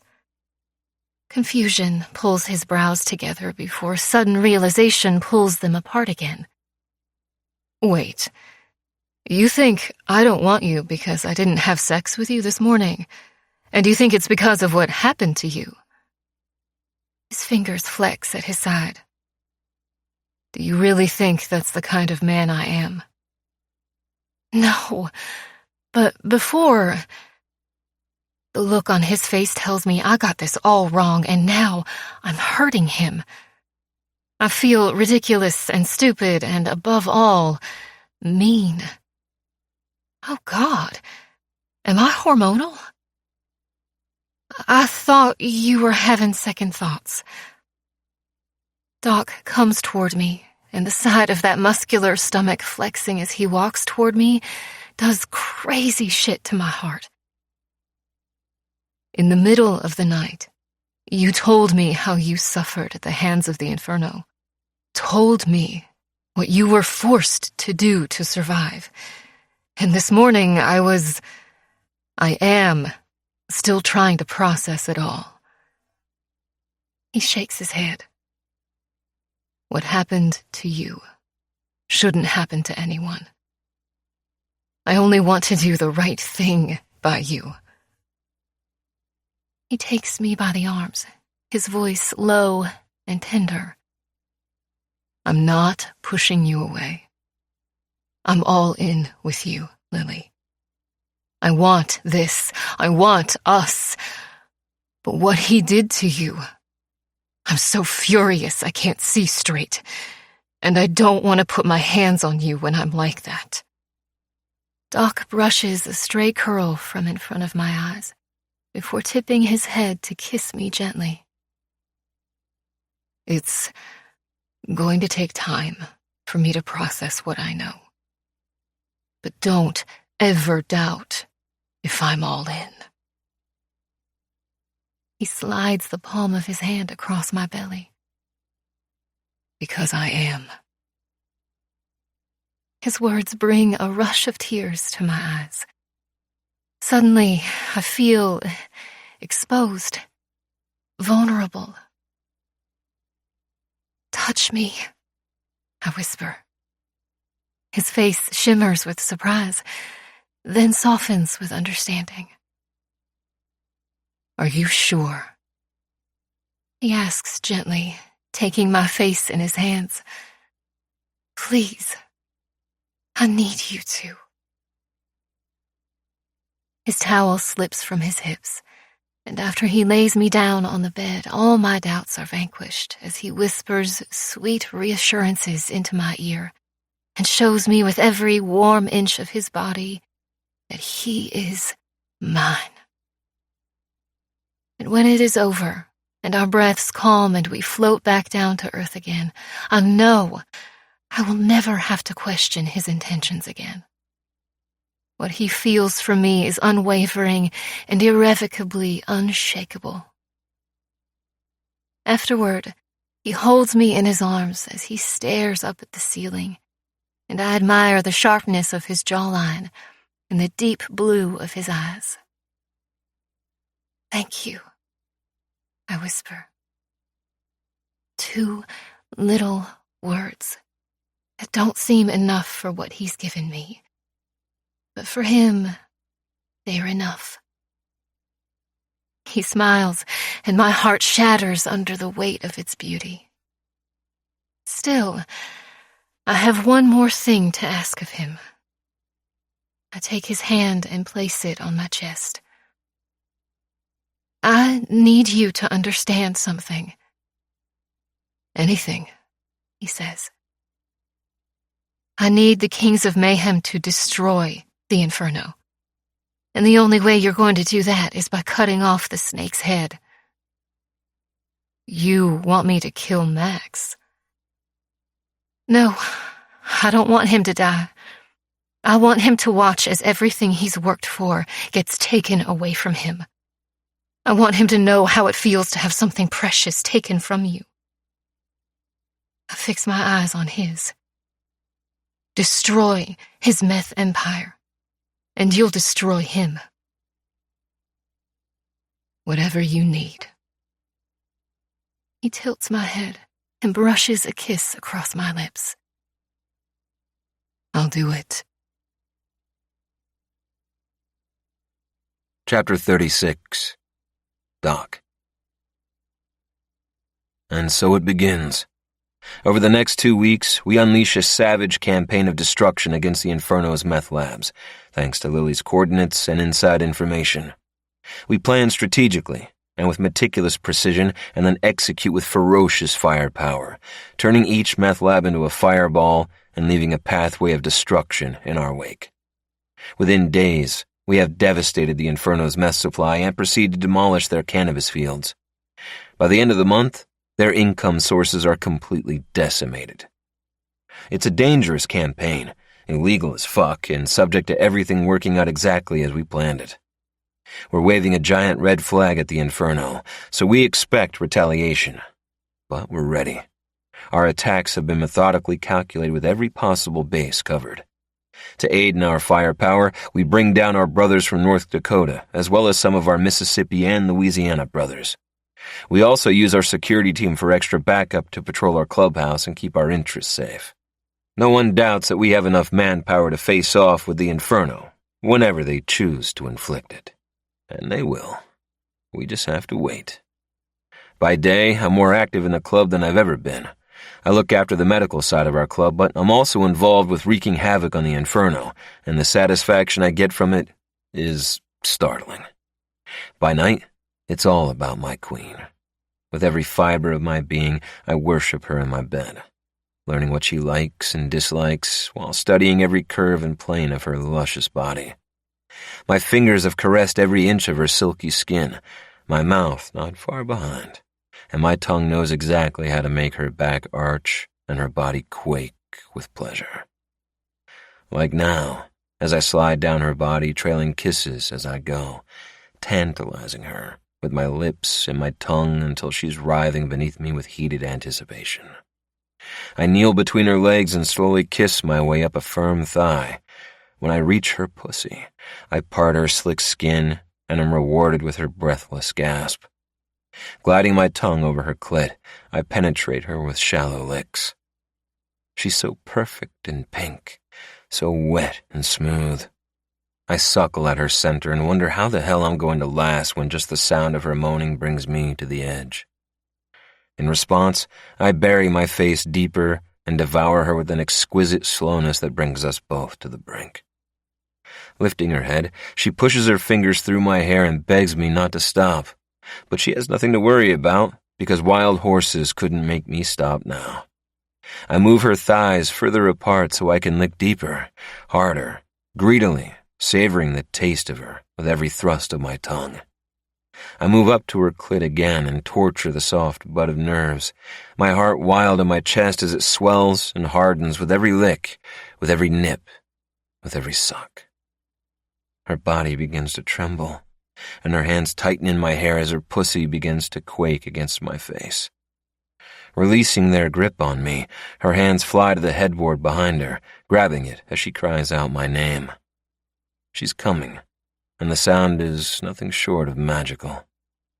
I keep licking and sucking, drawing out her pleasure for as long as I can until she cages my head with her firm thighs and comes on my face. When I'm sure she's spent, I rise on my knees and look down at her, my cock swinging heavily between my thighs.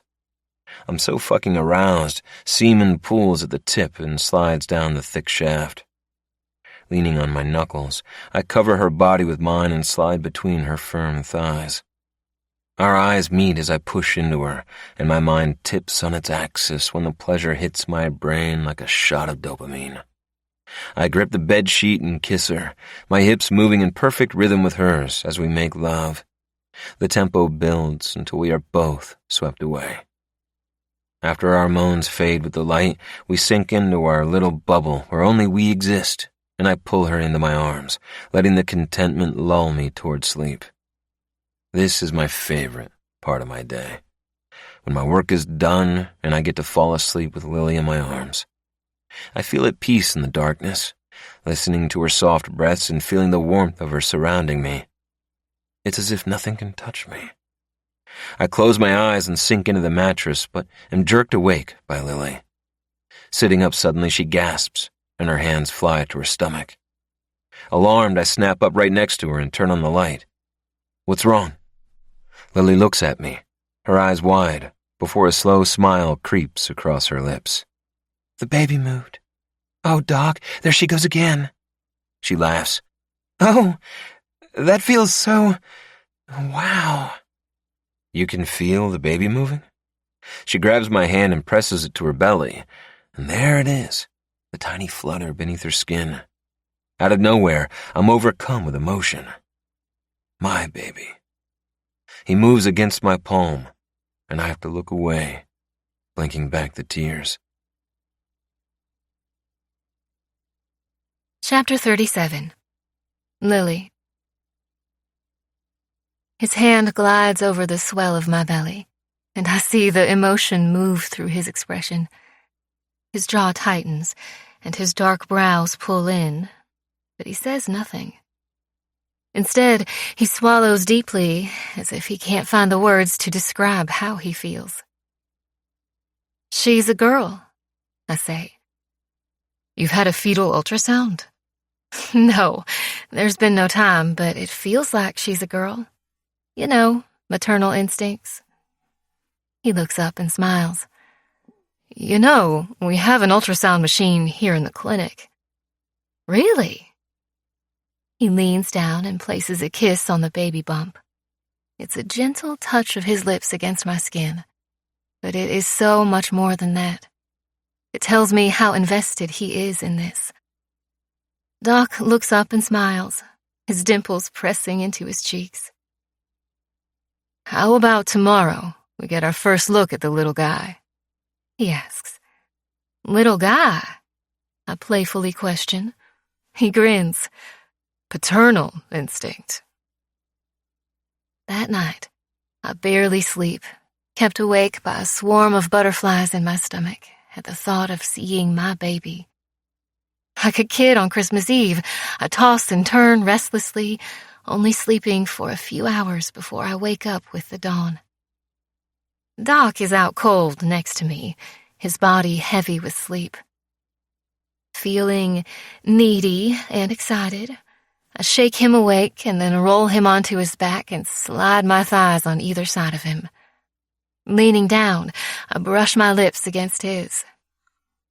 "Wake up, sleeping beauty."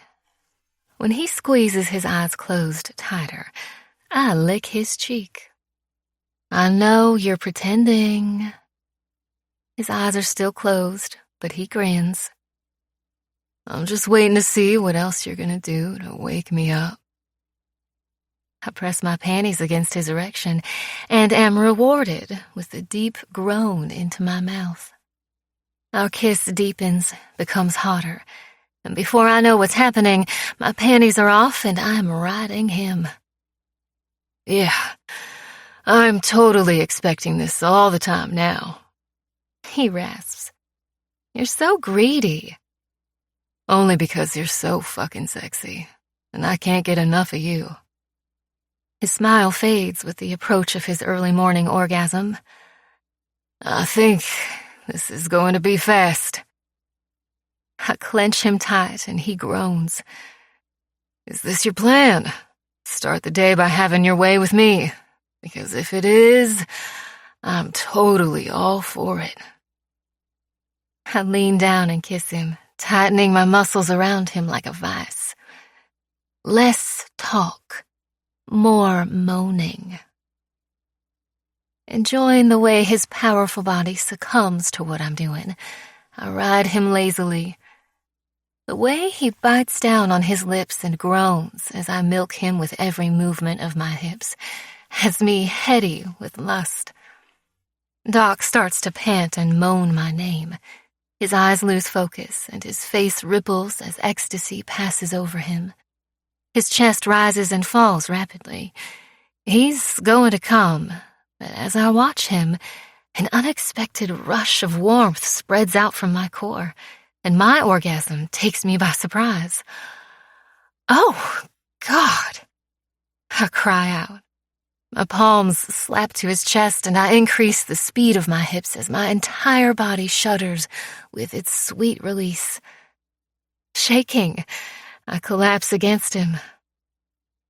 "Oh, you're right," I finally say. "This is exactly how we should start the day." He gives me a dimpled grin that slays me. "If you insist." Climbing off him, I head to the bathroom where I clean up and dress and then brush my teeth.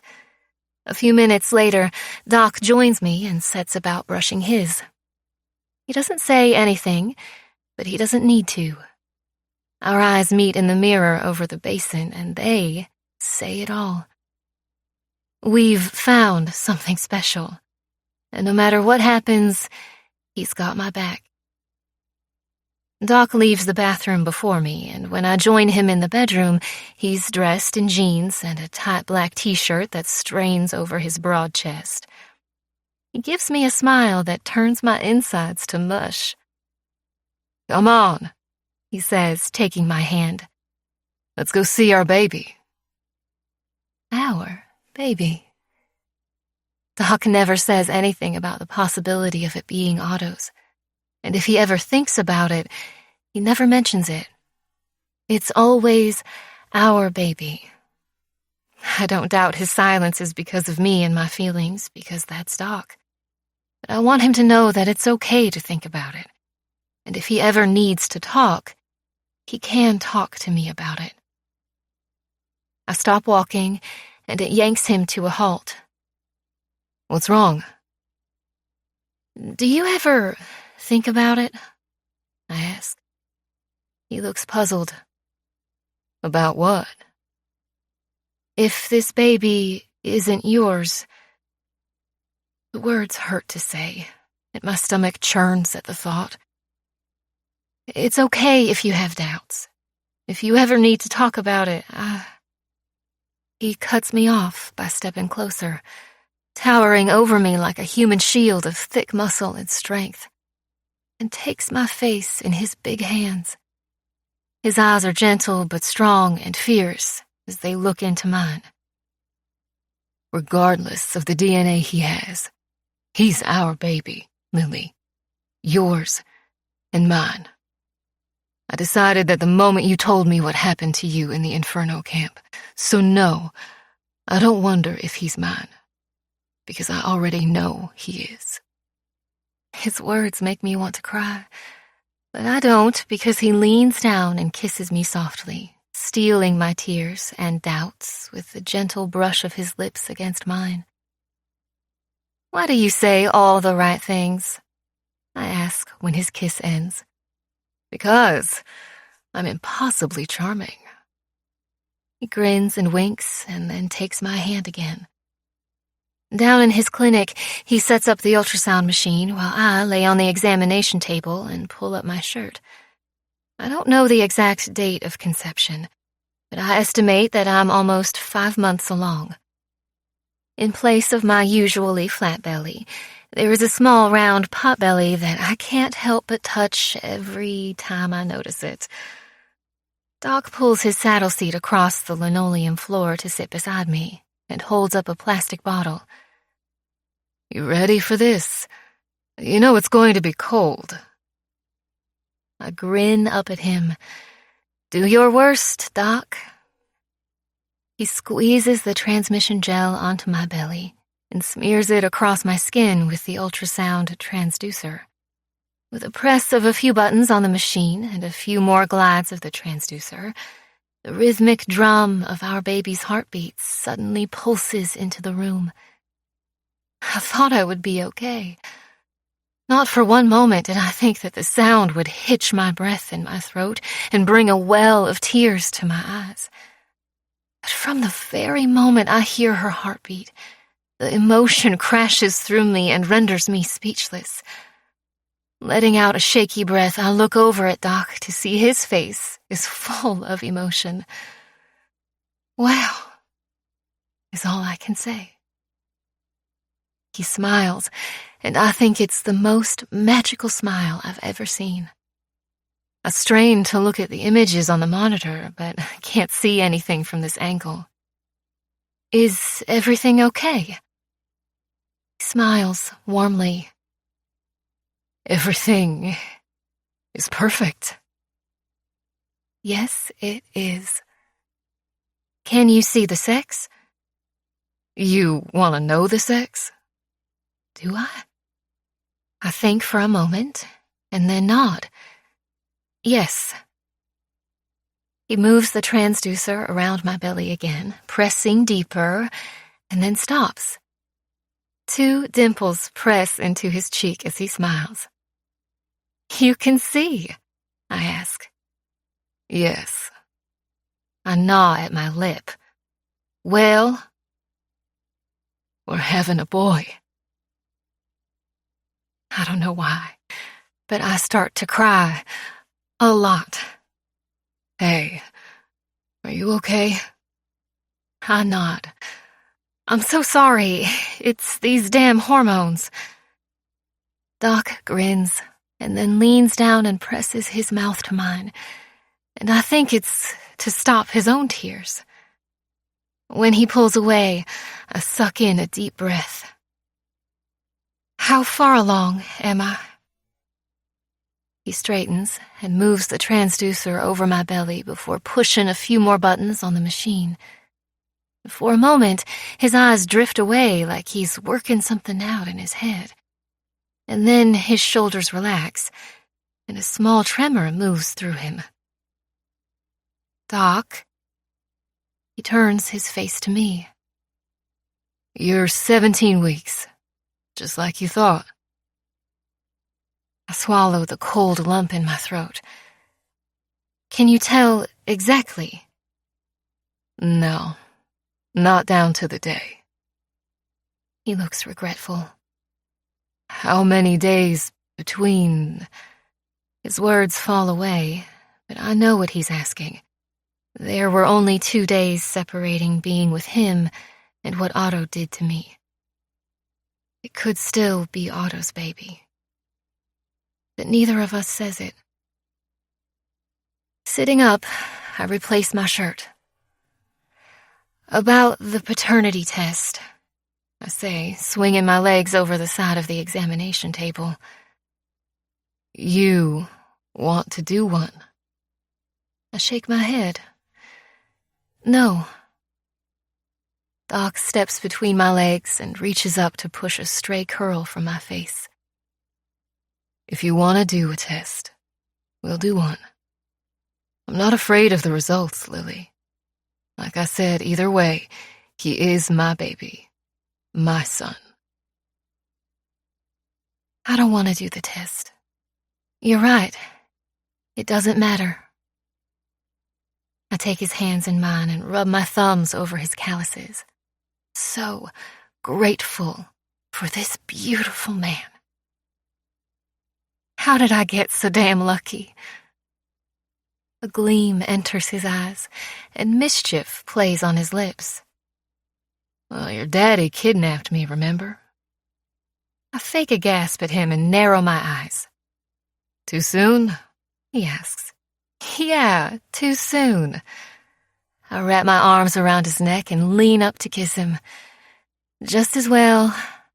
I love you. His smile softens. You know, I'll never get tired of hearing that, right?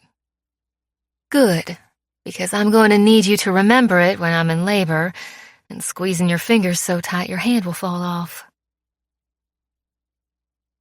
I'm sitting outside on one of the outdoor tables while Doc grabs a word with Jack when the gates to the compound open and a delivery van drives in. Following it, Bronte drives in with little Rhett in the back seat. She waves to me through the open window and then pulls up beside the van. I can't wait to tell her about the baby. I want her to be the very first person to know because since I've been here, she's embraced me like a new best friend. While some of the old ladies have been wary, Bronte is too much of a wild, free spirit to worry about what other people think. I watch her walk toward me, looking extra sexy in her tight jeans, black boots, and a wide off-the-shoulder peasant top that shows off her tanned shoulders. She's holding Rhett in her arms, and he's wearing a Kings of Mayhem t-shirt that says, "Let's ride," on the front. I wolf whistle at her. Someone looks extra delicious today. Special occasion?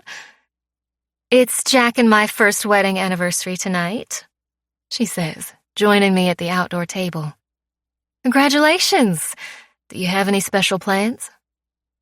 A wicked gleam shines in her brown eyes. While Dolly and Earl babysit Rhett, Jack is taking me to Boomtown for a little boom-boom. I laugh. Boomtown is an hour's drive away and is a well-known picturesque getaway. It's also full of quaint bed and breakfast places and romantic hideaways. How long will you be gone? Only for one night. Jack can't be away from here with all of this crazy inferno shit happening. She sighs. Truth is, he doesn't want to leave, but he needs this. We need this. Is everything okay? He doesn't know it yet, but I'm going to keep him too busy to even think about what's happening back here. Let's just say I'm so desperate for some action, he'll be lucky if I let him up for air. I laugh at her candidness. I love Bronte. We click.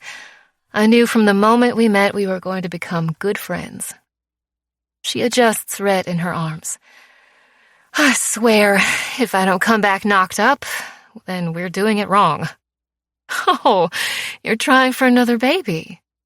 We've talked about it, but to be honest, right now, I'd just be happy for some cock. I almost choke on my water. She gives me a wicked grin. Oh, don't look so shocked. I know I'm looking at a woman who's been rolling between the sheets with her man all morning. You have that "I've had multiple orgasms this morning" look about you. I can't help but grin back at her. Guilty as charged. She sighs and leans back against the table. Jack's been so preoccupied with what's happening with the Inferno lately. I'm getting more action from my battery-powered husband than my actual husband. And when Jack does make it home, this little guy wants all the attention. Rhett squirms in her arms. I'm so ready to spend the next 24 hours naked with him. It's ridiculous. He's inside with Doc right now. Maybe you should kick Doc out of his office and give him a prelude to your boomtown plans on his desk. Her eyes flash with mischief, and she raises her eyebrows. Good plan, but we've got an early check-in at the hotel. So I plan to be riding my husband in an incredibly sexy, secluded location within the hour. Although, if you see my car pulled over on the side of the road somewhere on the way out of town, if the car is a rockin', then don't come a knockin'. She straightens and kisses the top of Rhett's head. I'm going to hand this handsome boy over to his grandparents and then steal my husband away for a night of nakedness. She gives me another mischievous smile and begins to walk away, but stops. Oh, shoot, I forgot Rhett's pacifier. Here, hold him for a sec. She hands Rhett over to me and runs back to the car. As Rhett plays with my charm bracelet, I watch his mama look for his pacifier in the back seat. I love babies. Their tiny weight, their smell, the cute noises, and holding Rhett is a reminder that I'll be holding my son in a matter of months. It's surreal, exciting, and terrifying all at the same time. What do you think, Rhett, baby? Do you think I'll be a good mama? Rhett just stares back at me like I asked him the formula for pie. Hearing Bronte close the car door, I look up to see her start jogging back across the parking lot, her blonde hair trailing behind her as it gleams in the late morning sun. That's when all hell breaks loose. A sudden explosion lights up the day behind her with a bright flash of white-hot heat and violent orange flames. The fierce fireball completely engulfs the van parked next to Bronte's car and soars high into the sky like a tornado of fire. Instinctively, I turn away from the blast, shielding little Rhett with my arms and body. I drop down behind the outdoor table and hug him tight. Thankfully, we're too far away from the explosion or the pressure waves to reach us, or his little ears. But I don't know what debris might come hurtling towards us. When the dust settles, I stand.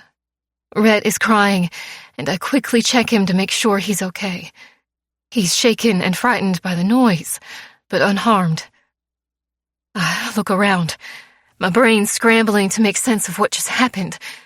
Thick, black smoke fills the air, bringing the stark tang of dynamite with it.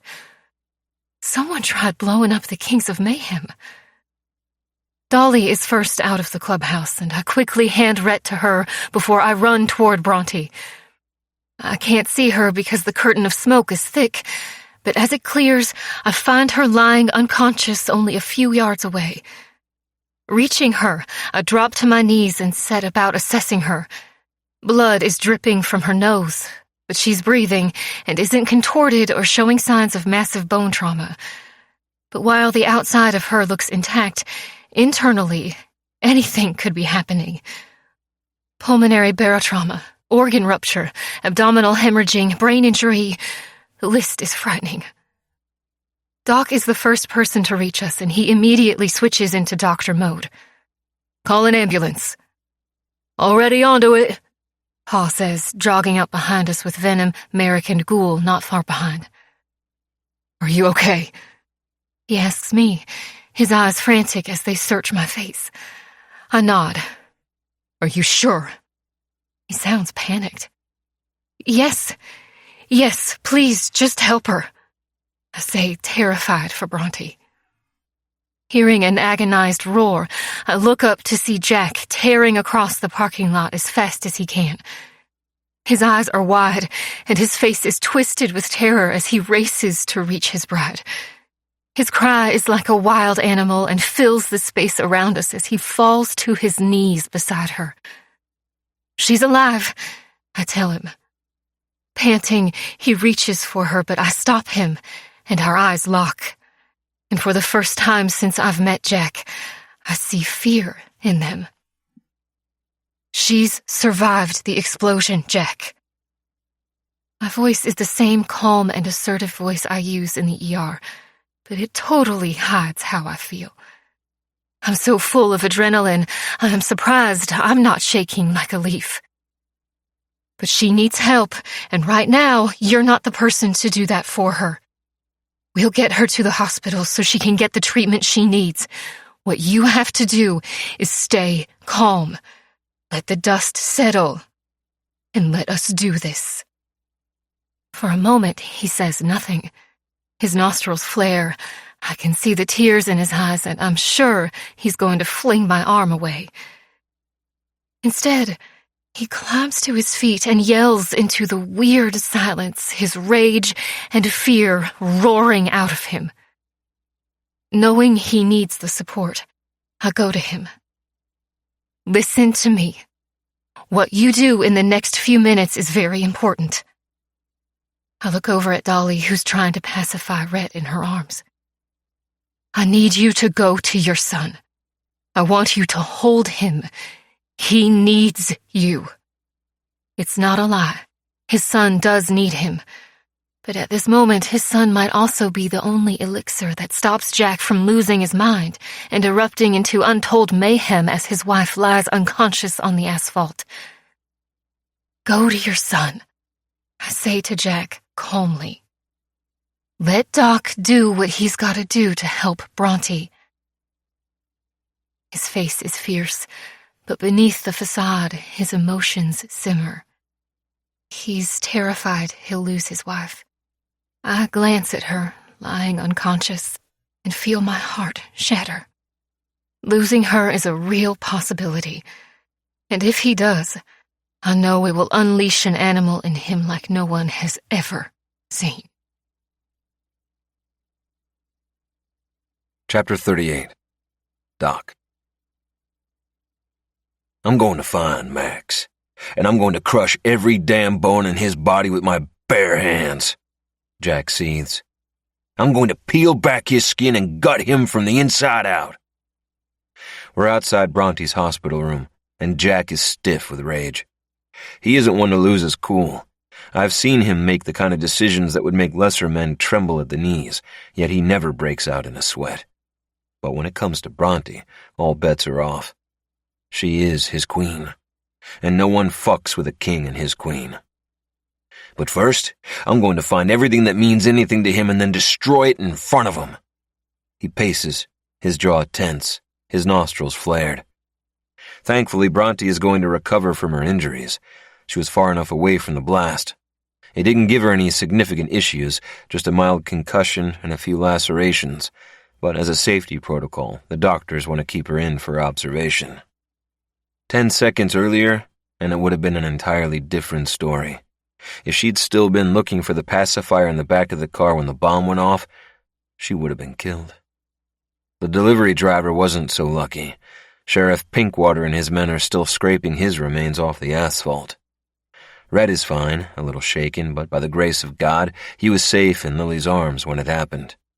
Still, the hospital staff insisted he was checked over by one of the doctors who gave him the all-clear. Aries and Shooter arrive and join us outside of Bronte's room. Because Shooter is VP and Aries is our sergeant-at-arms, since the bombing, they've been scrambling to find out what happened. How is she? Shooter asks. A mild concussion, but she'll be okay. I look through the glass window and see her lying on the hospital bed and feel my chest tighten. It could have ended up so much worse. They're keeping her overnight as a precaution. What the fuck happened? Jack's eyes are wild with rage as they focus on Shooter. I thought we had every single precaution in place so something like this couldn't happen. How the fuck did a van carrying a fucking bomb get inside our compound? The delivery driver was Terrence from Witherby's. We've been using them for years, and he's been driving in and out of our compound for just as long. We know him. That's why he had clearance, Shooter says. So how the fuck did he end up driving a bomb into our clubhouse? We went to his home, one of those one-room shit boxes near the abandoned railway lines. The guy was living paycheck to paycheck, but had a thick wad of Ben Franklin stuffed into a hole in the couch. The Inferno got to him, Aries adds. We also found a couple of baggies of Inferno meth stashed into the cushions. A fucking payoff, Jack mutters. His jaw ticks with irritation as he looks away, cupping the back of his neck with his hands as he thinks. I can see the emotion simmering beneath the look of fury on his face. Bronte almost died because he didn't see the payoff coming, and it's silently crushing him inside. He swings back to us. No one comes into the clubhouse or the hangar unless they're a king or an old lady. You got it? Normally Jack and the committee of the originals would vote on a lockdown at the clubhouse, but in this instance, the families have been moved to one of the aircraft hangars we use to dry and store our cannabis crops. It's empty and big enough to keep everyone safe until the threat is past. More importantly, the Inferno doesn't know about it. No one does. Years ago, this kind of lockdown plan was created if ever the sanctity of the clubhouse was compromised or breached. In almost 40 years of the Tennessee chapter's existence, this is the first time it's ever been executed. The elevator doors open, and Sheriff Pinkwater appears. Before he gets a chance to say anything, Jack points at him. Max Stonecipher did this. So you need to find that motherfucker before I do, because I'm going to kill him. Pinkwater has known Jack since elementary school and isn't intimidated by him. Already ahead of you, Jack. That's why I'm here. Max Stonecipher is in a cell down at the sheriff's office. By the look on all our faces, we're all surprised. Except Jack. His expression hasn't changed from the murderous fury he's worn since the explosion. Max is in custody? Shooter asks. Pinkwater nods. Picked him up an hour ago eating a bologna sandwich at the diner on Main Street. We all thought the chances of finding Max were almost non-existent. For someone who has managed to evade his rivals in every law enforcement agency in the country for the last couple of decades, finding him so easily is suspicious at best. It's like he was waiting for us, Pinkwater says. Because he was, Jack says. You're saying he wanted to get arrested? Shooter asks. Yes, and I want to know why. He turns to Pinkwater. I want to see him. That's why I'm here. He gives Jack a grim look. He wants to see you too. I advise Jack against it because I know Max only wants to see him so he can bask in the aftermath of his dirty work. By now he'll know about Bronte, and he wants to see Jack's pain for himself. However, trying to stop Jack from visiting Max in jail is like trying to stop a wave of seawater with your bare hands. Fucking impossible. So I insist on going with him. He's playing games. I warned Jack as we walked toward the steps leading into the sheriff's office. Let him. The only motives I care about are my own. Which are? To look him in the eye and let him know I'm going to kill him. Seeing you in this stage of anger is only going to fuel his amusement. You know that. Jack stops walking because he knows I'm right. I don't have any intention of letting him see any fucking thing. I'll be as cool as a fucking cucumber. My phone vibrates with a message from Lily. She's heading over to the hospital with the prospect Jack ordered to stand outside Bronte's door in his absence. Lily is going to visit with Bronte. Jack walks off, and as I follow him up the steps and inside the building, it suddenly occurs to me that he blames Lily for Bronte getting hurt. You can't blame Lily for this. He stops walking again. Blame her? I don't blame her. She saved my son's life. No, what happened to Bronte is on me. Don't do that. Don't look for blame. Max did what he did because he's a psychopath. In a rare moment, Jack lets down his guard. I didn't see it coming. I thought we had every base covered. Yeah, but you forget one thing. What? We're at war, and no one ever wins every battle in a war. The muscles in his jaw tick. He's eaten up inside with guilt, and if he doesn't get a check on it, he'll find himself in a world of pain. And I would know, because I know a thing or two about guilt. Inside the sheriff's office, Jack's fury disappears behind a blank mask like he's flipped a switch, effectively turning his emotions off. Pinkwater meets us outside the cell block. He's down here. He leads us inside to where Max is sitting behind a glass barrier, his hands folded neatly on the table in front of him. When he sees us, he gives me that sinister smirk he has mastered, and I want to put my fist through it. Gentlemen, welcome. Jack doesn't react, but I can't help it. I underestimated how I would feel when I saw him again. My emotions flip on themselves, and the calmness I felt walking in here gives way to my fury. I give him a dark look. I'm not as good at keeping my anger in check as Jack. Don't get me wrong, he's boiling with rage inside, but he isn't showing anything on the outside. Me, on the other hand, yeah, I'm failing miserably.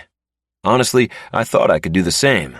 Thought I could control the rage I feel toward Max for what he did to Lily, but I'm powerless against the wrath that washes over me. I have to draw in a breath and tell myself not to give Max the satisfaction as we sit across from the stinking, rotten asshole. I'm so pleased you could make it, he says calmly, as if he invited us over for fucking tea and biscuits. Cut the pleasantries, you psycho fuck, Jack growls out. I didn't come here to play your fucking games. Max's smirk doesn't slip. Yet, here you are. Jack leans forward, his voice low and calm but thick with warning. I came here to let you know that it's on, motherfucker. You dare come into my home and attempt to hurt my family? I'm gonna gut you, you weird-ass fuck, and I'm going to enjoy doing it. Max laughs. How very threatening of you, Mr. Dillinger. He twists his head to look at the security camera in the corner of the room. I'm sure our friends in law enforcement will make sure to keep that as evidence, he says sarcastically. Oh, yes, I know all about your relationship with the local sheriff, and I don't doubt I'm a sitting duck in this cell. But you'll have to find another way to, how did you put it, gut me? See, my lawyer's on his way here, and I'll be walking out those doors in, let's see. He looks at the clock on the wall. The next hour or so. Jack is fuming. You think you're so smart, but you're going down for this. Oh, I wouldn't be hedging any bets on that, Jack Dillinger. A psychotic gleam enters his eyes. See, there's no proof that I was ever involved in that unfortunate incident at your clubhouse, nor is there any proof to tie me or any of my men to the unfortunate demise of that poor delivery driver. So you see, I won't be in here long. That's fine by me. Jack burns holes in the glass between them. Because either way, I'll make sure you pay. Max looks smug, but then his gaze shifts to me. How's my daughter? A prickle of heat roars up my spine. You don't get to speak about her, you son of a bitch. You can't blame me for asking how she is, considering her current condition. My gut clenches. He knows she's pregnant. Oh, don't look so shocked. Of course I know about the baby. She thought she had hidden the pregnancy test well enough, but we found them. He doesn't say how he found them, but I wouldn't put it past him to have one of his minions go through her trash. Tell me, do you know who the father is? I'm curious. Rage ignites inside me. I try not to react, but it's hard not to when every part of my soul wants to break down the glass separating us and set the asshole on fire. His eyes focus on me curiously, studying my body language, then light up with a nasty gleam. Well, well, well. How about that? You don't know who the father is, do you? Shut up, Jack growls. Max ignores him and fixes his cold stare on me. I'm right, aren't I, Doc? No point lying now. I can tell how the sickly thought of her being pregnant with another man's child curdles in your stomach by the look on your face. I said, shut your goddamn mouth, Jack hisses. Max smiles. Crossing his legs, he grasps his knee with his handcuffed hands. You know, she and Otto had quite the good time together while she was staying with us. Why, she couldn't keep her legs closed whenever he walked in the room. You fuck. I launched at the glass, and it wobbles like rubber beneath my fists. I'm going to fucking destroy you! Startled, Max jumps in his chair, and then tips his head back to roar with laughter. Oh, this is even better than I thought it would be. We're leaving. Jack stands and gives Max one final warning. We'll see you when you get out. He heads for the door, but I hang back. There's no way I can retreat. Not when I can stand and fight. Doc, Jack growls. But I ignore my president and keep my focus on Max. You're a real piece of shit. You know that? Max presses his cuffed hands to his chest as if he's wounded. If you keep calling me names, I might just cry. I take a step forward and stare down at him, a dark rage burning like hellfire in my brain. I don't care if you can see my rage. I'm beyond caring. You'd be better off dying in here, I say, leaning closer to the glass. Because when I get my hands on you, you'll wish you were already dead. Max's smirk slips, but I don't hang around to watch him scramble to replace it. Ready to combust with rage, I turn and walk away. Go on now. I hear the clang of handcuffs behind me as he waves. Run along like a good little boy. Ignoring Max's taunts, I join Jack on the other side of the room. Hey, this is how the game works, Max calls out as we disappear through the door. You take something from me, and you've got to expect me to take something from you. Chapter 39. Doc. Back at the clubhouse, Jack and I sit in the bar with Shooter, Aries, and Pinkwater. My nerves are so frazzled, I almost crush the shot glass I'm holding with my fingers. The rest of the Kings are with their families at the aircraft hangar, but Jack and I need to decompress after our meeting with Max. Is it true? Is he going to walk? I ask Pinkwater. If we don't find something substantial that ties him to the bombing, I'm afraid so. But it's early days, and we have a forensics team from Jackson City working on it.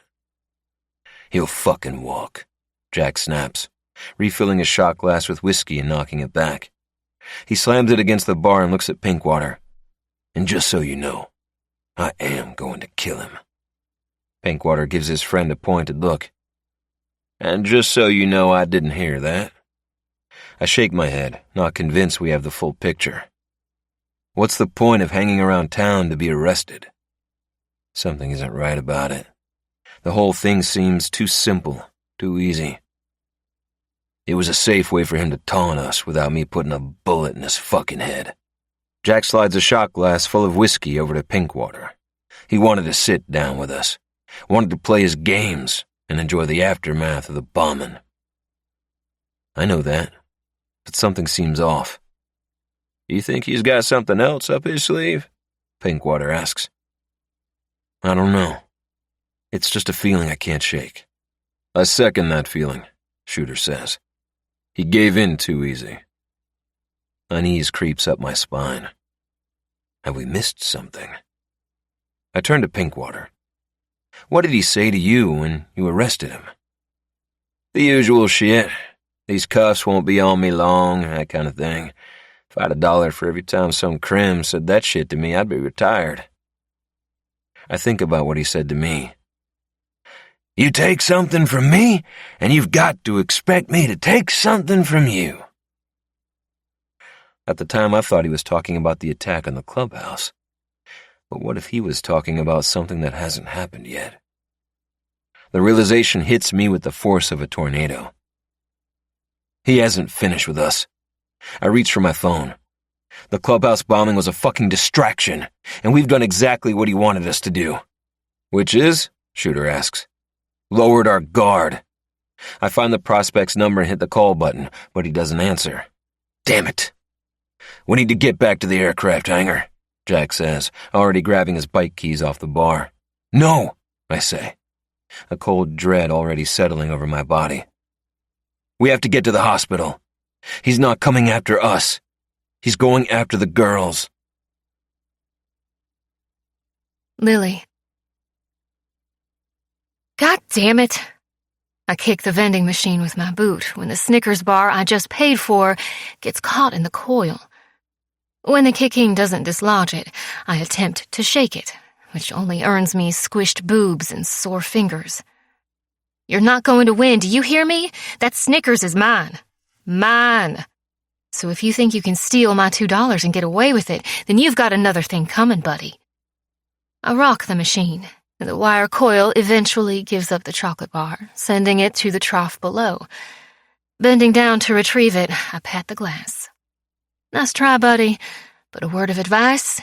Don't stand between a pregnant woman and her chocolate of choice because you'll never win. As I reach inside the machine for the Snickers, the elevator door opens behind me, and reflected in the glass, I see Otto step out. Panic sweeps through me, and I avert my eyes, certain he will notice me if I look at him in the reflection.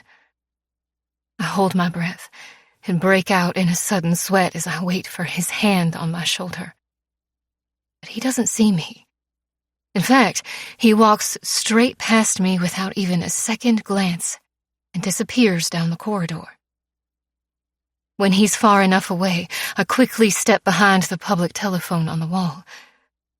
I can't see where he went, but I know where he'll be going. Bronte's ward.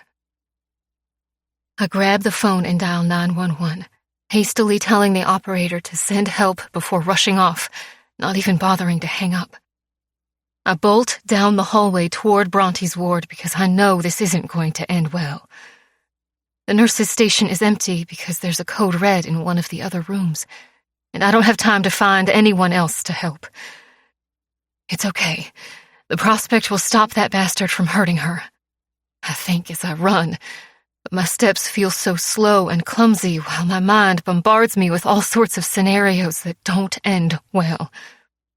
When I finally reach Bronte's room, the prospect isn't lingering at the door like he's supposed to be. Where the fuck is he? Terrified for Bronte, I burst into her room and surprise Otto, who's pressing a pillow over her face. Without even thinking, I launch myself at him, but he's huge and too damn strong, and I'm no match for him. But in our struggle, he does let go of the pillow covering Bronte's face to fight me off. With a growl, he flings me to the floor, and I skid across the linoleum like a rag doll, stopping with a thud against the unconscious body of the prospect. He's out cold, with blood seeping from a broken nose and bloody drool dripping from his mouth. I don't have time to check if he's alive or not, because Otto stalks toward me, his hands fisted, his face murderous. He's going to kill me. So I say the first thing that comes to my mind. I'm pregnant. And he stops walking, like he's hit a brick wall. He looms above me like a tower of muscle, his bald head gleaming like some sort of orb beneath the fluorescent lighting. Is it my baby? I hate the sound of his voice. I hate the look on his face. It makes me want to stab him in the throat. I slowly climb to my feet, careful to keep my eyes glued to his, and all the pain he inflicted on me during my captivity comes rushing back until my mind is polluted with nothing but the hideous memories of what he did to me. The control, the possessiveness, the abuse. The need to break my spirit. The violation of my body, night after night. I'm not scared. I'm furious. No, I'm beyond furious. The intense lust for vengeance flows through me like a freight train, and I'm ready to make him pay for every single thing he has ever done to me. He needs to know he failed, that I'm not broken, that he never came close to making it happen. I despise him, and I want him to feel just how much. You'd like that, wouldn't you? Knowing that your disgusting seed took root in my body to create a life. I step toward him, and he takes an uncertain step back. When I'm only inches away, I raise my chin and fix my eyes to his, taking the opportunity to inflict a little pain of my own.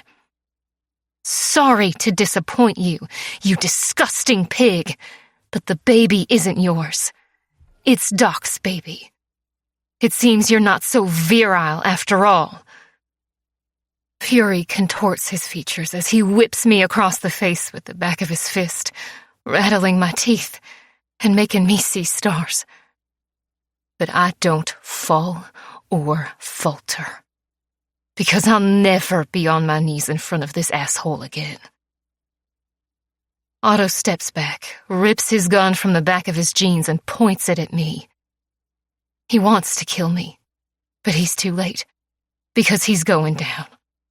Bronte rears up behind him and brings a heavy glass vase crashing down on his head over and over again until he drops to the floor. Overcome with emotion when he's on his knees in front of me, I pick up his gun and shove it in his mouth until he gags. I think of all those disgusting things he did to me on those awful nights when I was alone with him, and I jam the slide of the gun deeper into his mouth. I believe the term is suck it. Otto's eyes go wide. At first, he doesn't believe what's happening. His eyes darken and he scowls like he can somehow still intimidate me. But one look at the hatred in my eyes and he starts to beg for his life because he knows I'm not messing around. It's payback time, and I'm about to cash in an incredibly large chunk of it. Sweat gathers on his forehead and he whimpers around the slide, pleading for mercy. I'm not going to kill him. There's no way I'm going to prison because of this piece of shit. No, I just want him to feel real fear. I also want him to know he didn't win. And maybe piss his pants a little. Which he does. You're a pathetic piece of shit. And just so you know, you're going down for attempted murder. Without warning, I pull the gun from his mouth and kick my boot into his face, breaking his nose and knocking him out cold. Stepping over him, I reach for Bronte. Are you okay? She nods. Yeah, I'm fine. Despite my heart racing in overdrive, I manage a small laugh. Nice move with the vase. She blows out a deep breath. You had my back. Now I've got yours. Us queens have to stick together. I move to hug her, but her smile fades quickly. Oh, God. Lily. What? I follow her line of sight to the front of my shirt, where a bright red stain is bleeding across the fabric. I didn't even hear the gun go off or feel the bullet rip into my chest. But I'm feeling it now. I look back to Bronte, and as my world disappears before my very eyes, I fall to the floor. Chapter 40. Doc. I've never pushed my bike as hard or as fast as I'm doing right now, weaving through afternoon traffic like a madman, leaving my brothers trailing behind me in my wake. Not even Pinkwater can catch me in his police cruiser. All I know is I have to get to the hospital before the inferno. You take something from me, and you've got to expect me to take something from you, is repeatedly replaying in my mind. To get to Jack and me, Max will go after our queens, and I'd bet on my life that he has sent Otto to do his damn dirty work. My heart is like a galloping horse, and it feels like it's running out of my chest to get to my girl before me. My eyes water from the speed of the wind whipping into my face. As I speed toward the hospital entrance, I catch a glimpse of a bald figure cutting across the lawn like he's being chased by demons, and he disappears into an underground parking garage. Otto. I tear off the main road and roar down the ramp into the darkness of the garage. The loud bark of my Harley tells him I'm coming, and he stops. For a split second, he looks like he's going to take off again, but then he turns back with an evil smile curling on his lips, and I skid to a stop. His face is already bloody and swollen, and I have every intention of adding to it. Hatred powers my strides across the empty parking garage toward him.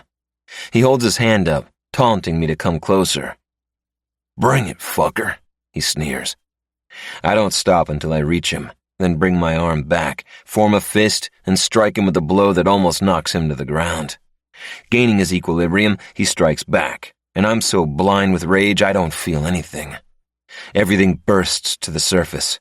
What he did to Lily, how she suffered at his hands, how she still cries when she doesn't think I can hear her, and like an overheated gasket, I blow, and all sense and reason vanishes like vapors. I bring my fists down on him over and over again.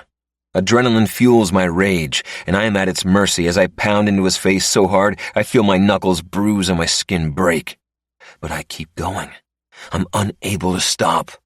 Not when he falls to the ground, not when he stops fighting me because he's unconscious, not when I'm almost out of breath and dizzy with rage, and not when I hear Jack, Shooter, and Ares ride in. I don't stop until Ares lifts me off him and I finally come back to myself. "He's done, brother," the big giant says. Panting, I look down at the bloody mess that is now Otto. I have more than rearranged his face. I've damn near taken it off. I struggle for breath as the adrenaline begins to recede. I don't know if he's dead or alive, and I honestly don't care. Like I'm in a dream, Pinkwater appears out of nowhere, and for some reason, that snaps me back into reality. "Doc, you need to come now. Lily has been shot." I go through the motions, pacing the floor with my hands laced behind my head as I wait out the hours while Lily is in surgery. Everyone tells me she's going to be okay, that she's fierce, she's a fighter. But I'm a doctor, and I know how catastrophic a bullet can be on the human body, how it can destroy organs, overwhelm her system, and affect the baby she is carrying. My gut aches with regret and fear, while my chest is tight with the pain of knowing that the woman I'm in love with is in surgery, having a bullet removed from her beautiful body. And the baby. When I think about losing him, I can't breathe. So I try not to think about it. But it doesn't look good. I pace. I can't stand it. So I pace some more. I haven't slept since we got to the hospital. Now fatigue crashes over me, and my bruised knuckles are throbbing from taking Otto down, but I can't think about that now. Dolly leaves one of the plastic chairs lining the waiting room wall to stand next to me, and I stop pacing. "Maybe you should try to get some rest, sugar," she says, rubbing my lower back. "You've been up all night." "I'm not going anywhere till I see her," I say, my body tense. I start pacing again because when I stand still, I can feel every cell in my body swelling with tension. Finally, after what seems like an eternity, Lily's surgeon appears, and I don't have to say anything to him because my expression says it all. I'm out of my mind with worry. "You can relax," she pulled through. "She's in a bit of pain, but she's going to be fine." He smiles. Weak with relief, I almost sag into him. But then I think of my son. And the baby? Please, let my son be okay. The doctor's face goes blank, and my breath snags in my throat when he says, She wants to see you. The relief I felt a moment ago. Yeah, it's quickly replaced with a surge of panic. But I tell myself it's okay because whatever has happened, we'll work through it together. Whatever she needs, even if my heart breaks, I'll do whatever I have to do to make sure Lily gets through this. Can I see her? I ask. He nods. She's pretty insistent you do. If he says anything else, I don't hear it because the moment the doors to the recovery ward open, I take off through them and disappear into the sterile labyrinth like I've been shot out of a cannon. Weaving my way through the ward, I don't stop until I find her. She's in a room by herself, lying on the bed with the sheet pulled up to her waist. Her eyes are closed, and she looks peaceful and beautiful. Pausing to gather my breath, I feel the love I have for her tighten in my heart. I've got you, baby. Hearing me approach, her eyelashes lift. Hey, I say, dropping to the bed beside her and taking her hand in mine. My heart lifts when she focuses her beautiful eyes on me because I'm so relieved she's okay. Hey yourself, she replies hoarsely. How are you feeling? She smiles weakly. Sleepy, relieved. Fighting the tears I've been holding on to since this goddamn nightmare started, I tangle my fingers through hers. I'm so sorry this happened to you, baby. I lean forward and press a kiss under her cool forehead, closing my eyes because I want to ask about the baby, but I'm terrified to know the answer. Hey, it's going to be okay, she whispers. Opening my eyes, I mentally brace myself. The baby. Another soft smile parts her lips as her beautiful eyes find mine. He's fine, Doc. I physically let go of the breath I was holding and sink against the bed in relief. She smiles up at me. I wanted to tell you myself. Fighting my tears, I blink a few times, then drag her hand to my lips and press a kiss into her palm. But my tears are a force of their own, and I can't hold them back. With a quivering chin, I give in to them, and they carve a salty path down my face. I'm so damn thankful that my family is still intact. Reaching up, Lily glides her knuckles down my cheek, and I close my eyes at the simple touch of her fingers against my skin because her touch is everything. Hell, it means every damn thing. We're safe. I smile and blow out a shaky breath. I know. Her eyes roll down to my swollen knuckles. Your hands. Someone had to stop Otto. You caught him? I give her a sheepish grin. Caught him, broke his face. There's a fine line between the two. The last time I saw him, he was unconscious on the floor after I put my boot in his face. I smile through my tears. I think I just fell in love with her all over again. Apparently, in all the chaos of you being shot and Bronte calling for help, he regained consciousness and escaped the hospital. That's when I found him. And beat the crap out of him? He's alive. But according to sources, Humpty Dumpty needs surgery to piece his face back together again. A small smile softens on her lips, and I bend my head to kiss them. He's never going to hurt you again. I promise. I know. Finally, I think all the bad shit is behind us. Don't you? Chapter 41. Lily. 10 days later, I leave the hospital, and I'm more than ready. I'm beginning to climb the walls with boredom. Doc takes me back to the clubhouse where the Kings are all gathered in the bar, and they all cheer when we walk in. Everyone is there, and Dolly has hung a giant welcome home sign above the jukebox. I try to fight them, but tears sting my eyes. Besides my close relationship with my brother, I've never had a proper family, but it appears I do now. You should probably take it easy, Doc says protectively. I'm sitting down drinking a big glass of water. How much easier do you want me to take it? Yeah, stop fussing, Doc. Our little lady is a badass and can handle a teensy-tiny celebration. Let her have some fun. Bronte gives me a wink. So pleased to have you home, honey. Home. Warmth spreads through my chest as I look around me. Yeah, I'm home. It's good to have you back, Lily, Jack says with a wink. Since helping the club take down the Inferno, not to mention protecting his son during the explosion, Jack and I have formed a strange bond. It's not fair that Max gets away with it, I say. He doesn't, Doc replies.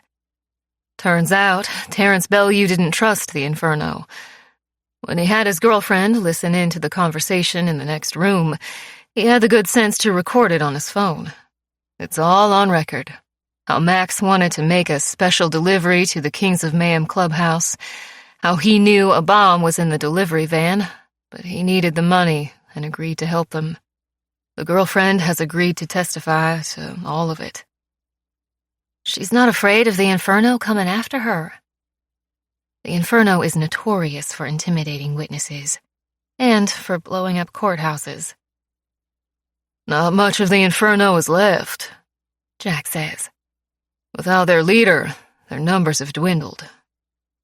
Besides, she wants to get out of town and start a new life, and she'll get it in witness protection. She's got nothing to lose. Doc takes my hand. Max is going away for a very long time. He and Otto. The news sinks in, and I feel a gigantic weight lift from my shoulders. For them, being locked up will be worse than dying. It's what they deserve, I whisper, my mind still processing what it means. I look over to Doc. It's over. It's really over. He nods. Yeah, baby. It's really over. Doc squeezes my hand, and I suddenly feel deliriously happy. Paul said he won't be long, Jack says to Doc. Who won't be long? I ask, just as Paul walks into the clubhouse with a handsome man walking beside him. I look over at Doc and Jack, who are both smiling at me. Okay, what are you two up to? Why do you both look so guilty, and who is that with Paul? My eyes wander back to the guy. He's cautious and a little nervous, and when his eyes land on me from across the room, he hesitates and stops walking. Doc takes my hand. It took a while, but we found him, baby. My brows pull together as I give him a confused look. Stop being so mysterious. What are you talking about? Take a closer look, Jack says. I turn back to Paul and the man beside him, and that's when it hits me. The eyes, the nose, the mouth, they're the same. He's older with a beard, and his hair is short where it had been long the last time I saw him. Valentine. My brother. Frozen by emotion, I stop breathing because it can't be true. Valentine is dead. I look back to Doc, and he nods, smiling. Valentine? I ask in disbelief. When Doc nods, I start crying. Yeah, baby. That's your brother. I look back to the stranger, then back to Doc because I don't trust my own eyes. He's not dead. No, baby. He's not dead. I don't waste another second. Letting go of Doc's hand, I leave the booth and start walking across the room as Valentine walks towards me. We both break into a run, but when we meet in the middle of the room, we come to an abrupt stop. Lily.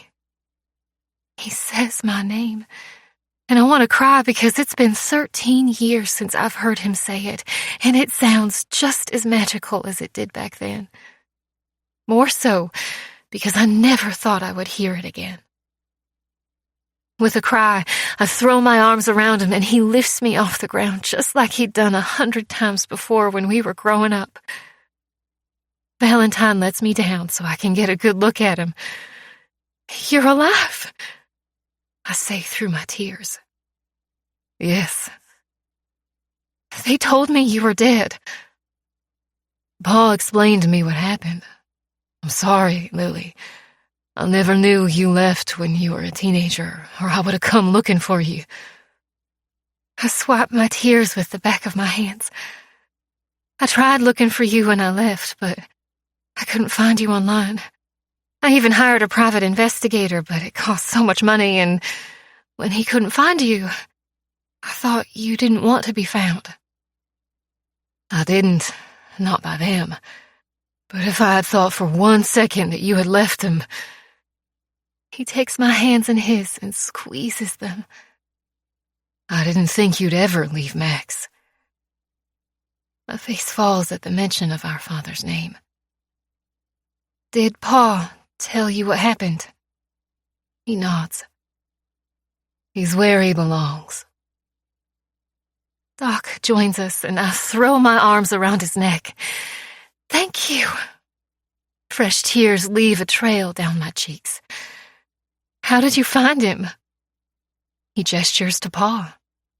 Pa is basically 1/4 human and 3/4 bloodhound. He finds people. It's kind of his thing. I let go of Doc and hug Pa and press a kiss to his cheek. "Thank you." He will never understand just how much he's given back to me. When I let go of him, I take my brother's hand again and steal a good look at him. He's taller than I remember, with darker hair and a closely clipped beard. But his eyes are the same. They're identical to mine, and when he smiles, I see our mama. "I've missed you," I say, and he hugs me again. We spend the rest of the afternoon sitting in a booth at the clubhouse, catching up on the last 13 years, talking excitedly as brothers and sisters do when they have so much to talk about. After escaping the inferno, he traveled across the country and lived rough for a couple of months before finding a job as a dishwasher at a strip club in California. The owner took a shine to him and let him live in the apartment above the club, where Valentine was able to save enough money and get his high school diploma and earn a scholarship into college, where he studied archaeology. A few years later, he married a fellow archaeologist, and now they spend a lot of time overseas at digs in one exotic place after another. "Her name is Samia, and she's the most brilliant, beautiful woman in the world. You're gonna love her," Valentine says proudly. "I can't wait to introduce you." "I can't wait to meet her." He sighs, and it sounds just like it did 13 years ago when I last saw him. It's strange, but the years just slip away as we talk and laugh and hurry to catch each other up on what's happened. I can't believe he's here. It's clear neither of us wants the night to end. There is still so much to say and catch up on, but sometime after midnight we have to say goodbye, and I hug him again, grateful to have my brother back. After he leaves, with the promise to bring Samia back for an extended vacation in a couple of weeks, I slip into bed next to the man who has brought so much change into my life. He wraps his arms around me and I kiss him deeply, so thankful he found my brother. But I can't sleep. I'm too wired. My head buzzes with a million different thoughts and my heart is jumpy. I'm excited, but hurt at the same time. Max had lied about Valentine's death, and I know why. He couldn't stand the idea that his very own son had escaped right out from under his nose. So he hid Valentine's disappearance behind a wall of lies, just as he had with everything else. And knowing his lust for cruelty, Max would have enjoyed the pain it inflicted on me. I feel the sting of it in my heart, but push those memories aside. I don't need to think about that anymore, because Max is gone. He's rotting in prison, and I have my brother back. Epilogue. Doc. A heavy weight lands on my chest, rousing me out of my sleep. Opening my eyes, I come face to face with a pair of wide sea-green eyes peering back at me. Pretending to go back to sleep, I close my eyes and can feel the curious looks of my son as he watches me. Barely suppressing my smile, I suddenly roar upward and grab him in my arms and give him a big bear hug. He squeals and then giggles hysterically, pretending to fight me, but at the same time not trying to get away. At 4 years old, he's the most adorable kid in the world. He came into the world screaming on a stormy afternoon in October, and the moment I laid eyes on him, I was a goner. Since then, the little dude has had me wrapped around his little finger, just like his mama. We named him Caldwell John after my father, but everyone calls him CJ. He grins, and it mirrors my own. We never looked at the paternity test. Turns out we didn't need to. One look at him, and you can tell he is a mini-me. Same grin, same jaw, same mouth. We even have the same walk. He squeals again as I tickle him. "If you two wake up the twins, I swear I won't make you both stay awake with them tonight." I look up to see my wife leaning against the door jamb, her arms folded under her voluptuous breasts, and there's a beautiful smile on her face. The robe she's wearing is short and open, giving me a delicious view of her firm thighs and tiny panties. Our twins are 15 months old. Twin girls with the same wild curls as their mama and her strong, free spirit. Our once peaceful household is now a chaotic, noisy fest of children laughing or crying or running around like the happy hearts they are. Lily walks over, and I pull her down onto the bed where CJ and I attack her with tickling fingers. She cries out with laughter and then proceeds to tickle us back, collapsing with laughter when we overpower her. Her laugh, it makes me happy, and it's never far from the smile on her beautiful face. My queen is fierce, but she isn't indestructible. What she endured at the hands of the Inferno was as painful as it was scarring, and to help her heal the mental scars and the nightmares, she started therapy with Dr. Warner. When she used to joke she was a work in progress, I'd pull her into my arms and remind her how remarkable she really is. For someone who couldn't bear to be touched, now I can't get enough of it. We never let a day go by without loving each other with our bodies. And if ever we argue, we never go to bed angry, because lying with her in my arms is still the best part of my day. Since the UFO hotel, our life has been a wild ride of falling in love and expanding our family, and I'm so in love with all of them, I can't even describe it. After his release, Max was rearrested for the bombing at the clubhouse and the murder of Terrence, the delivery driver. His trial was a media sensation thanks to his theatrics and his lust for drama. He reveled in the attention and relished in the subsequent fame it brought him, but he didn't get to enjoy it long. He was taken out by a massive cardiac infarction 3 months into his 35-year prison term. Otto outlasted him by a year before he met his fate in the prison laundry. It seems he pissed off the wrong person and paid for it with his life. But we don't talk about Max or Otto because they are in the past, so we leave them there. Instead, we focus on our future, because it sure looks damn bright. Since the night Christy was killed, I started a quest to find peace, and I'm happy to report I finally found it. It's with my queen and my kids, and it's exactly where I want to be.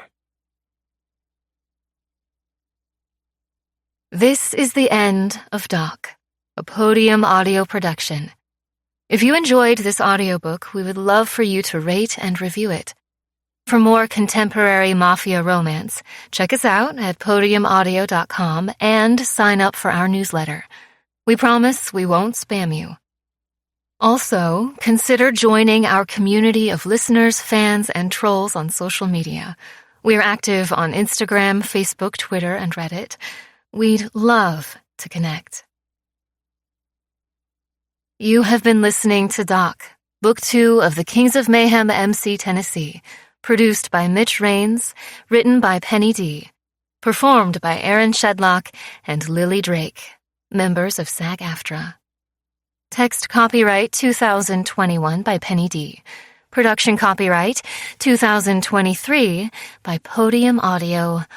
All rights reserved.